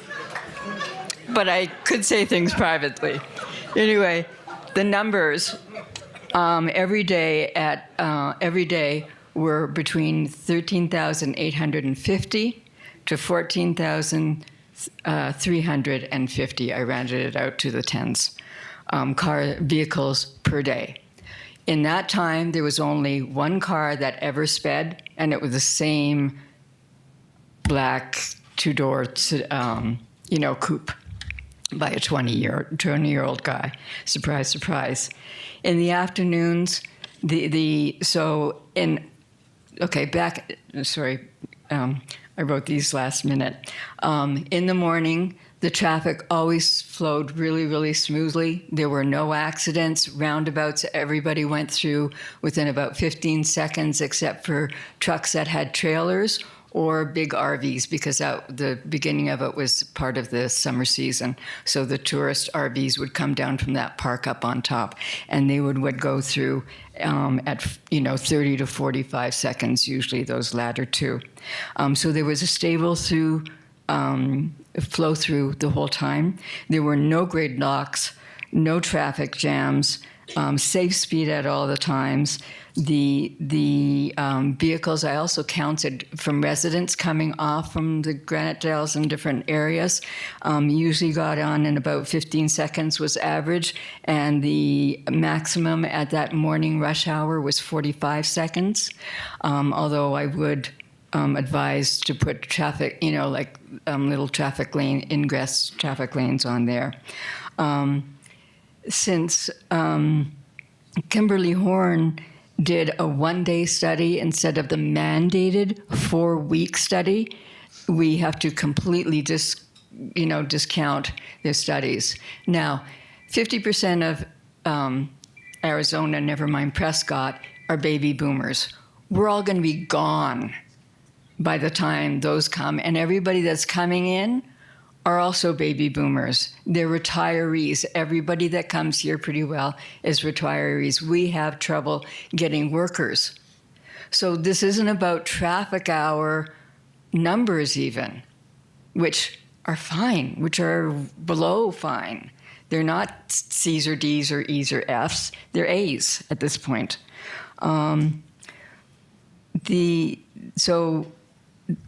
All those residents, the $20,000 to $28,000 that you talked about, Lois, those people aren't going to be hitting that morning traffic hour. They're going to be wandering out at 11 o'clock to go to coffee or to get their groceries. And yes, I totally agree that, fries or any other grocery would be insane not to put a grocery store up north. 30 seconds, Tana. Okay, thanks. I was there when Mayor Rusing talked to the city engineer, who said the new effluent pipeline could be put right along the side of the road next to the old pipeline, and that we didn't need to do it in the road, and we didn't need to do any widening. That night at the open house, I talked to 2 other city engineers who said the exact same thing to me. Mayor Rusing I wasn't with her at that point. But now those engineers somehow aren't in council, not court, and aren't allowed to express their voices again, contrary to what their bosses say. That's a tell for me. So I would question this whole thing. I think this is just another example of corporate warfare, giving Deep Rail Ranch and AEDN out and creating their own roads and access to the city, and we should get them to do that and not have 89 part of this whole thing. Thank you so much for listening. Bye. Oh. Tony Hamer. Oh.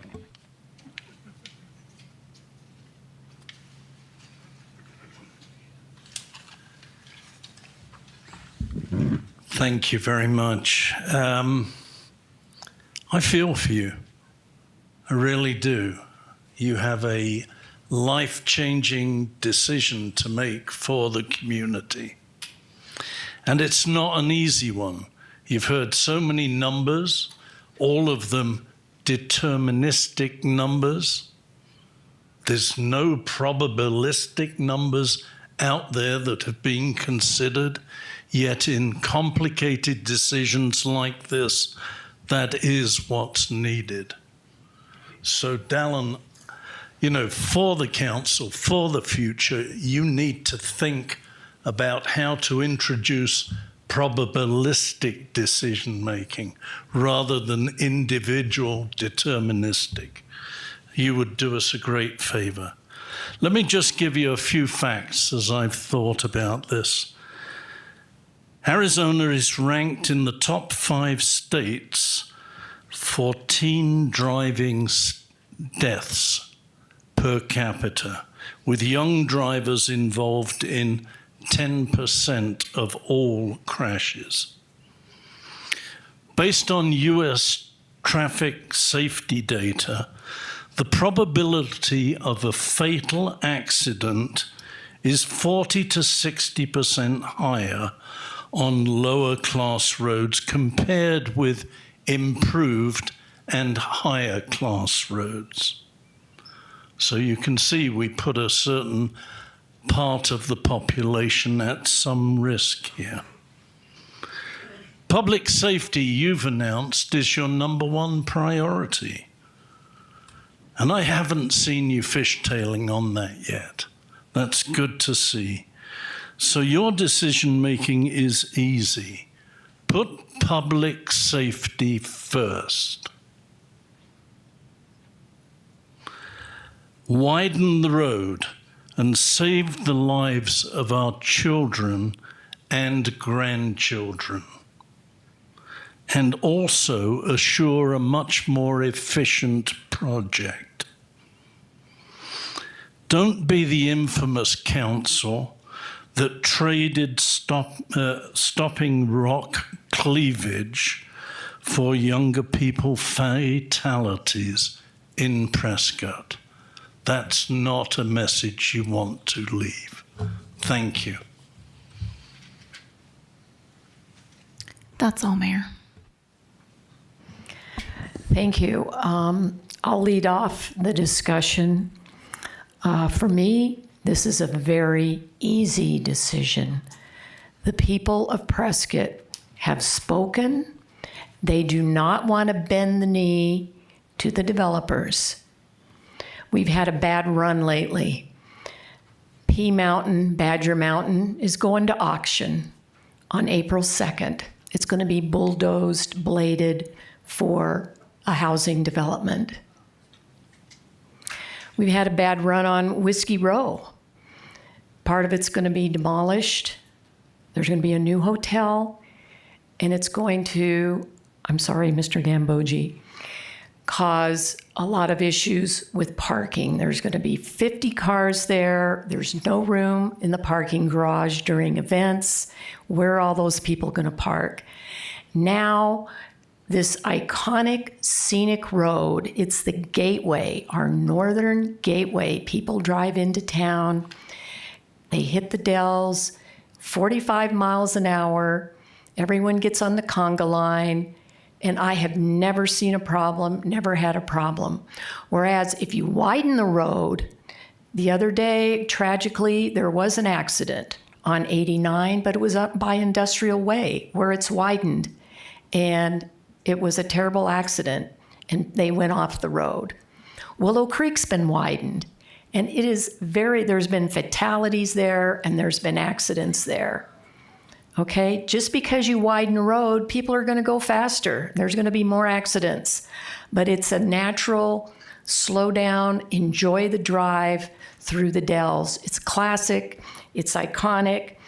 So as far as evacuation, I had to evacuate. I live on the south side of Prescott in the Pines. 2002, we had the Indian Fire. We had plenty of notice. We got on Copper Basin. We rode down through downtown, out 69, and I stayed at the Prescott Resort. Okay, so we can evacuate, and the odds are we're not going to be evacuating on Highway 89 because chances are the fire is going to be on the southwest side of town.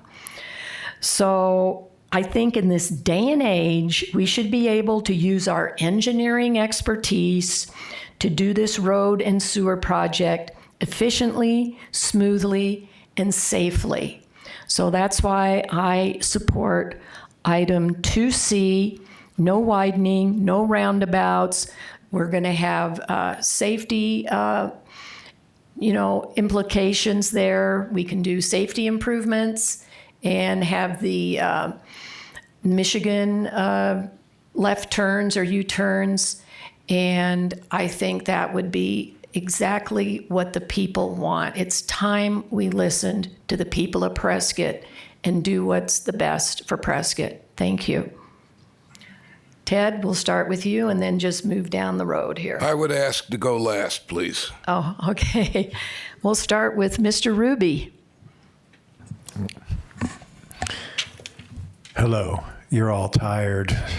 It's 7:59. I think of the 5 city council meetings I've been in, 4 have gone over 4 hours, and this is our first 5-hour meeting. I think what we need to look at here, I think it was Stacy Brown who said, how do you define the problem? When I put this to basic human nature, the problem is how do you get from point A to point B as easily and as effortlessly as possible? I don't actually see a solution for that. Putting roundabouts on 89, it's going to slow it down. 89 is a residential neighborhood through the Dells. I'm also going to cite Stacy Brown again. What is another option? I mentioned it earlier, the Prescott Lakes Parkway, I'll just call it. How many people, if you're at Embry-Riddle and you could skip the stoplights at Sandretto, Commercial, Willow Lake, Willow Creek, and be able to only have 2 or 3 more stoplights before you got to Yavapai College, how many of you would choose to drive that if you're coming in from Paulden or Chino Valley and you want to get to work fast? So I think the real issue we're looking at here is what is our very long-term strategy to have ingress and egress into Prescott that isn't through a residential neighborhood. The Dells is a residential neighborhood. Willow Creek is a residential neighborhood. The reason why I advocate this, oh, my fingers are getting hard. I'm talking too long holding this button down. The reason I advocate this is I think if we look at it that way, we can find a solution for the whole community to get behind. And I think that's important. I'm going to echo what Ken Lutnick said. We need to be finished with this. That is really the consent decree and the pipeline. There's a couple other things here. Return on investment. It was about 36 to 40 million, and there's probably some additional costs on top of that. I do not like the current generation displacing costs into the future, which is in many ways what is attractive about doing the pipeline and the widening, because we can save costs. But let's think big. Let's think about how do we get people from North Prescott into the center of Prescott without going through a neighborhood. Let's be serious about it. Another thing, I think every 5 years, we're able to change our impact fee structures. I've heard a number of people say development and growth should pay for development and growth. Let's put a plan in place that can do that and be able to get people from North Prescott to South Prescott quickly. How many, it's just like, I know young people who work in Paulden. They hate driving. They hate the roundabouts, the stoplights on Willow Creek. That is annoying to people. We need to find a way for people to get in and out of Prescott quickly. Lastly, and I think this is really, I think there's been a lot of kind of hyperbole with all of this. Like I saw the retaining walls on an image. They're not going to be putting up retaining walls in the Dells if they remove the rock. But they will be going through a residential neighborhood. No, I'm almost done. My brain is toasted after 5 hours here.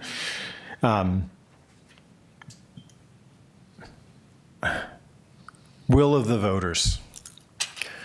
I ran last year. I knocked thousands of doors. I talked to many of you in this room.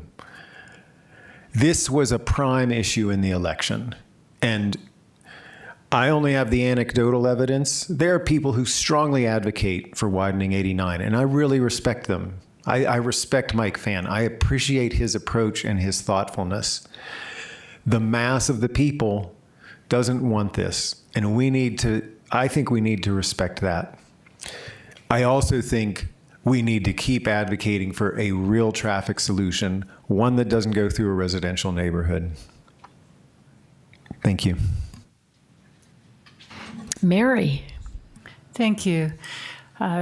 I support 2C. I think for several reasons. One, I think we need to respect the people of Prescott who have relatively overwhelmingly said that they do not want widening through the Dells. And I've read all the emails and I've listened to the people who have spoken here today and at all of our earlier meetings since 3 months anyway that I've been on council, who would support it. Some you might think are supportive because they have skin in the game, others because they believe that it's now or later, it's going to happen, we might as well do it now. I appreciate their input. I appreciate Lois's input earlier. It's not an easy decision, but the people have indicated what they wish for, and I think we should respect that. I also am not convinced of the projections that have been provided to us. There are a shocking number of houses to the north along the 89A corridor that are in the pipeline. When they are going to be built is anybody's guess. There's been some houses built, really, frankly, not that many. And when those others will be built, who's to say? Who's to say how much commercial is going to be built along that corridor? I'm hoping for a lot. But when that's going to happen, also a big question mark. So I don't see the urgency to get it done now other than fixing the effluent and sewer lines, which we can do without expanding the number of lanes through the Dells. I think that can be done to the extent of the narrows where we are told we'll need to shut down completely the traffic through the narrows for 3.5 to 5 months, I think it was. There are ways potentially that we can do it without that, either a way of using smaller equipment that would allow for one back and forth lane while construction is going on, or what I think is better, doing night work and leaving the overflow to Willow Lake Road in the middle of the night when there's not going to be anybody driving anyway. So I'm all for 2C. Thank you, Mary. Patrick. Thank you, Mayor. So I've been following this project for some time. It's really a difficult decision. There are facts, and I know my career in local government was all around facts. There were projections, and there are community values, and they all need to be weighed. The proposed 5-lane highway will clearly negatively impact our unique, iconic, scenic, and historic landmark, one of 2 or 3 such local landmarks that are natural treasures in our community.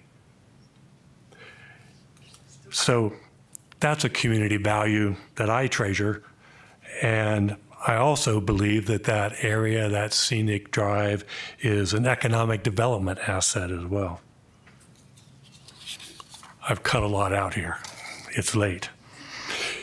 You can guess, perhaps, from the very beginning, I do not support widening SR 89. I say fix the effluent line. I'm in favor of alternative 2C with no roundabouts. Maybe the Michigan turnaround, reducing speed, studying other traffic options, including the Watson-Willow Lake roundabout and improvements to that.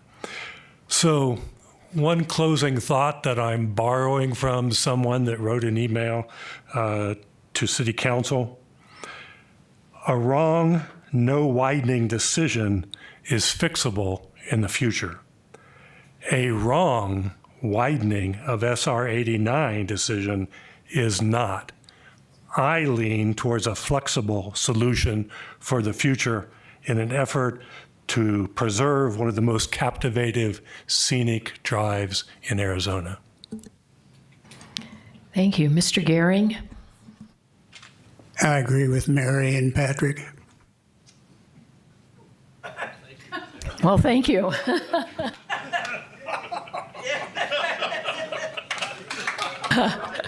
Mr. G. Gambogi.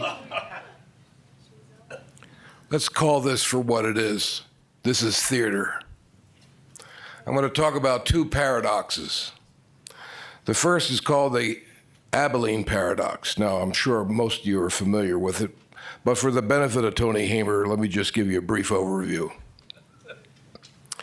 It's a hot summer day in Texas. So someone gets the idea, let's drive 50 miles to Abilene for dinner. So the car fills up with people. They go to Abilene in the heat without air conditioning, and they had a lousy dinner. And all the way back, they said, I didn't really want to go.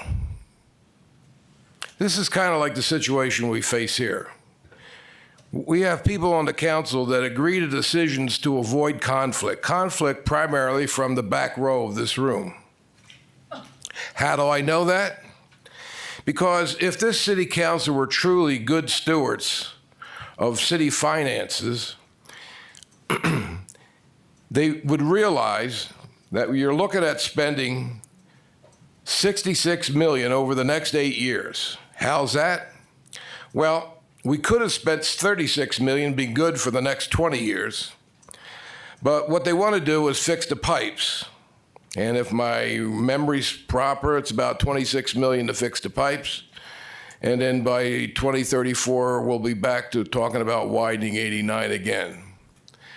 So what's the difference? Well, I used a 2% inflation rate, and that takes us up to $66 million. So instead of spending $36 million now, we'll spend $66 million over an 8-year period. That's $30 million more for the taxpayer. And why? Well, there's these made-up arguments. Like, oh, when Deep Well Ranch gets built, they'll be self-contained. As I said earlier, the businesses aren't moving there. Costco's not moving. Trader Joe's not moving. And we're not moving downtown up by the airport. Now, I promised you two paradoxes. Here comes the second. And I'm going to take authorship of this. I'm calling it the Gambogi paradox. See, the Gambogi paradox says that when people reject the analysis of expertise and refute it, summarily dismiss it without supplying their own facts, then we don't really have a conversation. We have theater. Kimley-Horn has been in the business for 37 years. They've done 50 projects for the city. But you want to dismiss them. Worse yet, you don't produce a substantive argument. You attack the person. So you either attack city staff or you attack Kimley-Horn, or, God forbid, you attack the developers. You see, when you go to ad hominem attacks, that shows me that you lack the integrity and the mental well-being to formulate a good argument. And that's what we had here tonight. You reject the analysis of expertise, but you entertain some completely illogical ideas. Recently in the Courier, Deb Thalassides says, well, we ought to entertain Jay Ruby's alternate route. Well, what I've not heard discussed tonight is we heard a little bit about the cost. It's got to go through wetlands. It's got to go through open space. That means we got to wait, thanks to Bonnie McMinn, on 484, we got to wait to vote, the residents to vote on it. And what we have is one way is north, the other way is south. So whichever way Jay Ruby picks it, except for that short stretch through the narrow dells, we're going to have 5 one-way lane highways. You see, as Daniel Patrick Moynihan once said, you're entitled to your own opinion. You're not entitled to your own facts. So if you want to refute the facts that the city staff and Kimley-Horn have presented, then you got to come up with your own. You just don't get to summarily dismiss them. In the 2023 resident survey, we produced a quadrant analysis. In that quadrant analysis, there are 2 entries in the southeast quadrant. The southeast quadrant is where it's really important to the residents, all the residents, not just a few people in this room. And there are 2 entries. One that I personally can attest to, which is healthcare, and the other is the economy. There are 4 reasons why we should widen 89. First of all, it's cost effective because we're going to have to do it at some point in the future. Secondly, we're going to build fire stations at both ends of 89. So with 2 lanes and a traffic pileup, the fire trucks aren't getting through. That means they're going to have to come from somewhere else, which means a delay, which puts somebody's life at risk.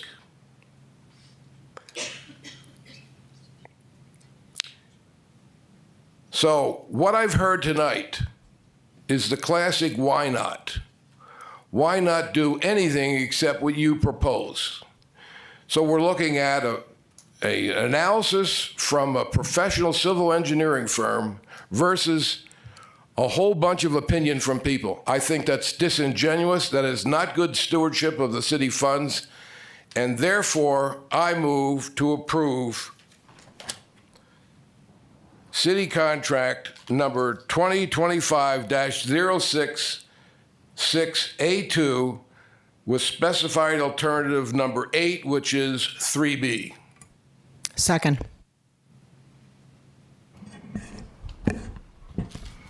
We have a motion and a second. Please vote.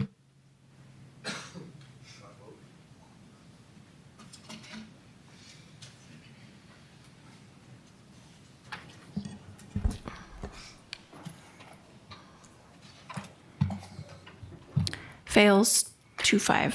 Motion fails. I move to approve city contract number 2025-066A2 with specified alternative 2C. Second.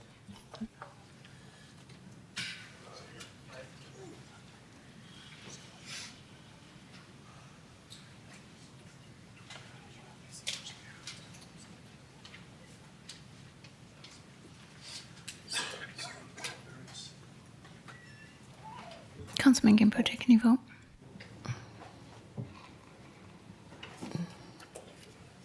Passes 6-1. Thank you. Meeting is adjourned.